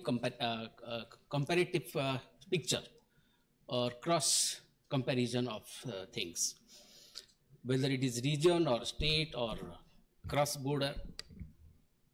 So that is what the committee also attempted to have. Of course, we did not cross beyond the border, but within the states. We try to know as to what has been done by this time. So when I'm talking by this time, it is the deliberation stage of the committee, because this is very much important to mention.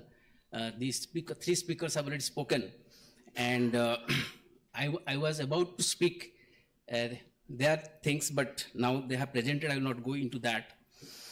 By that time, what was the situation? 19 states were interacted the committee, and I was also witness to that meeting. Most of the meetings I was not able to attend fully. But information could come from 5 states: Jammu and Kashmir, Karnataka, Tripura, Uttar Pradesh, and West Bengal. Now my duty has been cut short by 60%, as Uma Madam and other speakers, they have spoken. And again, let me correct them. Thing is that when we were asking the information from the states, it was almost probably 6 or 7 months back. So by this time, many development and latest things as data must have been updated. So the readers of the report should take care of that and request these 3 states. I think the most updated information was given, and we have presented in the report very summary form. So we will request the states also to circulate those things to all of them. It will be very useful. With permission of Chair Madam, I am skipping the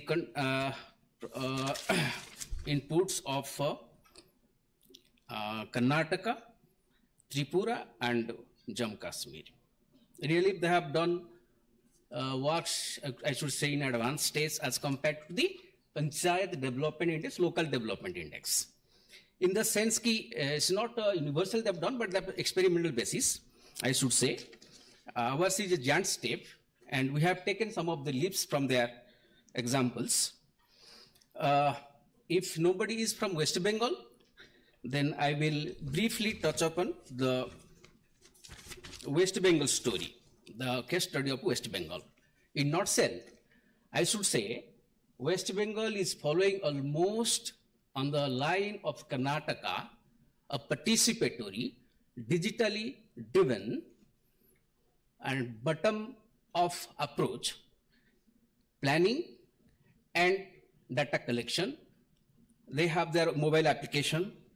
They have mapped the LSDs to different committees, subcommittees, standing committees at 3 types of panchayats. And now they have shifted from the sector indicators or themes to our LSD, mapping with our LSD. They are also in the process of maybe when we collect the data, they will be doing. So now they must have done or don't know exactly. In the process of developing local human development index.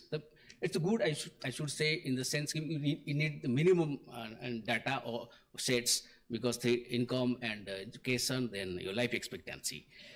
And they have also started doing the other LSDs indices.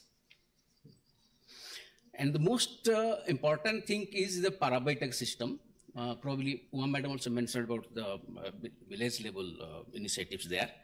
So their data collection comes from the gully bolte hai na, para baithak, if we put in Hindi, Bengali town mein, neighborhood, not only the ward, not only Gram Panchayat, village, but it's not the ward, but it again below the ward. So it's a very intensive type of exercise. Now I am skipping the other 3 states and coming to Uttar Pradesh. Uttar Pradesh had given the minimal information that sort of time. They had Uttar Pradesh can come. They had selected 3 themes of a priority: only child-friendly panchayats, women-friendly panchayats, and they had directions from PR department given for 100% participation of women and elected representatives, and at least 50% beneficiaries under Pushan Abhiyan in Mahila Sabhas and Bal Sabhas. Mandatory participation of Anganwadi workers and representatives from education and other concerned in the departments. Discussions on Mahila Bal Sabha related Panchayat Sankalp in the terms of Gram Sabha meetings. It was 100% SAG driven activities. So these are the comparative pictures they had given. Mostly if you take into account our PDI framework, Karnataka, Jammu Kashmir and Tripura. Jammu Kashmir gave information 6 months back that the deputy director were contacted. Probably this information I think updated when if required you can send us. Madam also wants that. So thank you all.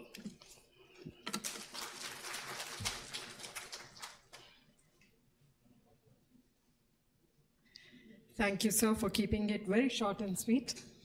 Our next speaker in this session is Shri Sunil Jain. He is DDG NIC, and he will be talking about Panchayat Development Index database management system for building robust review and monitoring.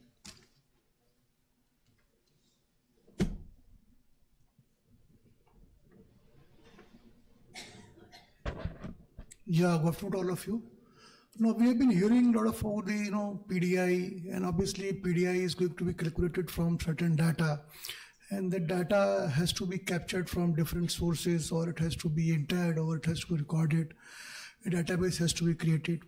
So for all this, basically, we need to create a PDI ecosystem and the PDI portal. So I just try to give you a brief glance that how it is going to work. The idea is that, states are there and ministries are there.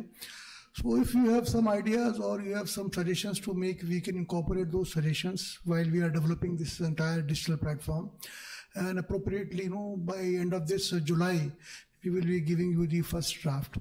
So initially, if you get involved into how things are happening and how the data is going to flow, how the data is going to be validated, so it will help us in developing an application much quicker. Next.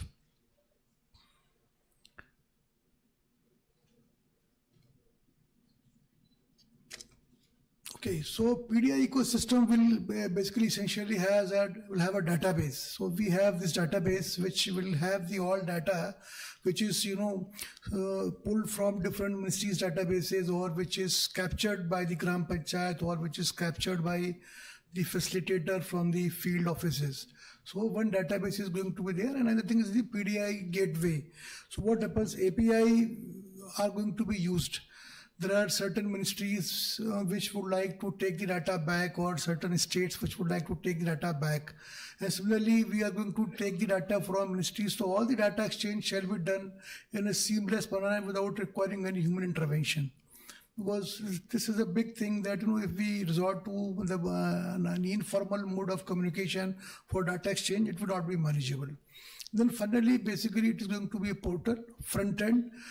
Portal will be not only for public, but it is going to have an application at the back end, which will facilitate the workflows. Data is going to be, captured or entered. Somebody has to see the data, somebody has to validate, somebody has to publish, and then administer the data.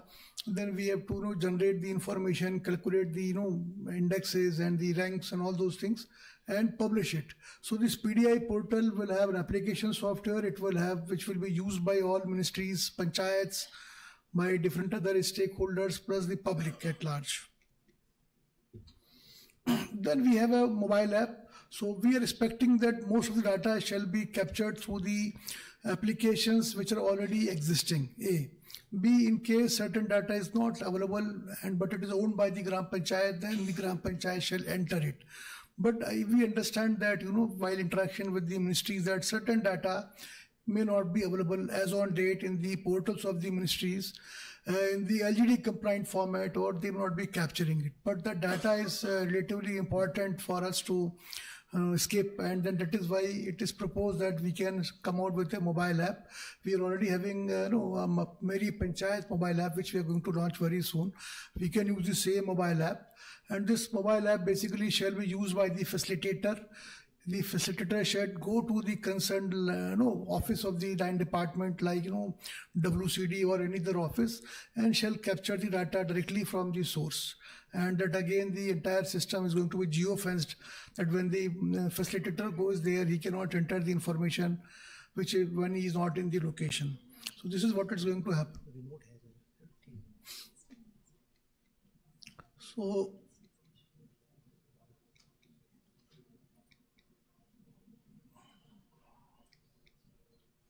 next one.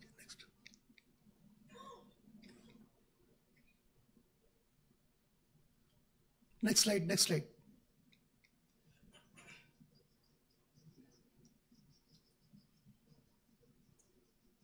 Next. So three sources which we are proposing actually are, first is that key data to be pulled from the ministry's applications. So ministry's application shall share the data. We will display the data that this is what we have received. This is what is from your Gram Panchayat, from your district, or from your block. So all the stakeholders will see that this data has been sourced from this source, and this is how it look like. So this data shall not be allowed to be editable. Right. Then there is certain data which I told you has to be entered by Gram Panchayat, and third is the data which has to be sourced from the field survey. And while sharing data from ministries are concerned, then ministries have to be sure that, first of all, they need to see that all the data points which we are claiming that they are available with the ministry for the all panchayats, and that data is updated, so that they have to confirm. So pull mechanism, we are going to pull the data. The PDI application shall go to the ministry application, shall pull the data at a certain frequency A or on a certain predefined date B.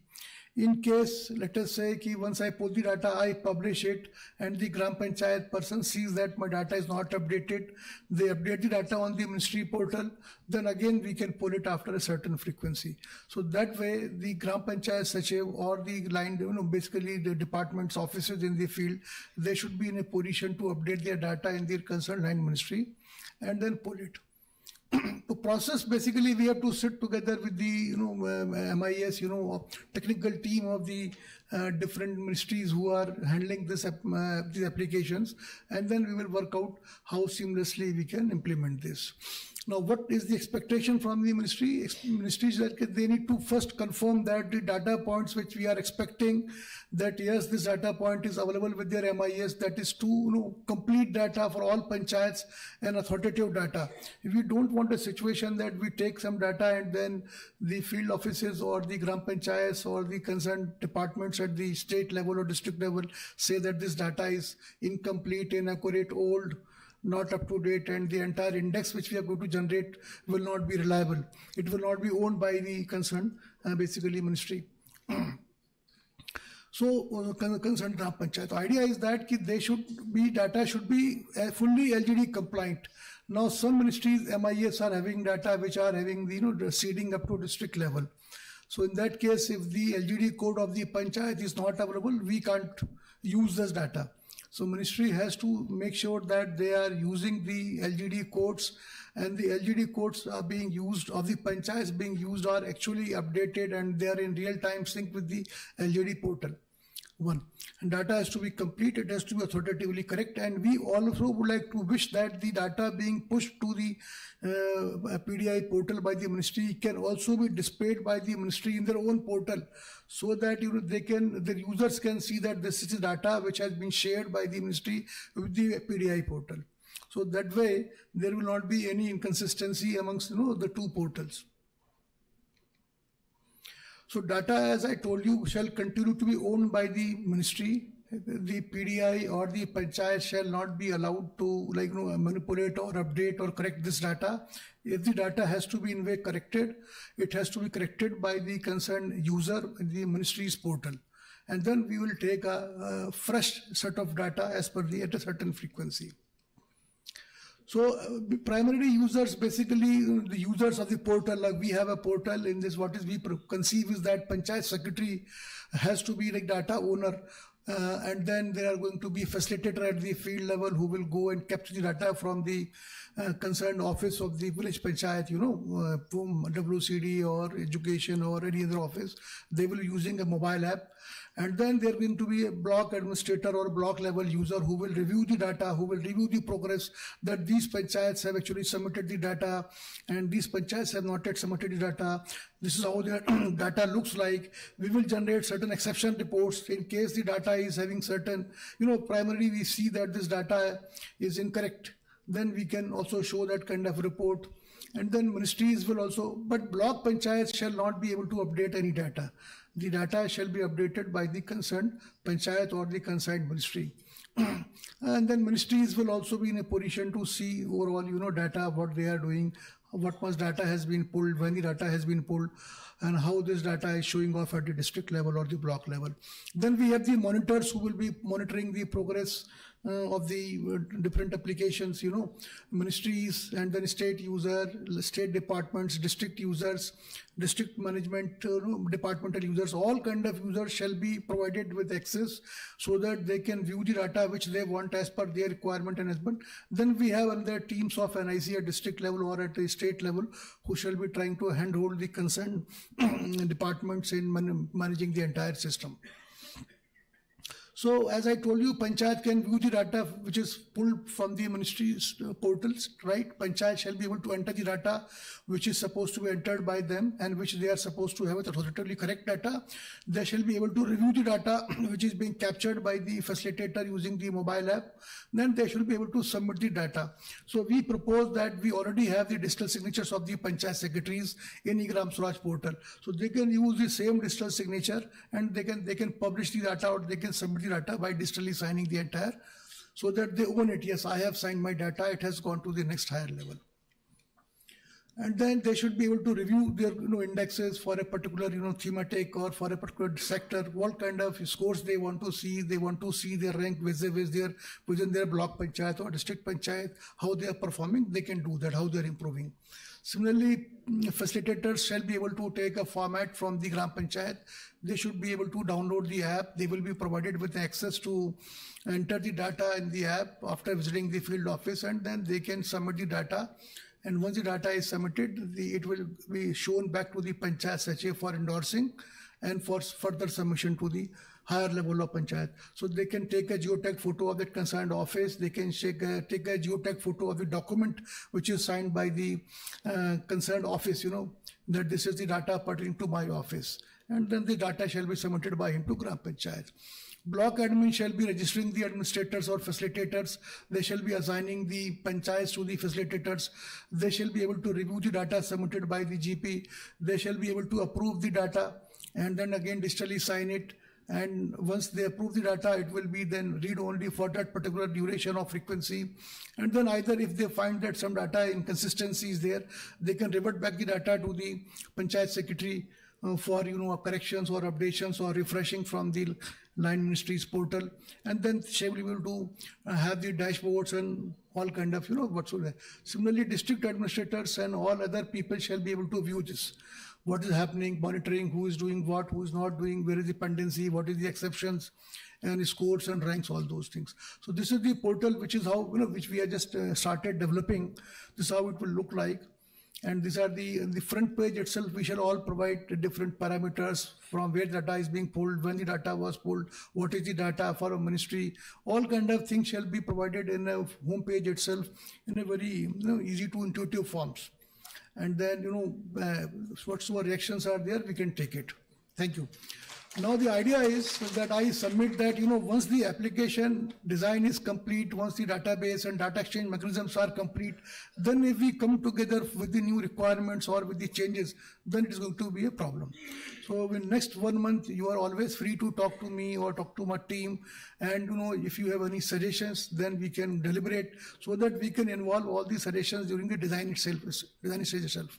Once it is developed and implemented, then it is going to be slightly uncomfortable for all of us to change the things. Thank you.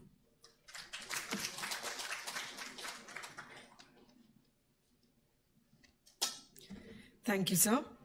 Ladies and gentlemen, with that, we come to the end of the post-tea, but the pre-lunch session. It's time to take a break for lunch, but before we do that, my humble request to you all is that we are really behind time, so we would like to start the next session, that is a post-lunch session, by 3:15. So please do make sure, please cooperate, please do join us here at least 5 minutes in advance. The lunch is being served at the ground floor atrium, so enjoy the lunch hour break. Please do join us back in time. Thank you. Please remember to carry all your belongings with you. Do not leave anything behind.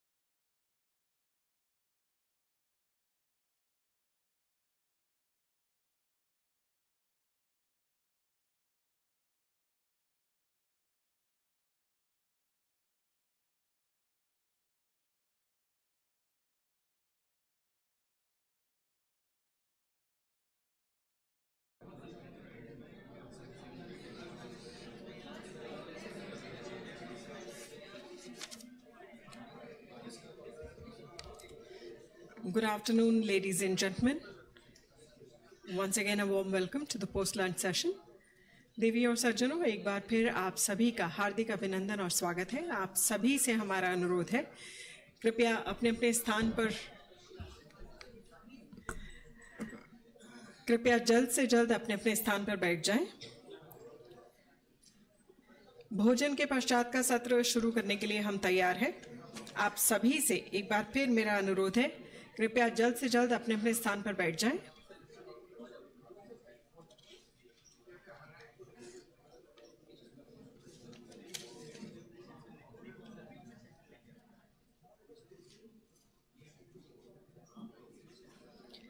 I request the esteemed speakers for this session to please join us on stage.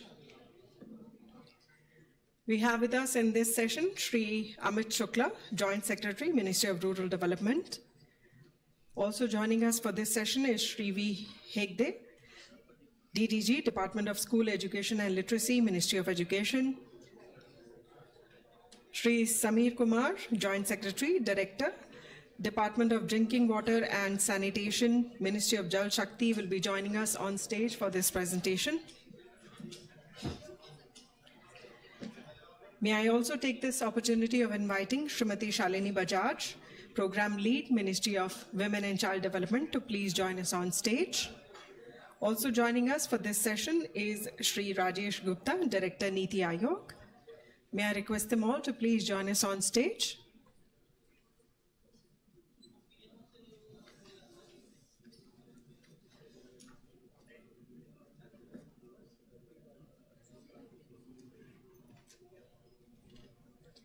एक बार फिर आप सभी से हमारा अनुरोध है कि अपने अपने स्थान पर जल्द से जल्द बैठ जाएं। जैसा कि आप देख पा रहे हैं, our esteemed speakers are already on the stage. We'll request you all to please kindly take your seats as quickly as possible.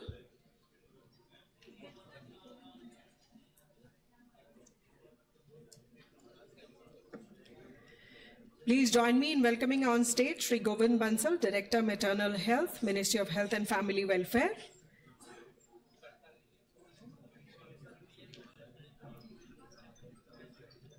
I'll once again request you all to please do remember to either switch off your cell phones or put them on silent mode.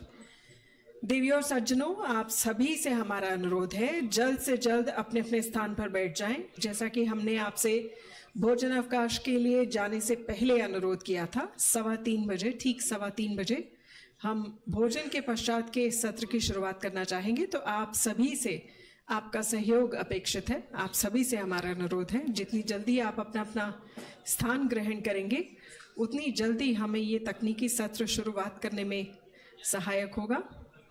एक बार फिर आप सभी से हमारा अनुरोध है कि अपने अपने सेल फोन्स को या तो स्विच ऑफ करना या फिर उन्हें साइलेंट मोड पर करना ना भूलें।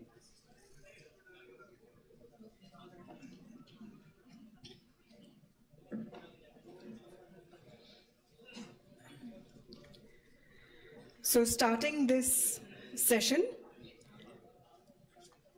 we warmly welcome first all the esteemed speakers who have joined us on stage. A very warm welcome and a very good afternoon to all of you. इस सत्र की शुरुआत करने जा रहे हैं श्रीमती शालिनी बजाज के साथ। वे प्रोग्राम लीड हैं ministry of women and child development में, और आज वे बात करने जा रही हैं integration of ministries portal, dashboard, data porting through APL, पोषण ट्रैकर, स्कीमैटिक असेसमेंट। तो जोरदार तालियों से स्वागत कीजिए।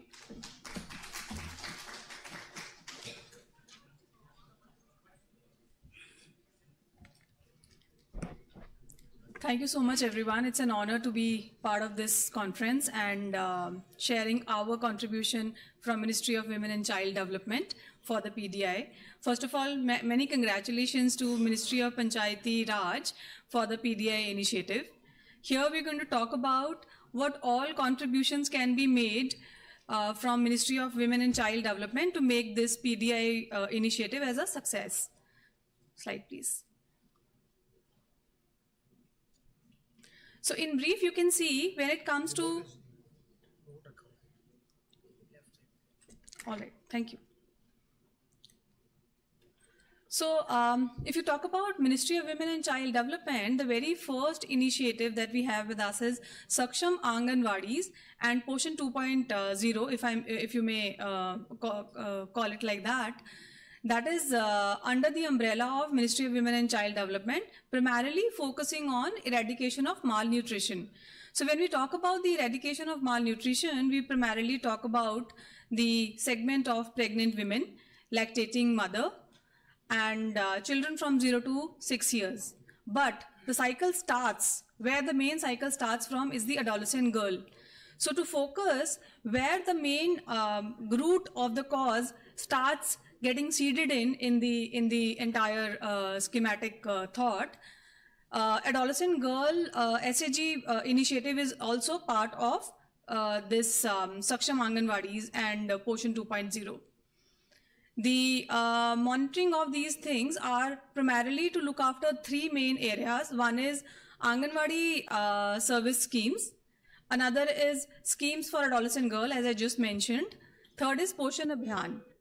So to enable this entire gamut, we have come up with the Poshan Tracker as an application, which enables the tracking of the daily work performed by an Anganwadi worker at the ground level.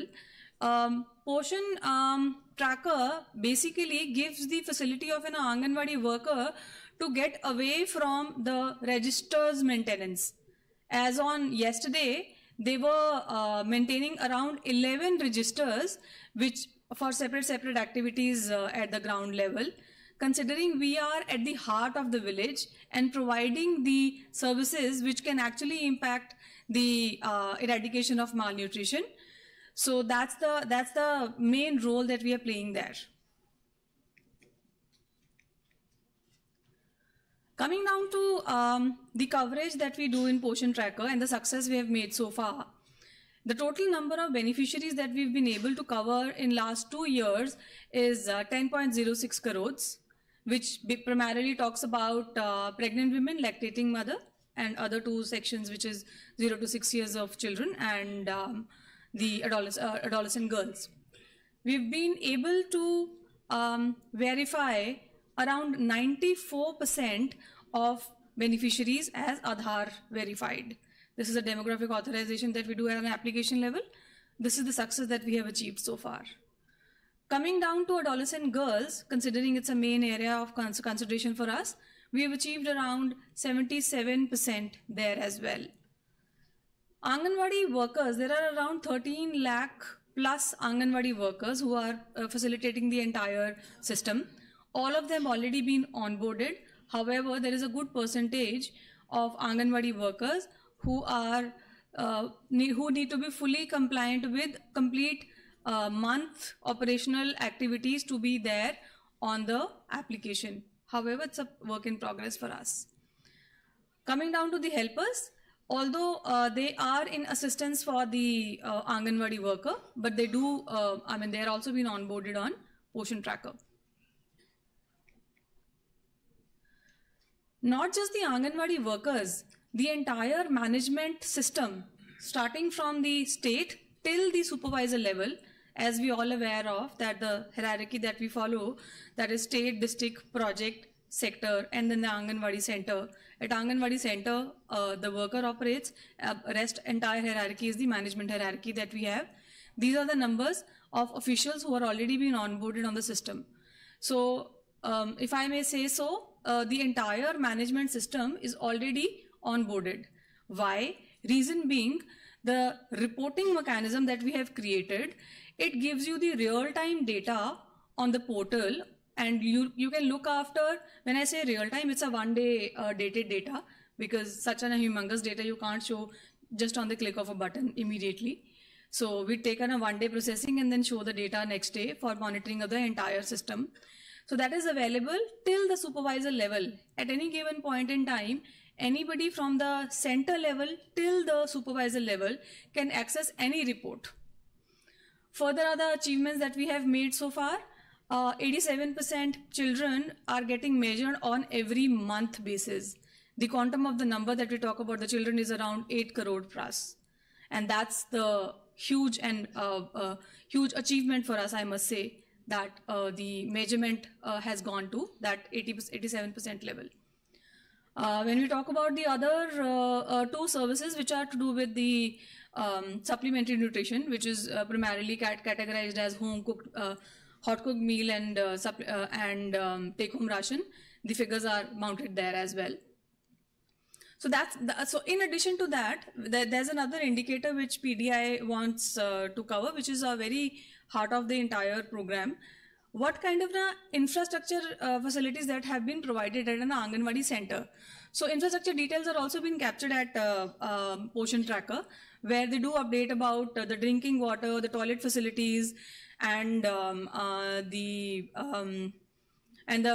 building. Is it a rented building or a government-owned building? Now, talking about the capabilities of this program being compliant with the PDI, we are LGD seeded. However, the Gram Panchayat mapping is yet to happen. We are already capturing the LGD till the village level. Because the structure is little complex when it comes to Gram Panchayat LGD codes, we are working towards that, and soon we should achieve that as well. Data sharing, of course, we are operating on the open APIs, so data sharing is not a problem. There are few integrations which are already ongoing for us, which is PM Darpan dashboard, Niti Ayog's aspirational district program and block program. Then there is a Utkarsh dashboard. All these dashboards information is well available with us, and we are by the month end, I think all these three will be live. The data frequency that we have here is monthly, of course, because there has to be one particular point you need to decide when are you considering the report. Data validity. However, there are a lot of validations already driven by the system. The application doesn't really allow wrong data entry because of the way we have defined it in the upper limit and the lower limit of the indicator, what is the possible data to be fed in. Still, when it comes to the validation from the management level, the supervisor, from the supervisor till the state level official, that module is yet to be developed. However, it's a work in progress for us. Granularity of data, as I said, the data is available with us till Anganwadi center level. That LGD is seeded till that level, but every different program is asking for the aggregation at different levels. For example, PM Darpan asks for this data till GP level. The Niti Ayog is asking till the block level, and Utkarsh dashboard again ask it at the district level. So these are the 5 indicators which PDI gave us as an indicators to be captured from Poshan Tracker. However, in addition to these 5 indicators, looking at the complete list of 557, we could identify additional 6 indicators where we can contribute further. So these are the additional 6 indicators from PDI that are there in their complete bouquet of 557, or what, if I'm not saying the wrong number. So in addition to that, these so in total from Poshan Tracker, you can actually gauge, you can actually take the data for at least 11 indicators. These are the additional indicators which I just mentioned. They are being covered. Now, Poshan Tracker is one of the programs which we talked about. Another is Pradhan Mantri Matru Vandana Yojana, which is there, which is again an additional indicator, additional 2 indicators which we can provide. One is the quantum of the people who are uptaking the service, and what kind of an amount has been spent on them. So if you can look at the complete, if you can look at the screen, it mentions it very clearly that the PMVVYY is uptaking all the information in terms of how many people have been registered here, how many people are getting the complete service. When it comes to that, the numbers are pretty much, I'm sorry, I'm not able to view the numbers very clearly. It is implemented with effect of 1st of April 2022 because it has been revamped. There wasn't a system which was earlier existing, but it has been revamped now with additional additional features to it. It is DBT compliant. It is Aadhaar compliant. So when we talk about the data validation, these two information suffice the validity of the data, because primarily if you talk about the registration of the individual, that is taken care by the Aadhaar, and next has been taken care by the DBT when it comes to their identity, the right identity. So again, very simple PPT, very simple slide to share. Here there is a one change, that it is GP LGD compliant. This one is, and remaining information you can see very clearly that what all compliances we are already dealing with, what all dashboard we are already sharing with, and remaining are yet to be looked after. And of course the dashboard, as I said, it is available to the entire management level. These are the stakeholders. One particular thing to highlight here is the citizen can register themselves. That is the main highlight of this particular program. And remaining is as is, that there are field functionaries, there are supervisors, and there are other officials who are looking after it. So that's pretty much from my end on Portion Tracker and PMVVYY. These are the two main programs where we can really contribute from MOWCT. Thank you so much.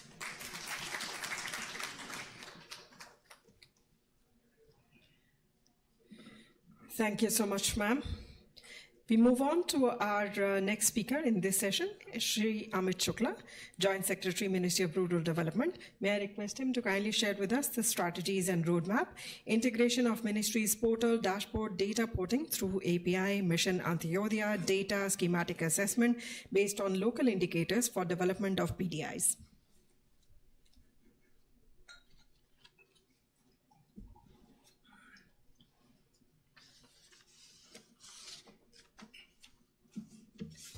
This is for me.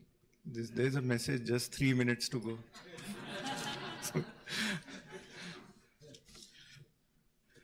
go. Respected Additional Secretary MOPR, distinguished colleagues on the dais, officials from state government, and all participants.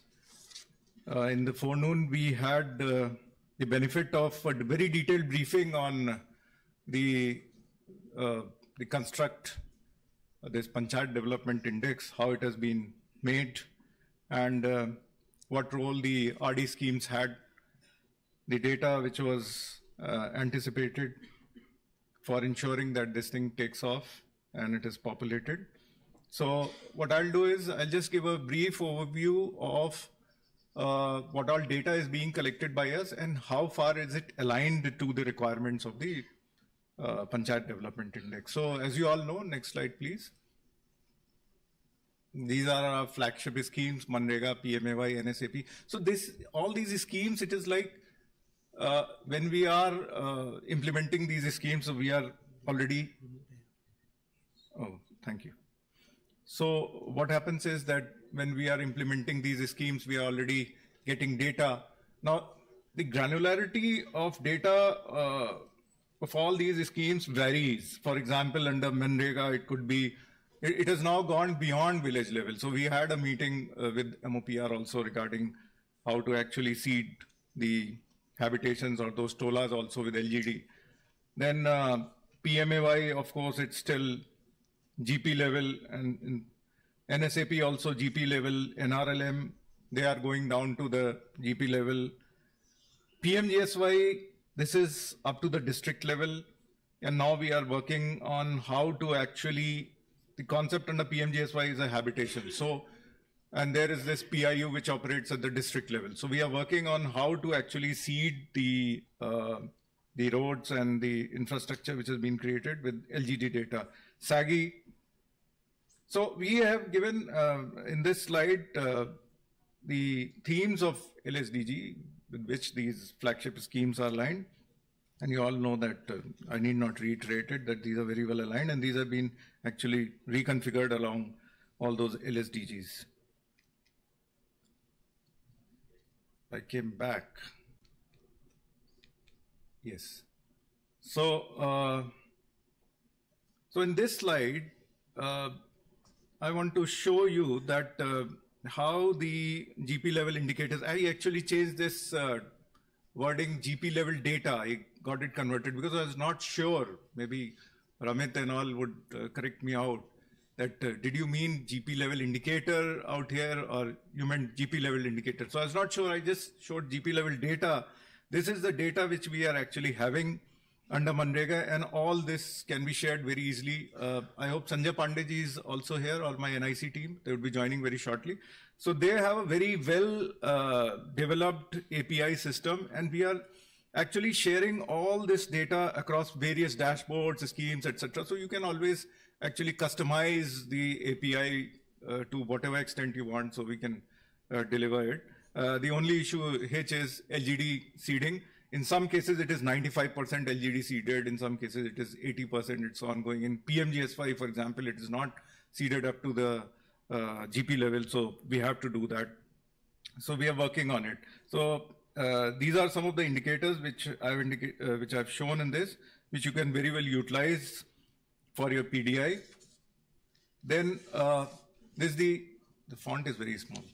So this slide shows you the scheme-wise granularity and LGD seeding status, the periodicity of data, data collection mechanism, and data validation. Now, I need not tell you that the entire state machinery is put into data validation. So all this is, whatever comes to the scheme level data, this is, of course, clean and you can very well use it. So I hope the purpose of this slide was to ascertain. So all this data is, of course, checked, double-checked, Baker-checker system, and then all of it is also cross-checked by NLMs also. So, this is some of the outcomes which we are thinking of, like, this shows the mapping of identified local indicator frameworks. I mean, this is just a snapshot of the total volumes of data which we are having. Active workers database 14.41 crore. Active worker means that last 1 year they have got some work. Prior to that it was 3 years or something. So total Pakka House 2.3 crores. So all that data is there. NSAP 4.74 crore. NRLM, SHG 8.9 crore. It will climb up to 10 crores. And PMGSY 7.39 lakh, and PMGSY are also on Gati Shakti. So we have also parallel GIS database also. So we are not talking about the GIS database, we are only talking about the MIS database. So that also is there for the taking. If you want it, that can be. So we'll use API level integration for data sharing. It cannot be shared through Excel files and all. So you can take it. There's no issue in that. So some of the expected outcomes is that you can use it for, of course, for regular funding, the PDI scores, etc. For regular funding, you can aggregate it to district, state level, or whatever. For incentive grants, maybe that can be used. Of course, the NLMs, we have a very robust system of national level monitors. So this will be very good score for them to actually keep as a background, for them to also correlate where the village is and where the GP is. So that can also be taken into account, because they should also do some kind of outcome-based monitoring also. Right now they are into input-based monitoring. So of course this can be used to that effect. Mid-course corrections can also happen through incremental progress and measurements. And of course, this is one thing, the emerging technologies, we are now deploying AI in several of our activities. So the granular data, this can assist in risk-based assessments and inspections, monitoring. So this will be of good use because we don't expect the PDI as such, the entire granular data to be also shared with us, so that we can also put it to good use. There's a humongous amount of data point, 688 and all. So if we also get that, so as soon as, because that should also be shared with us over the API, so that we can also utilize the information which is available in your database as well. So this is Mission Antyodaya dashboard. I hope you have all seen it, and it was expected to be completed by April end, then May end, then progress has picked up and only few states have left.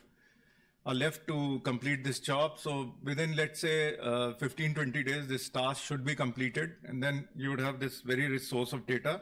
Right now, we have data pertaining to 204 GPs. And only in 7,437, it is in progress. That is what this slide shows. And of course, the good part of this is that of course, I've listed out the objectives of Mission Antyodaya. This is actually driven by the desire to have convergence for poverty alleviation. That was the starting point. So it's grounded in that perspective. And as we have gone over the years, this has now changed into to cover infrastructure development, ensure social inclusion, economic inclusion, etc. Community participation measures have also come in. So now this is covering all GPs and villages. And the good part of RD data collection is that we also are collecting data from implementation of schemes, as well as this is a survey. So not only is the data being collected through implementation of schemes, but also through a very dedicated survey, which is this Mission Antyodaya. So this is available for all departments. So as I have listed out here, these are the development sectors, and there will be many departments who are present out here, apart from the state government. They should also look into this dashboard, and they can utilize the data available for their purposes. There was this app also, so I thought I'll also share this. This app also, this is available. For example, if you want to develop something for the PDI also, you can also use this kind of experience for this. RNIC did it in a very short time, and we had the Data Insights unit providing us. Sandeep ji, are you there? Yes, so he's raised his hand. So the Data Insights unit, TRIF, they also helped us a lot in designing this, and this has actually gone on well. There's this web portal also, and this is the process flow. So why I've shown this? Because this is now, there is a very detailed mechanism of block officials actually verifying the authenticity, and then apart from that, the GPs have also been interested with conducting a special session, and that we have also issued a joint advisory with the MOPR for, yes, now it is expected. So we have also issued a joint advisory with MOPR for verifying this and also recording it on the portal. So this slide shows that there will be 3 color codes. That was the existing practice. We might actually modify it. So there will be 3 color codes for easy comprehension of the Gram Pradhan as to where his GP is in terms of gap analysis. So I have already shown you that, and this questionnaire, I must reiterate, this was developed in close consultation with MOPR.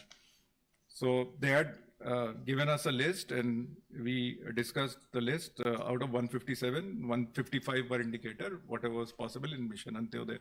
So last slide is that why I've shown this, because DGQI, as Madam Radha was mentioning in the morning, this is a very important initiative. So it takes into account all the important data governance mechanisms which a department has taken. So we have managed to, with a lot of efforts, we have got the first rank. So what that means is that whatever data we are offering, of course, that has gone through the several checks and all, and it is complying with the standards of GOI. And we also have a geo-tagged asset registry up to Panchayat level. So you can also use it to supplement that.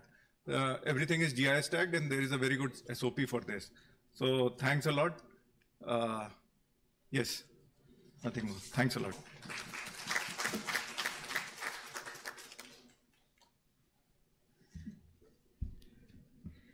Thank you, sir. That was not a 3-minute warning. That was because we have a strict time limit of 10 minutes. I try and warn the speakers 3 minutes prior so that they know they have to conclude. So we move on to our next speaker. We have with us Shri V. Hedge. He is representing the Department of School Education and Literacy, Ministry of Education. He's the DDG. He'll be talking about the integration of Ministry's portal and dashboard data through APL, schematic assessment for the development of PDIs. And I'm collecting all the slips with me.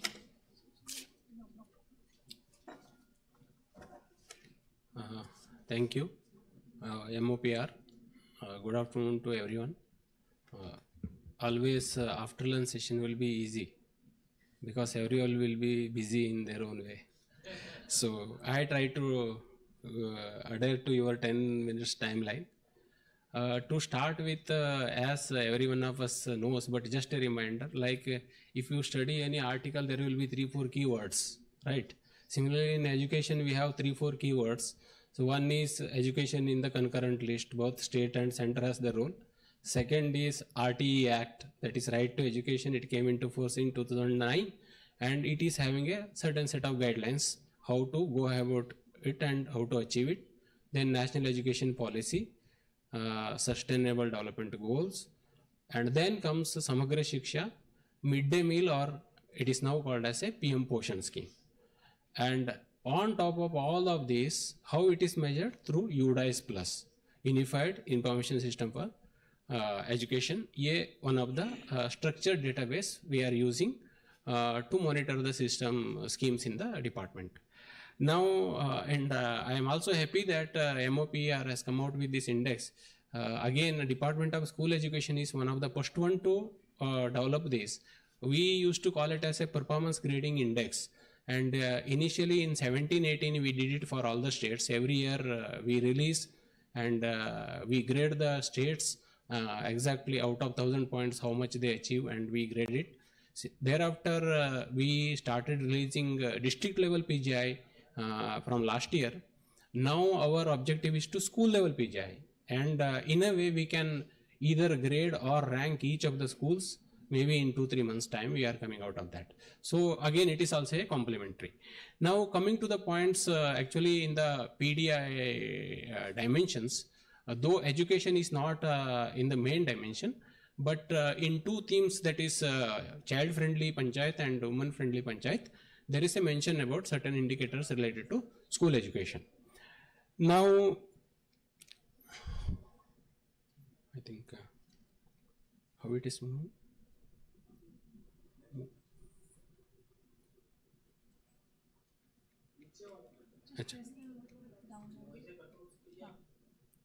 Acha, okay. I think.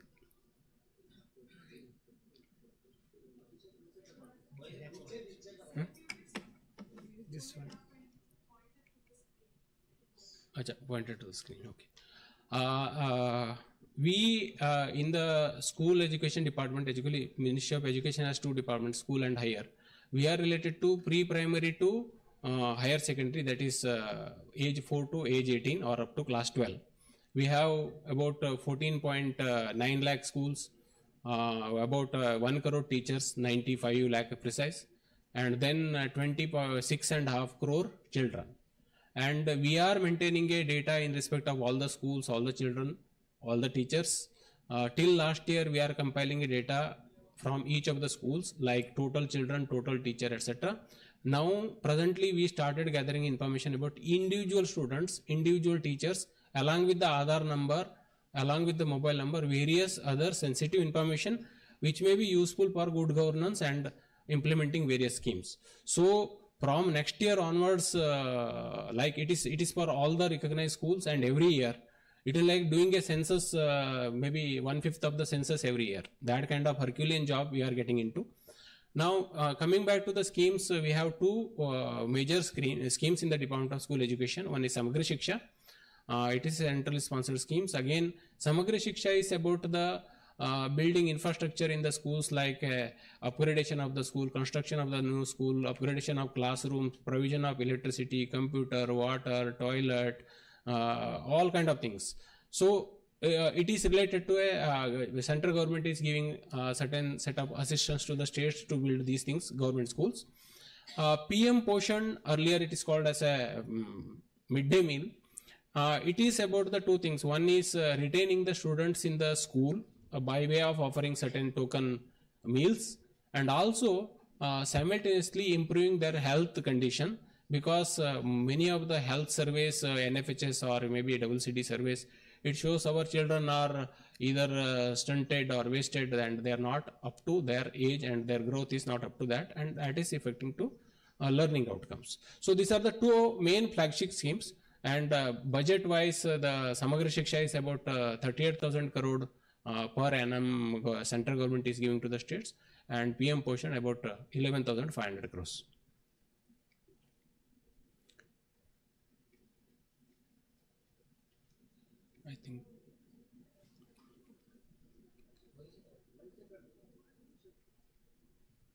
I think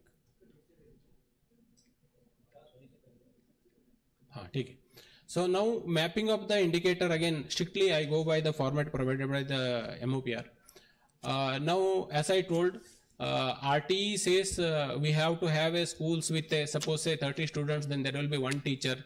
School should have a proper boundary wall. School should have a toilet for the children. If it is a co-ed school, boys toilet separate, girls toilet separate. All kind of things are already defined. So this scheme is accommodating those requirements and upgrading the schools if it is not having such facilities. And happy that the indicators selected by MOPR are all depending on these facilities. So therefore we have no objection or we have no difficulty in providing the data sought by the MOPR. So it is already been linked with the skill, and we are doing it for our internal consumption purpose also. And data is collected from each of the school. All headmaster or the principals have been given an ID and password. Once in a year they will fill or update the data. Out of 262 LGD blocks, our school blocks is reflected in about 2.45 lakh LGD blocks. So remaining maybe because due to creation of new districts or we don't know, maybe MOPR will be helping us to seed those left out blocks also, so that we can match 1-to-1. Otherwise, in respect of 2.45 lakh LGD blocks, we are happy to share the data. That is not an issue. And also it is once in a year, and it's a very robust system. Once teacher fills the data, it is get validated by the block level, cluster level, then it goes to district, and after that state project director is there, they will certify the data. Thereafter only it will come to the central portal, and there is a set mechanism to validate and verify it. So these are all the indicators already provided or identified by the MOPR. Just day for yesterday when we had a VC, I raised this issue. You please look into the slight modification of these indicators. Like in one of the indicator, whether primary school has own building. Again here, we don't have any problem in sharing the data, but for you, if a panchayat has 3 schools, then if you ask this question yes no, it will not serve the purpose. Suppose maybe one school is having a own building, another 2 schools are on the rented. So better would be you modify it to percentage of schools having a own building. Similarly, for all the other parameters, like whether school has a library. Suppose there are 3 schools in one panchayat. One school is having a library, 2 does not have the library. That will not serve the purpose by asking this kind of question. So better would be you measure it like percentage of schools having a library in the panchayat. So that modification, you can have a separate discussion. You modify it.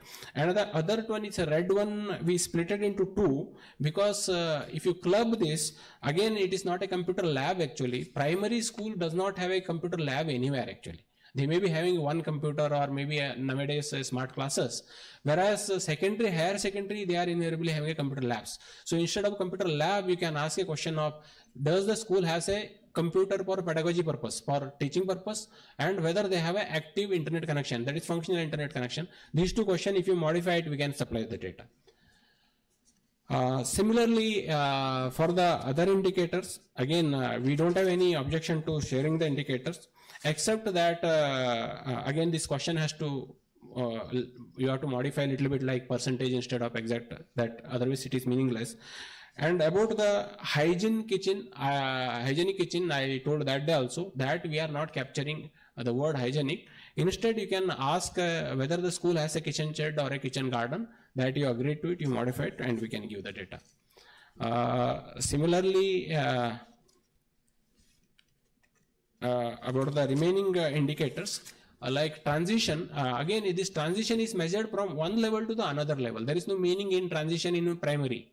Primary is one level. So those who completes primary and goes to upper primary, then it is called transited. So therefore you measure like that. So you make the modification and we can supply the data.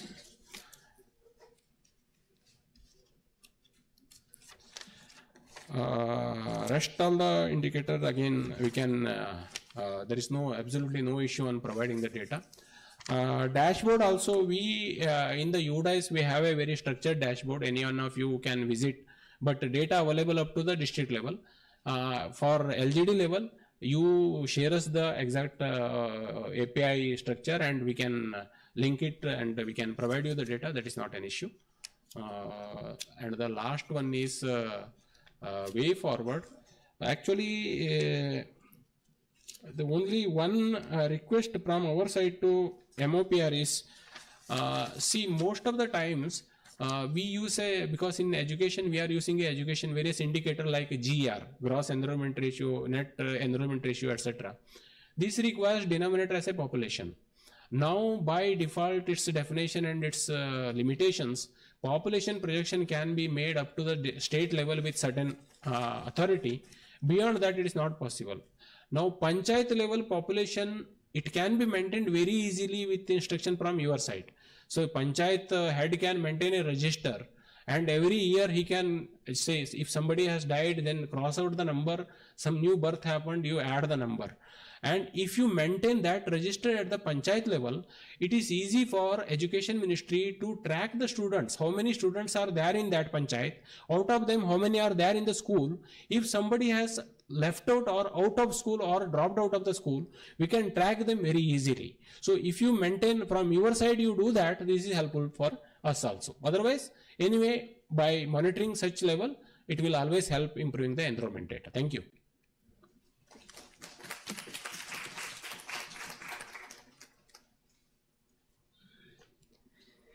Thank you, sir. Our next speaker this afternoon is Shri Sameer Kumar, Economic Advisor, Department of Drinking Water and Sanitation, Ministry of Jal Shakti. He'll be talking about Jal Jeevan Mission, Swachh Bharat Mission, etc. These will be for the PDIs. Thank you. Thank you, ma'am, and good afternoon to all of you.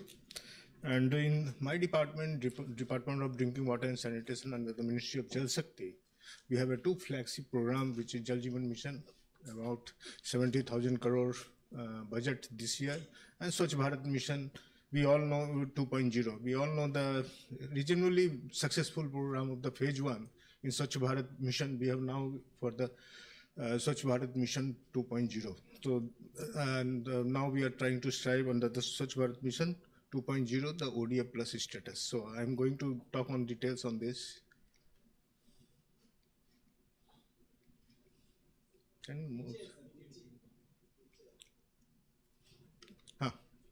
Now coming to talking about the Jal Jeevan Mission, and now coming to SDGs goal, our Jal Jeevan Mission objectives is fully aligned with the SDG 6.1, which is by 2030, and we are supposed to achieve it by 2024, where we would be providing every rural household connection a functional household connection tap water. So, and with the adequate quantity of 55 LPCD, and of course the it should be regular and long-term basis of the prescribed quality, and of course affordable service delivery charges. We call it users charges, which is also one of the requirement. But of course it varies, the situation varies from state to state, and you all, many of you working for this also, because it's a totally a typical ground level program, and the way we functions, and you all are the stakeholder there. We have a continuous, like we have all learned the lessons in the Swachh Bharat Abhiyan phase 1, and this was practically that whole thing then working there. I remember when 2019 we have started Jal Shakti Abhiyan phase 1 for the source sustainability issue.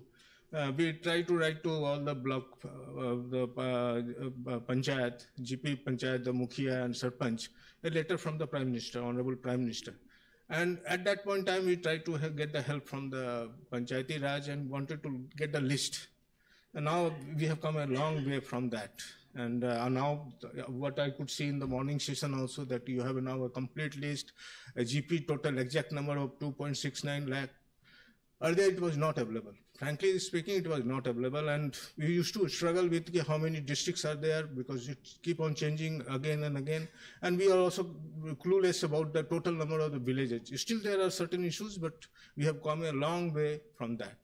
So of course, talking about SDG 6.1, we are going to fully achieve well before the deadline. Then the vision of the Jal Jeevan Mission, talking about, as already I'm repeating again, that every household drinking water should be having in adequate quantity of the prescribed quality on regular and long-term basis. And there are 5 main components, which is quantity, quality, ISO standard 10,500, regularity. Then we have a community ownership and participation, very important for all of you. Unless until the community own that asset which has been created with under the scheme, that would not become sustained or will remain functional, because it's very important at the local level the community take the ownership of that scheme. So we try for that, and we ensure that total participation. If you see the Swachh Bharat Abhiyan phase 1, it was all behavior change and Jan Andolan. It was a really people's participation which allow it to succeed at the ground level. And of course, we are talking about sustainability. All these components are there, and unless until we sustain it, it will not be functional. So it's very important also, just like Honorable Minister was talking about this sustainability aspect of the source sustainability, because how we are going to provide the water if it is not there. A lot of steps have been taken, and you are all aware how the things are there, like Amrit Sarovar, one of the initiatives. Then under the Jal Shakti Abhiyan phase 1, the source sustainability is the topic this year. And of course, we are trying to do a lot of rain harvesting and doing the reuse, reduce, and of course, recycle the water. So these are all the, and of course, change in the little change in the consumption, our own consumption pattern. Like we are disproportionately very high goes to the agriculture sector for irrigation, and only 4% is available for the drinking water. So these are all the issues which I think you are also aware of that, and we all try to look into it so that we can provide them the drinking water at the sustainable basis for long term.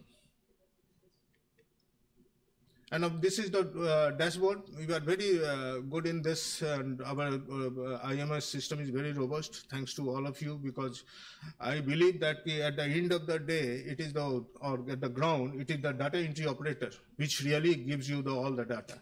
And sometimes I wonder, because a lot of schemes are being implemented, and I'm sure that a particular data entry operator at the maybe village level or maybe even at the block level, he's burdened with maybe entry of the 10 or 20 programs. So huge challenge is there. So I think you all are well aware of that.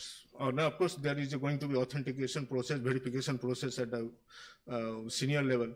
So these are the quality, unless until data entry operator is honest and he's really feeding honest information, we will not be getting the ground level information. We would not be able. This is done like JJM. If you see, I'm just giving you the dashboard of the yesterday, and it gives 63.42%, 7.4%, that's the coverage. This is the real data which has been fed. Maybe day before yesterday, and because NIC servers took the time during the night, they update the data and they refresh the data around 9 a.m. That type of information we are getting. We have got it in the Swachh Bharat Abhiyan phase 1 also. We used to know that at a particular village, which of the household who has not got the toilet. That level of monitoring, unless until it is not ensured, then we would not be able to get the success, which we know. Unless until we know the gap, we don't know, because still in the phase 1, we saw there was we declared it ODF, but still there were a lot of households who has not toilet. So we run a special campaign like no one left behind. Now we all know it is all the programs of the government is based on the saturation approach. Each household, no one is going to be left behind. Everybody needs to be covered without any differences. So these are the things which we handle here in the Jal Jeevan Mission and of course in the Swachh Bharat Mission also. So we have all this data available for all the GP and village level, easily can be portable. Anybody can use that data to do other analysis. Then data, of course, is being updated daily on daily basis. And there is a Jal certification at the village level, which is self-certification unless until they declare it is. Everybody is getting this particular parameter under this parameter. They would not be declared as a certified Jal, Har Ghar Jal. So these are the some quality control we are trying to ensure at the local level. And of course, you can get the map view of the villages with geotagged assets. All the assets being created is being geotagged.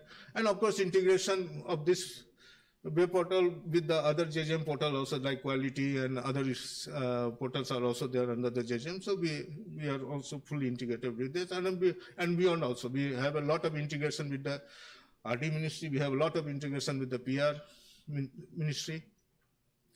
And talking about the Jal Jeevan, the strategy for this MOPR dashboard that we are ready to share, and of course it is being shared. All the FSTC coverage in the Gram Panchayat and village level, geotagging of the assets like sources, OST, pump houses, etc., whatever the asset being created.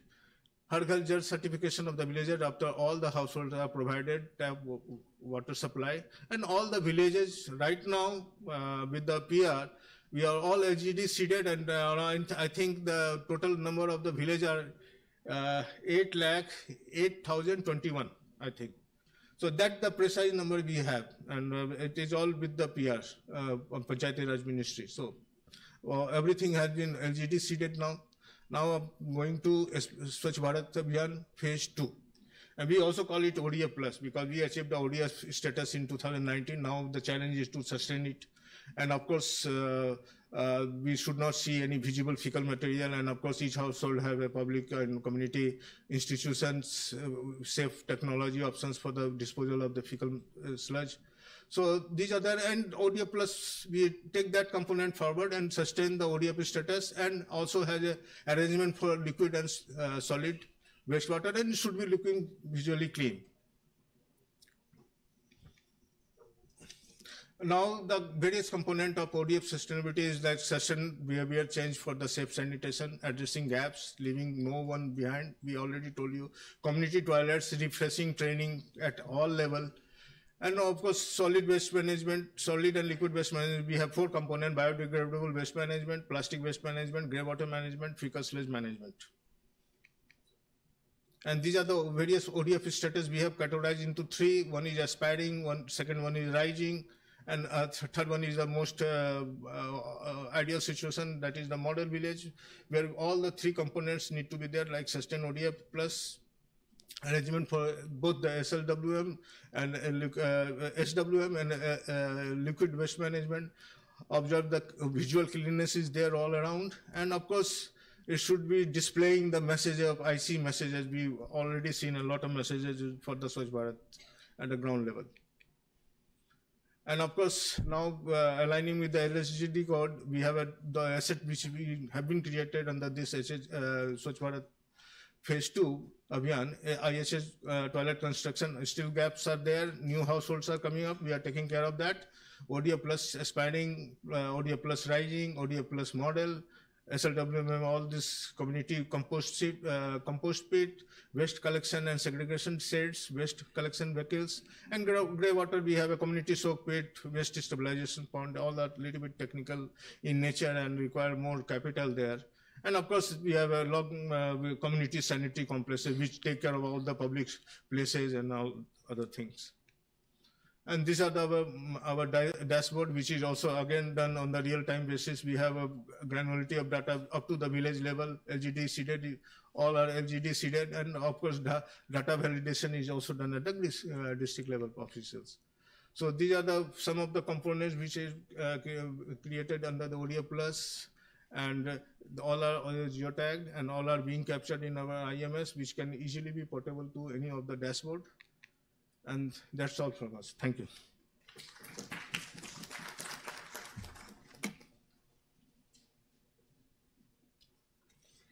Thank you, sir.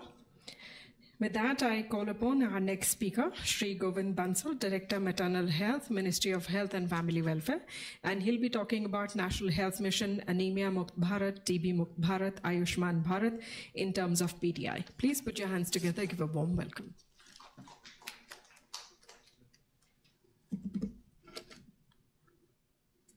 Thank you. Good afternoon, everyone. सभी को नमस्कार. ये lunch के बाद का समय काफ़ी मुश्किल भरा होता है, मैं देख रहा था. Everyone struggles, those who are sitting this side and those who are sitting that side also. So please bear with me for some more time. अपने आसपास देख लें, कोई सो रहा है तो उसे प्लीज जगा दें. खैर, no, not this one. I sent you another presentation. This is the wrong presentation. Okay. So by the time you upload it, I'll go through.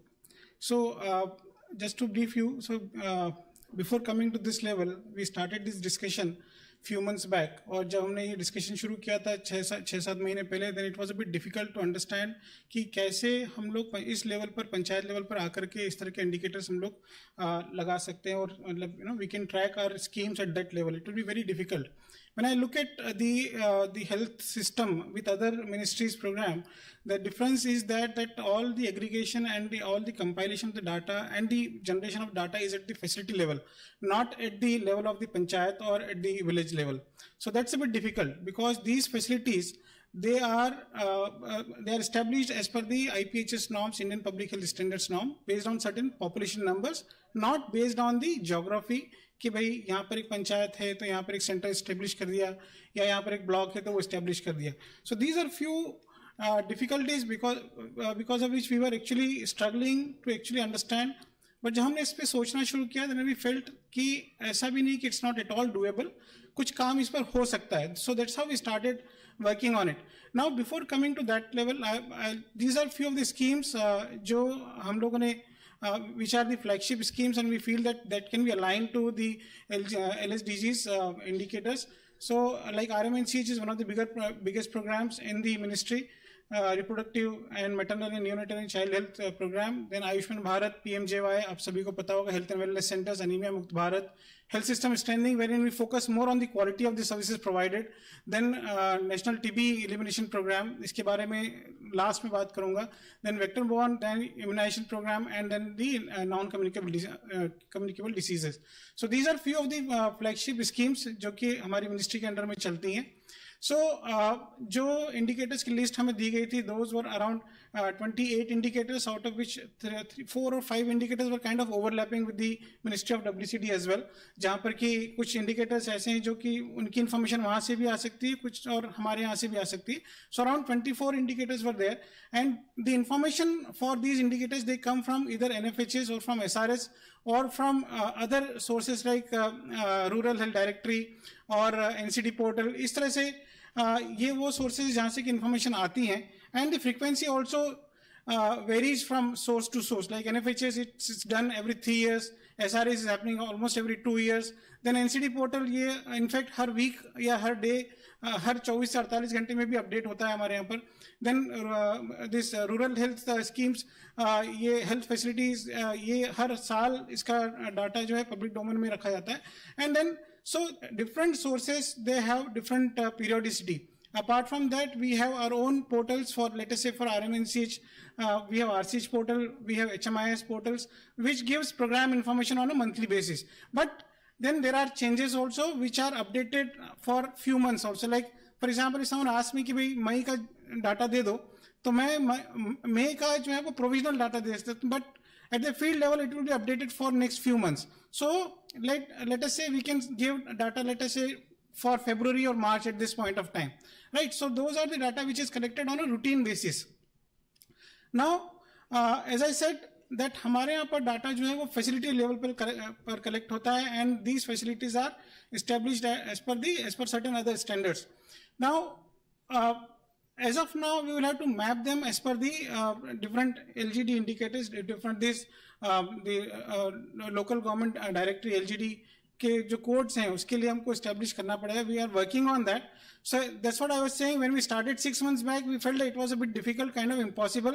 But today I can say that yes, we are working on it, but it will take some time, sir.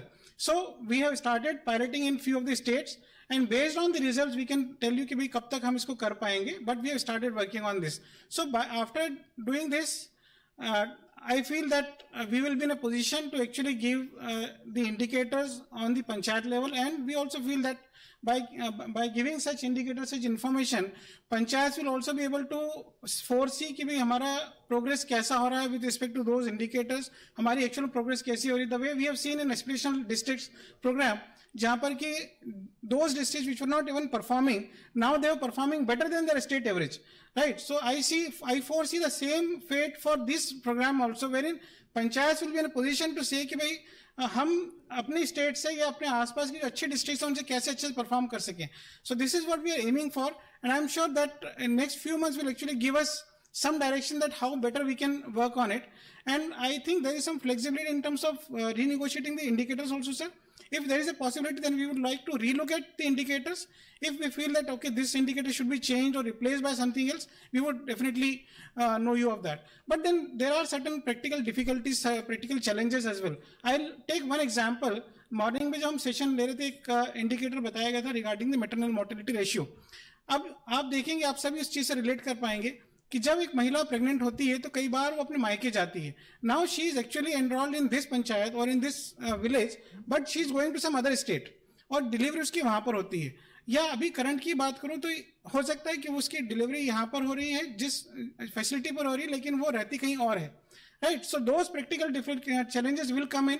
सो वो inter state यदि changes होते हैं, inter state let us say with respect to their residency, with respect to their delivery, यदि होता है तो कैसे होगा. And I'm sure such challenges will come for every other indicators as well. So we need to look at like how best we can mitigate those challenges, for which we'll have to sit multiple times for that, sir. And with that we can come to some conclusions, sir. So these are few practical challenges. Now coming to the RNTCP or the NTP TB elimination program. Apart from the schemes that I have talked about, TB program के अंदर हमने थोड़ा सा ज़्यादा progress किया है. Sunil sir was sitting there and yes, he is still sitting there. तो हम लोगों ने उनसे बात करी and we have come to a level जहाँ पर कि हमने काफ़ी सारे LGDs जो हैं उनको मैप कर दिया है सर. ऑलमोस्ट 70-80% के लगभग हो गया है. एंड वी फील कि another month or so will be in a position to do it for all the panchayats. And ultimately our aim is, जैसे कि ऑनरेबल PM सर ने कहा कि फ्रॉम TB मुक्त भारत से TB मुक्त पंचायत में हम लोग आ गए हैं with the vision of healthy villages. So हम चाहते हैं कि हर पंचायत जो है TB मुक्त हो, और उसी के लिए हमने इंडिकेटर्स बनाए हैं. So there are set of separate indicators for this particular program wherein we want every panchayat to be TB free, and SDG goal says by 2030, but we want to achieve it by 2025. So हमने 5 साल पहले का इसका programme रखा है, and we are working towards that.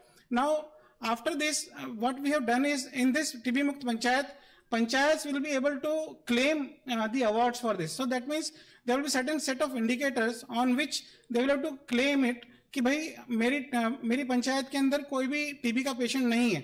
जैसे कि हमने उसमें अलग अलग इंडिकेटर दिए कि भाई 1/1000 ऐसा हमने इंडिकेटर दिया है. Ultimately the aim is to reduce the TB notification by 80% with the baseline of 2015, so that the TB is not a public health disease or threat to public health. So उस indicator को लेते हुए हमने 5 से 6 indicator हमने बनाए हैं, जिसके अंदर कि हर पंचायत को अपने आप को रेट करना होगा, and accordingly they will claim for their awards. So every year this award will be given. So bronze, silver and gold. So what we have thought of कि एक हम इसमें अवार्ड देंगे, एक सर्टिफिकेट देंगे, और एक महात्मा गांधी का एक स्टेचू देने वाले हैं. So if a panchayat is coming in the bronze category, so they will be given bronze, and if the same panchayat remains TB free for the next year, then it will be upgraded to silver and then gold. So इस तरह से हमने gradation बनाया है, and for this we are again working with the MOPR, and most likely in July we will be launching this program, and we wish that by next year this will come into force. That means we will start asking the panchayat कि भाई आप अपने nomination भेजना शुरू करो ताकि आपको award मिल सके, and this award will be given by the district collector. So this is what we are aiming for, and we are working towards that. So most likely by next year we'll be able to, on the TB day, हम ये award को institutionalise कर पाएंगे. So this is in brief from the Ministry of Health. If you have any question, please feel free to ask, and please do suggest if there is something else which can be done. Thank you so much. Madam, I finished within 10 minutes.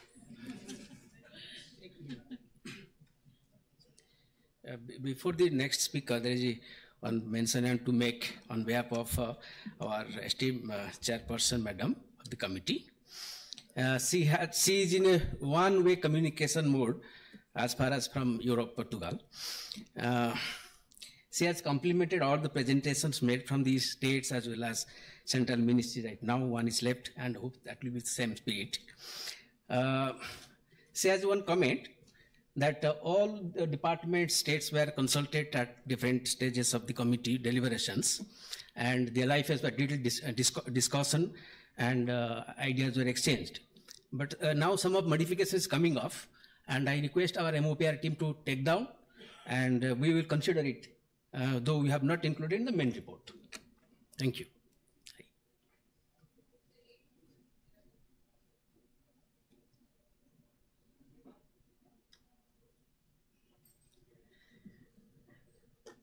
Thank you, Dr. Behra. And yes, indeed, sir, compliments to you, my compliments to you. Absolutely in time. I didn't even have to come to give you a warning or a reminder. So quickly moving on. Yes, ma'am.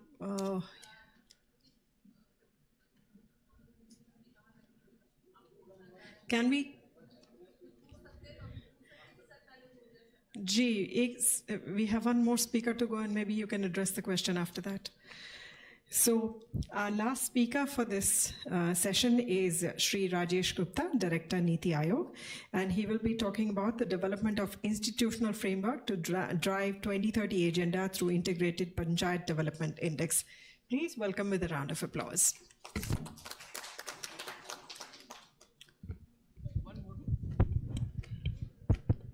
A very good afternoon to the esteemed guests, speakers who have spoken before me, and the galaxy of dignitaries sitting on the front row. So just to help you deal with the post-lunch presentation aversion, just I'll talk about this picture on the screen, why it always inspired me to think that age is actually a number. I'm not sure that many of you are familiar with the lady in the picture. She is one our Pamala, Pamama as they call her. She does organic farming in a village called Thempatti in Coimbatore. She's a Padma awardee. And guess her age, 106. So at this age, she's doing organic farming, not only herself doing, teaching it to the other fellow villagers. She often visits the agriculture university to gain further knowledge and look, and she's in the picture seen trying a new farming gadget. So truly an inspiration, and that's the spirit of rural India that this PDI has a potential to unleash.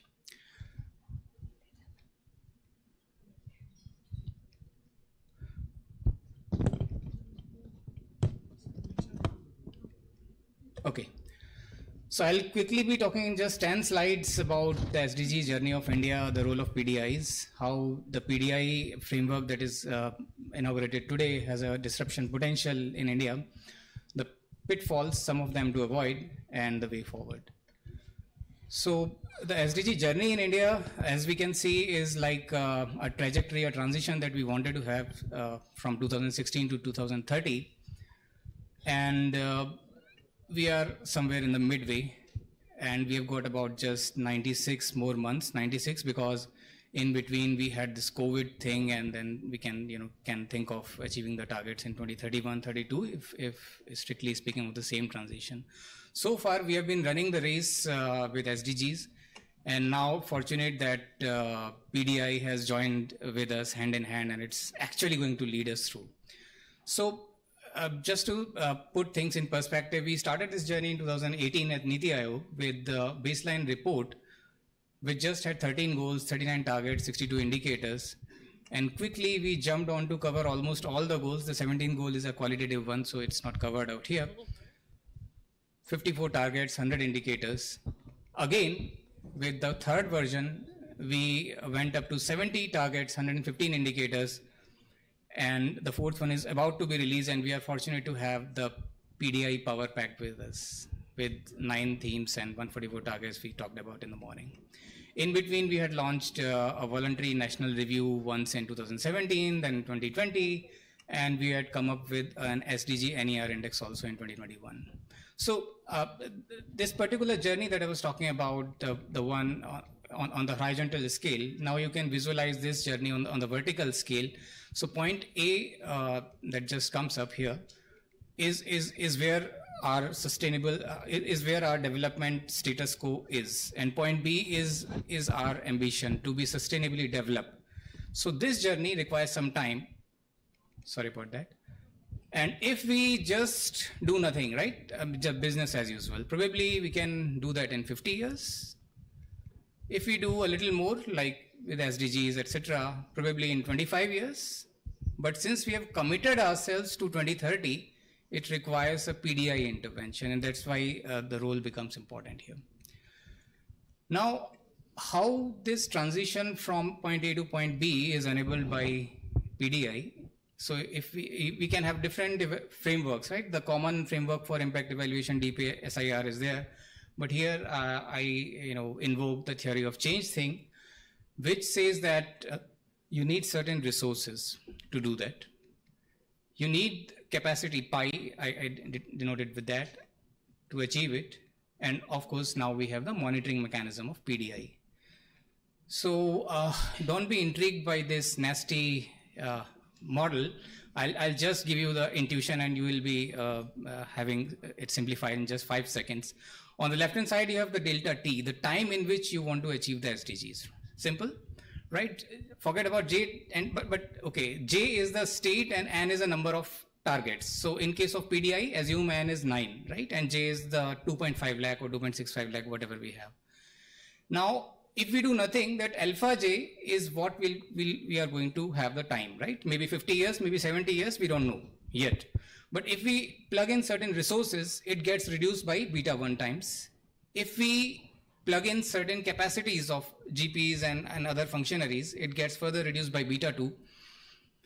But most important is this PDI, which reduces it further by beta 3. And the high level indicators, the national SDG indicator, the state indicator, the district indicator, they also reduce it, but to a certain extent beta K. And the assumption here is that beta K is always less than beta 3, right? So this PDI's beta 3 is most important thing that we are aiming here at.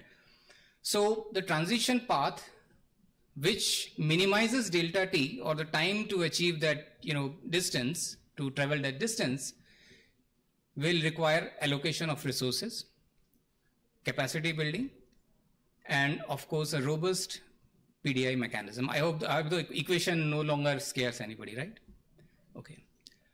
Okay, so this is about the 9 themes or 9 targets of the PDI. So as you can see here, it more or less covers all the major SDG goals that India has committed itself to. So how PDI has a disruption potential? One is that it has certain first order impacts. First order impact number 1 is that it reduces delta T, and that's what we mean by accelerating SDGs. Second is it unlocks the potential of the villages, the Pamama potential, if I call it. It encourages competition, one panchayat, competing with other, and that way is, the virtuous cycle starts. But it also has certain second order impacts, and they are no less significant. Imagine the kind of data revolution in this country that's going to happen once this PDI actually rolls out. And for that, I would like to congratulate MOPR for taking this initiative. It will create immense synergy. It will co-create the public service delivery between in villages also. But there are certain pitfalls. Just a few caveats. We can tolerate, and we should tolerate, certain missing data, certain missing values, but we should show zero tolerance for corrupt data or wrong data feeding. That has to be, the bottom line. Then there shouldn't be an absence of incentive or disincentive structure. I understand that disincentive structure is difficult in the government sector, but then still it can be thought of in one way or other.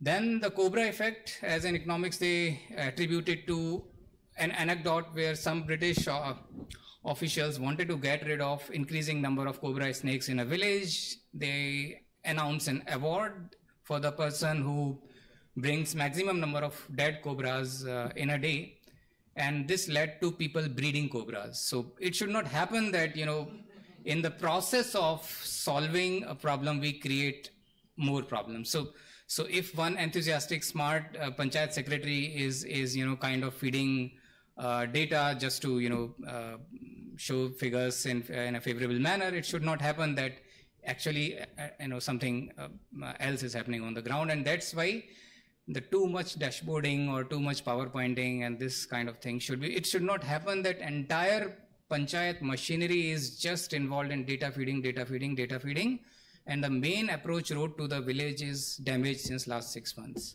or the transformer is not working since about 4 months or something. So we have to be mindful of what actually, you know, matters for the people. It's PDI not for the sake of PDI. PDI is just a measurement tool. Ultimately, the goal is to achieve SDG by 2030. That's the only objective of PDI, nothing more, nothing less.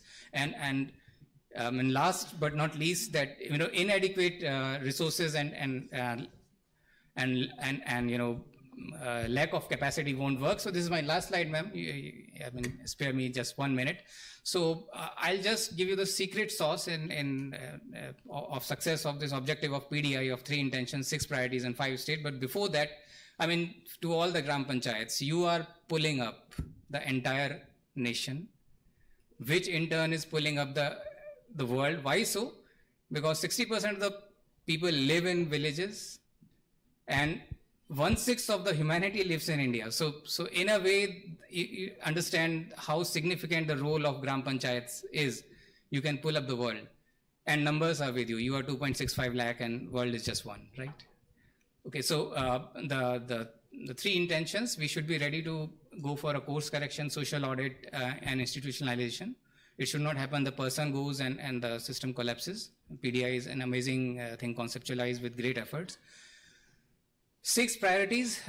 There's an empirical evidence that if just these 6 are taken care of, the entire SDG score goes up, the composite score goes up. And similarly, there's enough empirical evidence for some states also, that if these states work in a focused manner, the entire SDG of the country goes up. Thank you so much. Pardon if I took few more minutes and mandated. Thank you so much.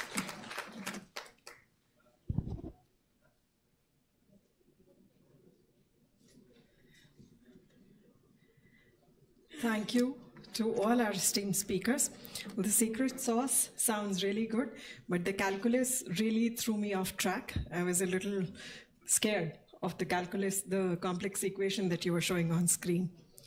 So with that, we thank all the esteemed speakers, and I believe we have a question from the audience. So ma'am, if you would, can I request for the mic?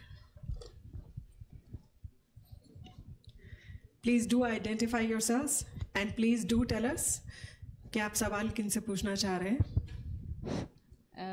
मैं सुनीता हूँ और मैं पंचायती राज department Uttar Pradesh से हूँ, और मेरा सवाल सबसे है, लेकिन बहुत अच्छा प्रेजेंटेशन सर लोगों का रहा है एंड बहुत अच्छा गाइडेंस रहा, specially Amit sir, Sameer sir, जिन्होंने जिनका डेटा जीपी से उठ के आ रहा है और जो जान रहे हैं कि उसकी क्वालिटी एंड वैलिडिटी कितनी ज़रूरी है और कौन वहाँ पे काम कर रहा है उस डेटा को भरने के लिए। मिनिस्ट्री ने एडवाइजरी जारी कर दी है। ऑफ कोर्स क्वेश्चन उठाने का यहाँ पे समय नहीं, हम लोग के पास काम करने का समय है। तो मेरा बस ये रिक्वेस्ट है कि मिनिस्ट्री ने गाइडलाइंस जारी करी हैं और हम लोग को रिक्वेस्ट है अदर डिपार्टमेंट से, जो जिनके लेटर्स डिपार्टमेंट को एड्रेस होने चाहिए, कि वो भी पीडीआई में डेटा वैलिडेशन में, डेटा फीडिंग में जीपी की हेल्प करे, क्योंकि जीपी के लेवल पे जीपी के पास एक कंप्यूटर ऑपरेटर होता है जो कि इन सब चीज़ों पे वर्क करता है। तो एक इंस्ट्रक्शंस क्लियर जाने की ज़रूरत है, चाहे वो एजुकेशन से, चाहे वो क्या कहते हैं WCD से, ताकि बहुत इफ़ेक्टिवली हम लोग जीपी पे वर्क कर सकें।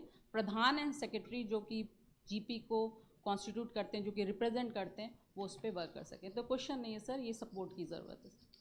Thank you ma'am, duly noted. यदि कोई और सवाल पूछना चाहे जी। Just a simple query from both the ministries, WCD and the Health Department. Actually, एक जो अभी मातृत्व वंदना योजना शिफ्ट हो गई है मिनिस्ट्री ऑफ हेल्थ से WCD पे, क्लियर गाइडेंस अभी स्टेट्स को नहीं जा रहा है, तो प्रॉपर डाटा कलेक्शंस कैसे होगा, क्या होगा, किस उस पर पोषण ट्रैकर पे कैसे जाएगा, ये बड़ी एक बिग क्वेश्चंस आ रहे हैं। तो इसको जल्दी ही रिजॉल्व कर दें, क्योंकि Matritva Vandana Yojana is very important for the states और इसमें data entry is a very big issues. तो जब तक ये resolve. Number 2, I just congratulate to the Rajesh ji, जो उन्होंने पूरे के पूरे जो थीम आप स्टार्ट से लेके चल रहे थे, वो पीछे से उसको पूरा कवर कर दिया कि how the PDI can be जो है a lead model for the SDGs। Thank you. PMMVY योजना, मातृवंदन योजना जो है वो हमेशा से WCD की ही स्कीम रही है, हेल्थ में कभी नहीं रही थी। शिफ्ट वाली जो आपने कही बात कि हेल्थ से WCD में शिफ्ट हुई है, वो शिफ्ट नहीं हुई है, एक चीज़। दूसरा, मातृत्व वंदन योजना में JSY जो हमारी स्कीम है, जो हेल्थ डिपार्टमेंट चलाता है, हेल्थ मिनिस्ट्री चलाती है, उसका सपोर्ट उसमें मिलता है, क्योंकि दोनों ही कहीं ना कहीं इंस्टीट्यूशनल डिलीवरी को बढ़ावा देने के लिए और माँ का जो प्रेग्नेंट महिला है उसका पोषण ठीक ठाक से उसके ऊपर काम करती हैं। अब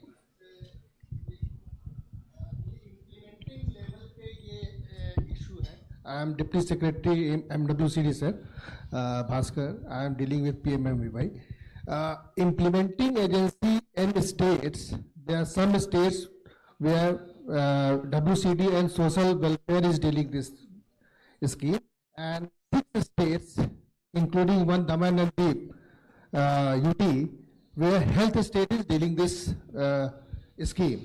So if you are representing some of the state like Maharashtra, UP, Gujarat, their health department is doing this thing. The first thing is this. The second, earlier this scheme was not an online scheme. Now we are covering it with whole online system, including the self-beneficiary registration. So the portal the some work of the development of the portal is going on. And the master data feeding, LGD compliance, all the compliances which is required for the e-governance. So this is the basic reason, so that I think there was some confusion, so I wanted to clarify it. Good afternoon. Please go on, ma'am. Ji. Good afternoon. My question basically is to Ministry of Panchayati Raj. Just wanted a confirmation whether the basic unit for data collection would be the Panchayat itself, because in the Mission Antyodaya survey, the unit of collection, the unit from which the data is based is the village, the revenue village, and then the average is taken, which was distorting the data. Yeah, because the Jal Jeevan Mission and Swachh Bharat Mission, the ODF villages, etc., it is the revenue village which is the base. Whereas most of the MORD schemes and the Panchayati Raj scheme, it is the Panchayat which is the base. So we would rather have a confirmation, would like to have a confirmation, yeah, because otherwise, the data and ranking of certain Panchayats would go down when the average is taken. We had flagged this issue with MORD at the time of, data collection at the time of Mission Antyodaya survey. So, we would like to get a clarification. Yeah.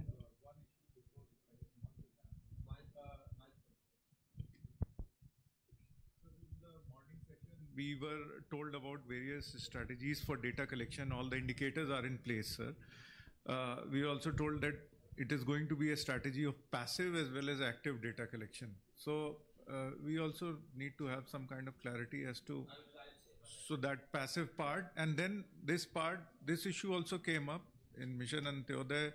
What happened was, earlier we used to go down to the village level and we forgot about the GP level. Now this time we had to cover, because certain facilities are there at the GP level. So we covered GP in the first phase, and then we went out to the villages and then tried to aggregate it to the GP level. But then there are certain resources which cannot be actually partitioned between. So that was one concern. So we are trying to address it also. When the final scores would come out, so we'll address that also.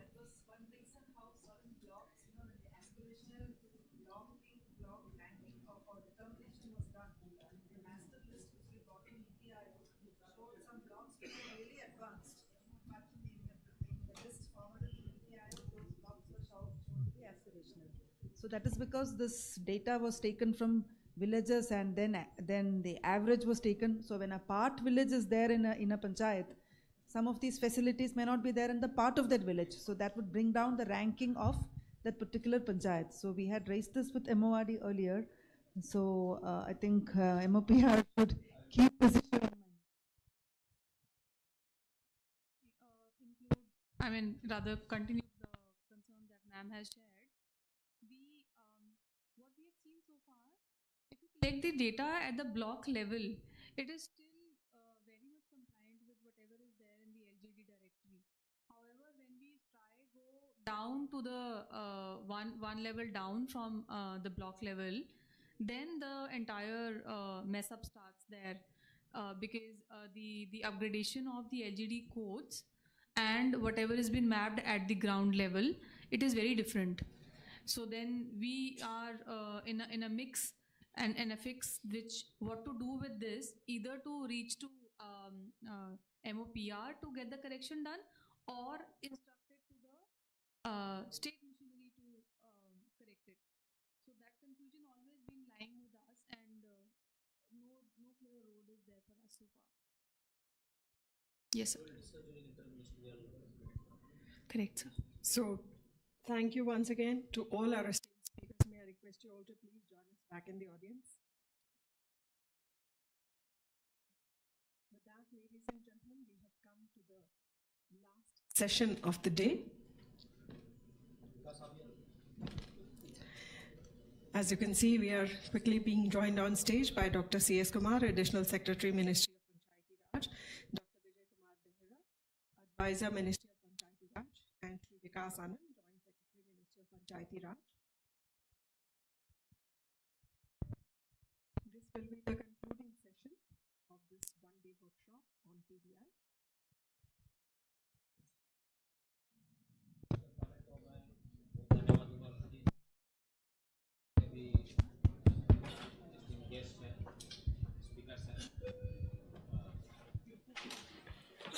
उन्होंने बहुत अच्छे तरह से presentation किया और आपको बताया कि कैसे हम जो ये पीडीआई की कार्रवाई है उसको आगे हम बढ़ाएंगे। और जो 2-3 क्वेश्चन भी आए हैं वो बड़े इम्पोर्टेंट क्वेश्चन थे, और कुछ क्वेश्चन का तो मैं अभी उत्तर नहीं दूंगा, काहे कि वो जो हमारे इंटर मिनिस्ट्रियल जो अभी कंटिन्यू चल रहा है, तो हर एक अभी जो पीडीआई की जो अभी हमने आइडेंटिफाई कर लिया है, दिस थीमेटिक एवरीथिंग में दीज आर इंडिकेटर्स, सब indicators, and so further we will be engaging with each ministry and we will be discussing with them way forward how the data collection, data porting will take place through API, और उसमें जो बताया गया था शुरू में। हाँ, आप विकास आप कुछ बोलना चाहिए?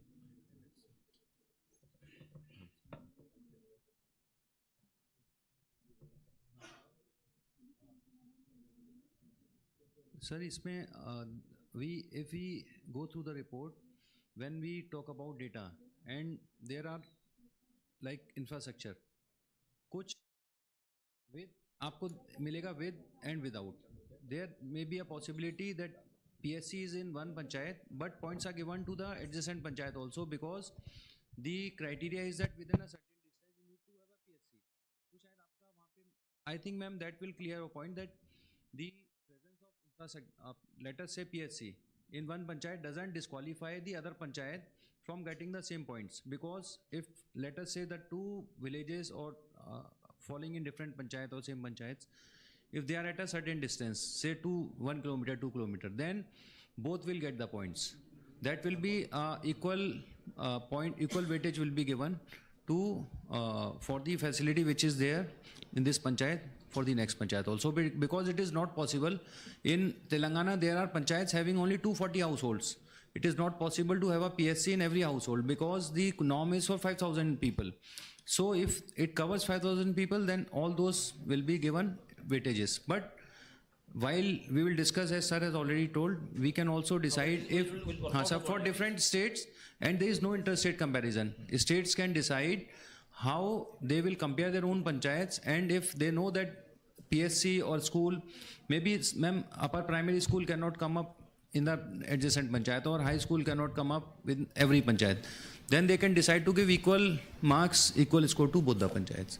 We will discuss, ma'am. What we'll do, we'll sit with the concerned ministries, each ministry, and we'll look out the modalities in consultation with ministries, and so that their guidelines and there is complete harmony in that, so that it's not should not happen that WCD guideline is one side and then our PDI guideline is going other way. So our the operational SOP guideline of PDI and the ministry, they should be in complete harmony. So we'll work out further, and that should not take more than 15 days time.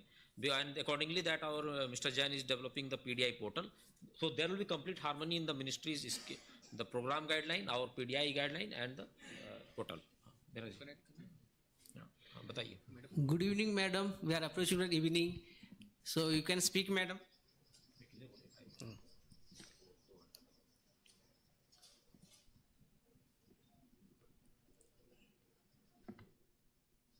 Yeah, can you hear me? This is the problem of being out of the country. Yes, ma'am. Yes, ma'am. Okay, great. Okay, I would start with what Mr. Vikas was trying to clarify on the scores. This is what we talked of a fair assessment. When we said that if you have a PHC, you will have a certain scoring for the infrastructure. If you don't have a PHC, those same things cannot be applied on you. So in that fair assessment, the recommendation was to deal with it separately. And if you are having, say, 20 indicators in one, and you have 6 indicators, your denominator would be 20 for the one with the PHC and 6 for the one without. So that's one way of looking at the calculation. Another is in where you equalize it.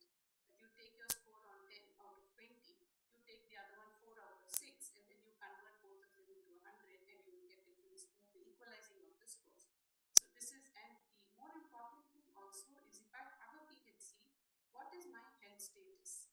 If I don't have a PHC, what is my health status? So that this gives a perspective for working in terms of how do I work to improve the health status. So this is one aspect. And I would also like to mention that we had very detailed discussions with all the ministries, and they did give us certain inputs at that time. And based on that input, we had made modifications to the LIF, which you would see that we started with the LIF on the LSDG document, and then we have made changes. So any further changes also would be most welcome to be done, because as you see, the NITI Aayog and the MOSPI had mentioned how the indicator framework itself is changing over time. So that's on the indicator framework.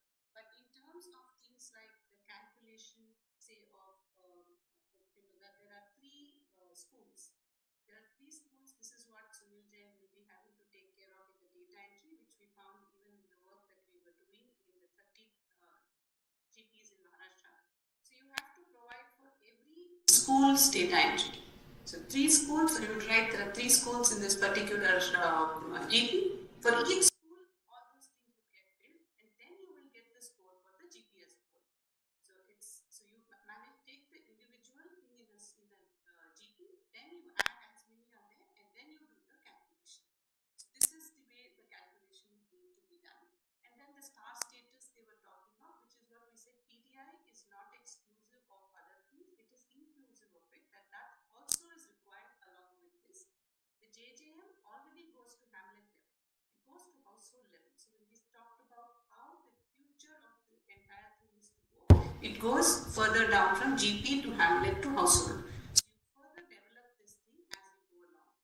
And in terms of PDI, is actually, if you look at it, it's not just one thing. PDI is layered. It's layered down to a theme, it's layered down to indicators. So you actually go deeper into it, and from indicators only you get a PDI. So you do have to look at not just the score of the PDI, but do all the layers in it to be able to have actionable points at the GP level or with departments.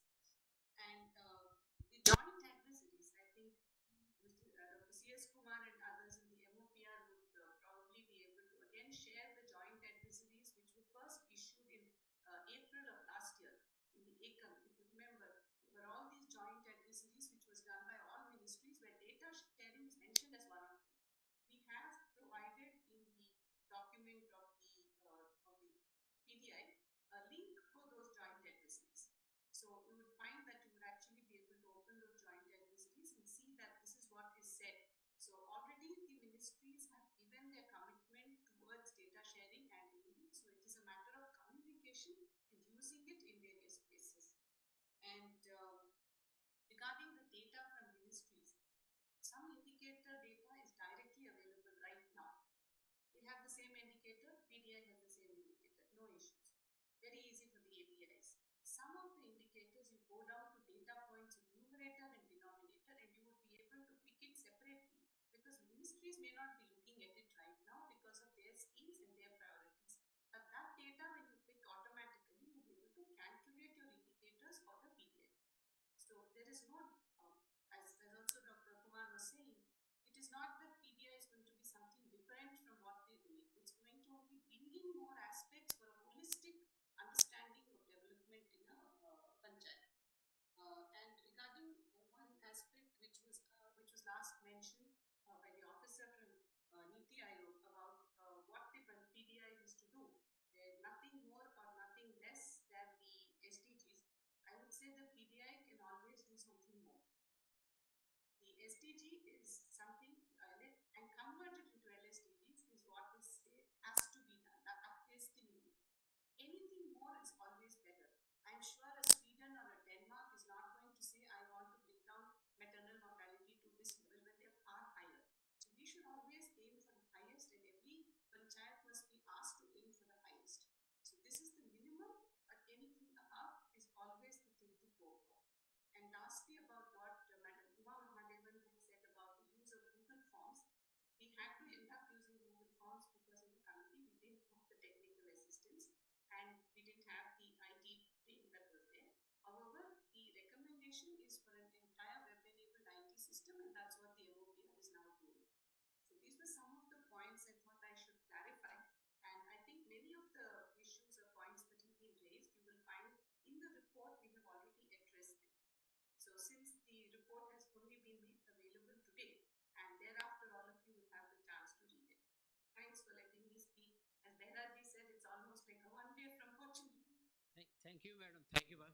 Back to Secretary, Additional Secretary for closing remarks. So I think that clarifies something, but I think the whole thing, whatever doubts are there, I think that we'll work out on these doubts, and our PDI portal is coming up. So these will all find place in that. So there should be complete harmony. So that will be taken care in consultation with the states. My only request before we really wind up and leave this place to the states, our joint secretary and his team will be continuously engaging with the states and the ministries here, and we'll request that just like in LSDG, GPDP, there were a series of workshops organized for capacity building and exposures and trainings. So I think similar state-wise we will be organizing, and we need a state's cooperation, and where all the departments must participate, because there is a question issue is being raised in UP and many states. The data sharing from various ministry is a tricky issue. So whatever workshops in future which JS and his team will be visiting to the states, please see that the concerned departments and ministries at the state level, they must participate. Your steering committee, which we have been written during the GPD LSDG time almost 1 year back, kindly activate that steering committee at the level of chief secretary or at the level of planning commission secretary, because that is really important for unless until the instruction goes from the chief secretary or from the planning commission secretary to all the departmental heads that your data must be available to the panchayats, then there is always some issue in data sharing to the panchayats. So it is the duty of the Panchayati Raj secretary and departments to kindly see that steering committee meetings takes place every quarterly. That is important. And in next 3-4 months, our JS and his team will be touching base with all the states. We will be organizing series of workshops for going to states and working out on PDI. And ultimately, I think we'll be having our first by 1st April or March 2024 will be our all as many indicators will be publishing the first PDI. So and then the PDI will be stabilized. So that's our goal, and I think we can do that. Our LSD GPDP with some hiccups, that is on track. Award is almost on track. So this PDI will also be on track. Maybe in the first go we will not be having all those 500 indicators, but at least 200, 300 indicators we can start with. And next year from 200, 300 we can go to 400 and then 500. So That's why you will were voting up and in next 1 or 2 years. And I'm very happy and satisfied the response of the departments. We requested the departments, and all the departments came here, and their commitment is very forthcoming. And I think we have to make it success. Thank you very much for all the cooperation. आप बता दीजिए. But the first, we are very happy and thankful to Kerala for organizing the first workshop on PDI on 4th of July. And we request all the states to please hold the workshops, because by end of July we will give the database management application for data entry. Thank you so much. Thank you, ma'am. Thank you. So last part is vote of thanks from my side. पैसा आपको कम मिलेगा, आपने announce नहीं किया अभी तक. और विकास जी, आपके लिए मेरे कंप्लेन मेरी तरफ से, जब मैंने देखा था आपकी शेड्यूल, उसमें 5 मिनट रखा गया है वोट ऑफ थैंक्स. ये हाईली ऑब्जेक्शनेबल है, क्योंकि ये जो एक्सरसाइज है, इट इज 15 महीना आज को लगा के 27 दिन, 15 महीना 27 दिन के एक्सरसाइज को इतना बड़ा एक्सरसाइज 5 मिनट के धन्यवाद नहीं दिया सकता. तो मैं थोड़ा ज्यादा लूंगा. I will cross the limit. I may breach the protocol also, protocol line. I am the packing order. मैं सीक्वेंस में जाऊंगा, थोड़ा बहुत सबके लिए बांट के बोलूंगा, तो मुझे टाइम चाहिए. Thank you. और the last concluding line of additional secretary sir was, in summary, slow but steady, that will win the race. So let us start with 200, 300, but target should be 577, because there is already skepticism that whether we can achieve the 2030 goal. So this will be our aid and advice or guide, that is PDI. So now coming to formally to the vote of thanks, respected Additional Secretary Sir, my colleague Vikas ji. It is really a difficult task. I always mention when a vote of thanks proposed is given by anybody, me or anyone, it's always a difficult task given the task that you all have performed 15 months, 27 days before and today. It is very difficult to apportion. And again, the task is given to me.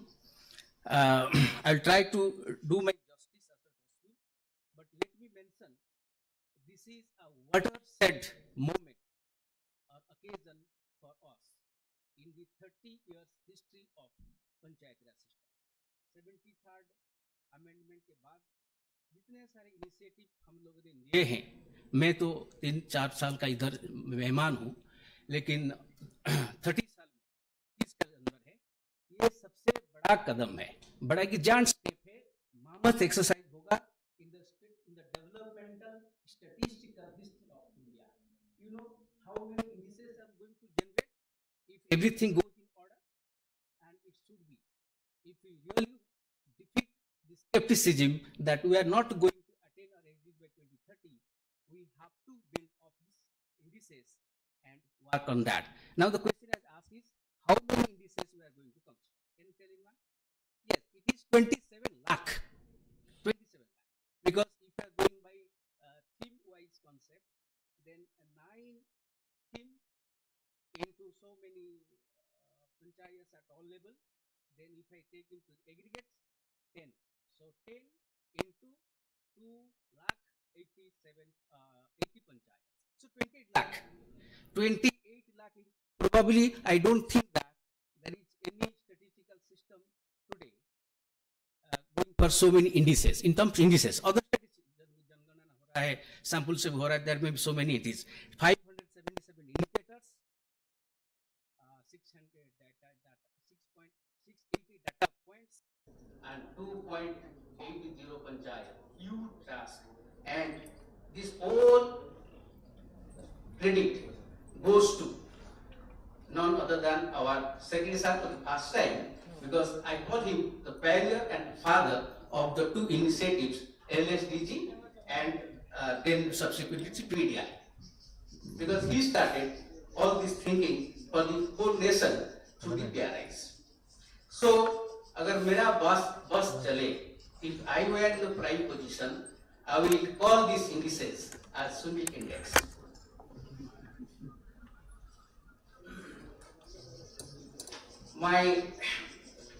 In the absence of our two honorable guests,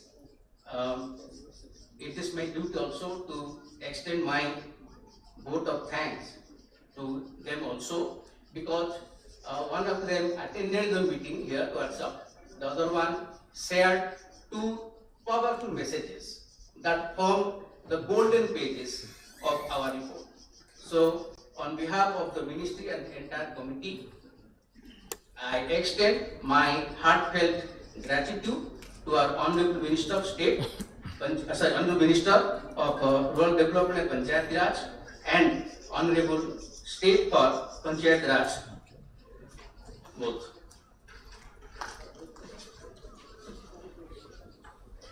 At today's star of each Madam. Next, Madam Chair of the committee, the principal author, the architect of LSDGI, and now the PDI committee report. If I put my perennial and perpetual part by of our gratitude and thanks, Madam, it should go to the greatest star of the committee, it is you. She had a team of 9, nine star bolta hu. And yes, 9 themes and 9 colors. So many colorful report she has produced. To be very frank, I have been associated with so many committees in the past, large or small, sometimes it's chairman, small chairman and member. But I have never seen such a chairperson or head of the committee who has been so much involved, indulged in our every aspect, from direction to deliberations to design, to adding the aesthetic value to the report. It is tremendous efforts, madam. No word can describe. If you see the gigantic task, as you mentioned, 27 lakh we are going to construct.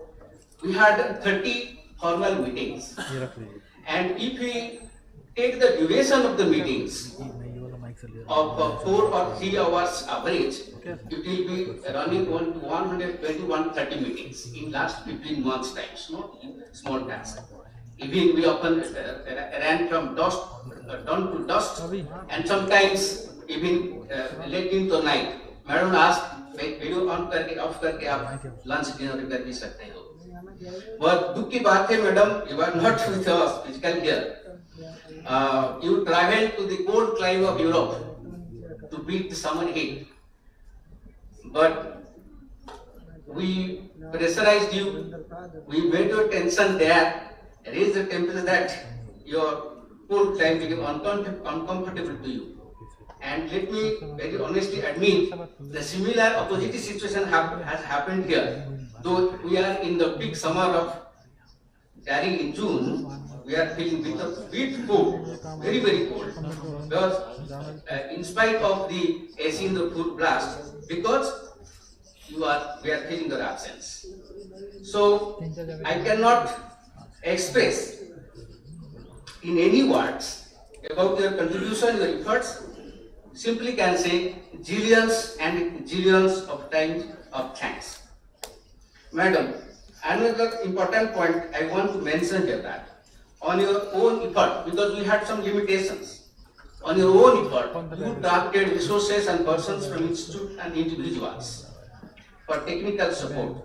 You have duly acknowledged them in your report, and I, on behalf of the ministry, also thank my gratitude and thanks in equal proportions. I had mentioned, I will break a little bit the protocol.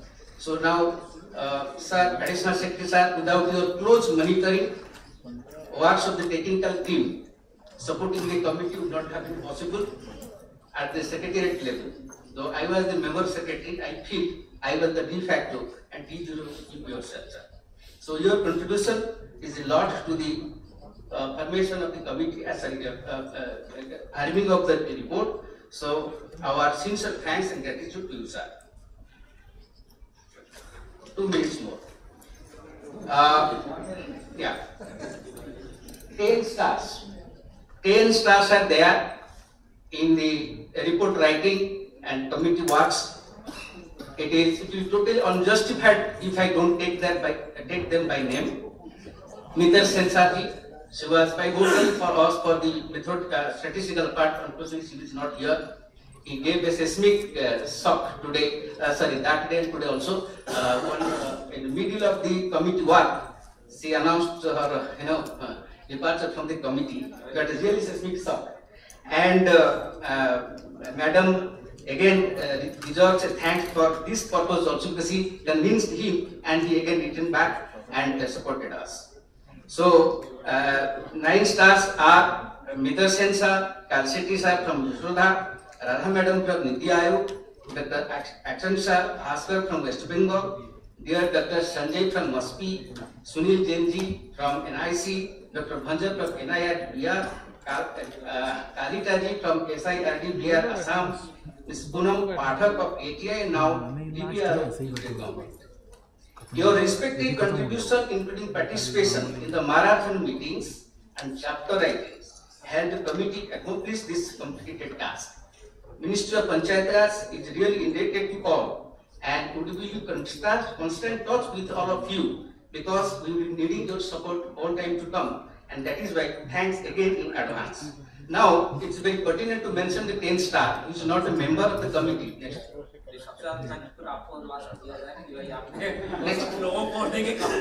10th star is really, though not in the Madam's core Navaratna team, as a member, she played a pivotal role, delivered like any other member and proved to be crisis manager, as long as she stood by the chair in extending technical support, not only for our domain knowledge, but but as a strong principal pillar support from secretary assistant. Last time there was objection that I was not doing justice.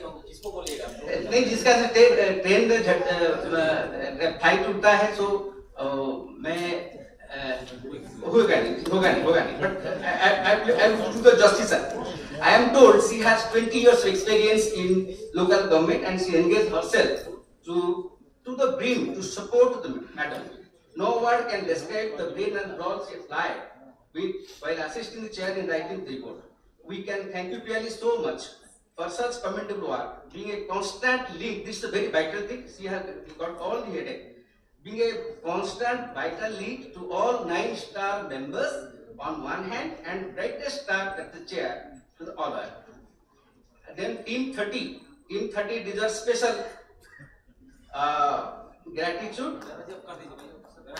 Sir, Central Ministry departments.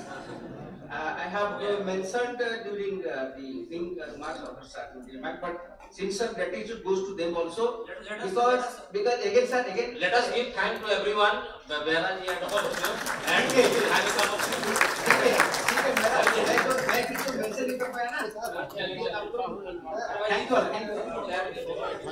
Thanks to all the people from the division, all the divisions who worked really hard to make this event successful. Thank you so much.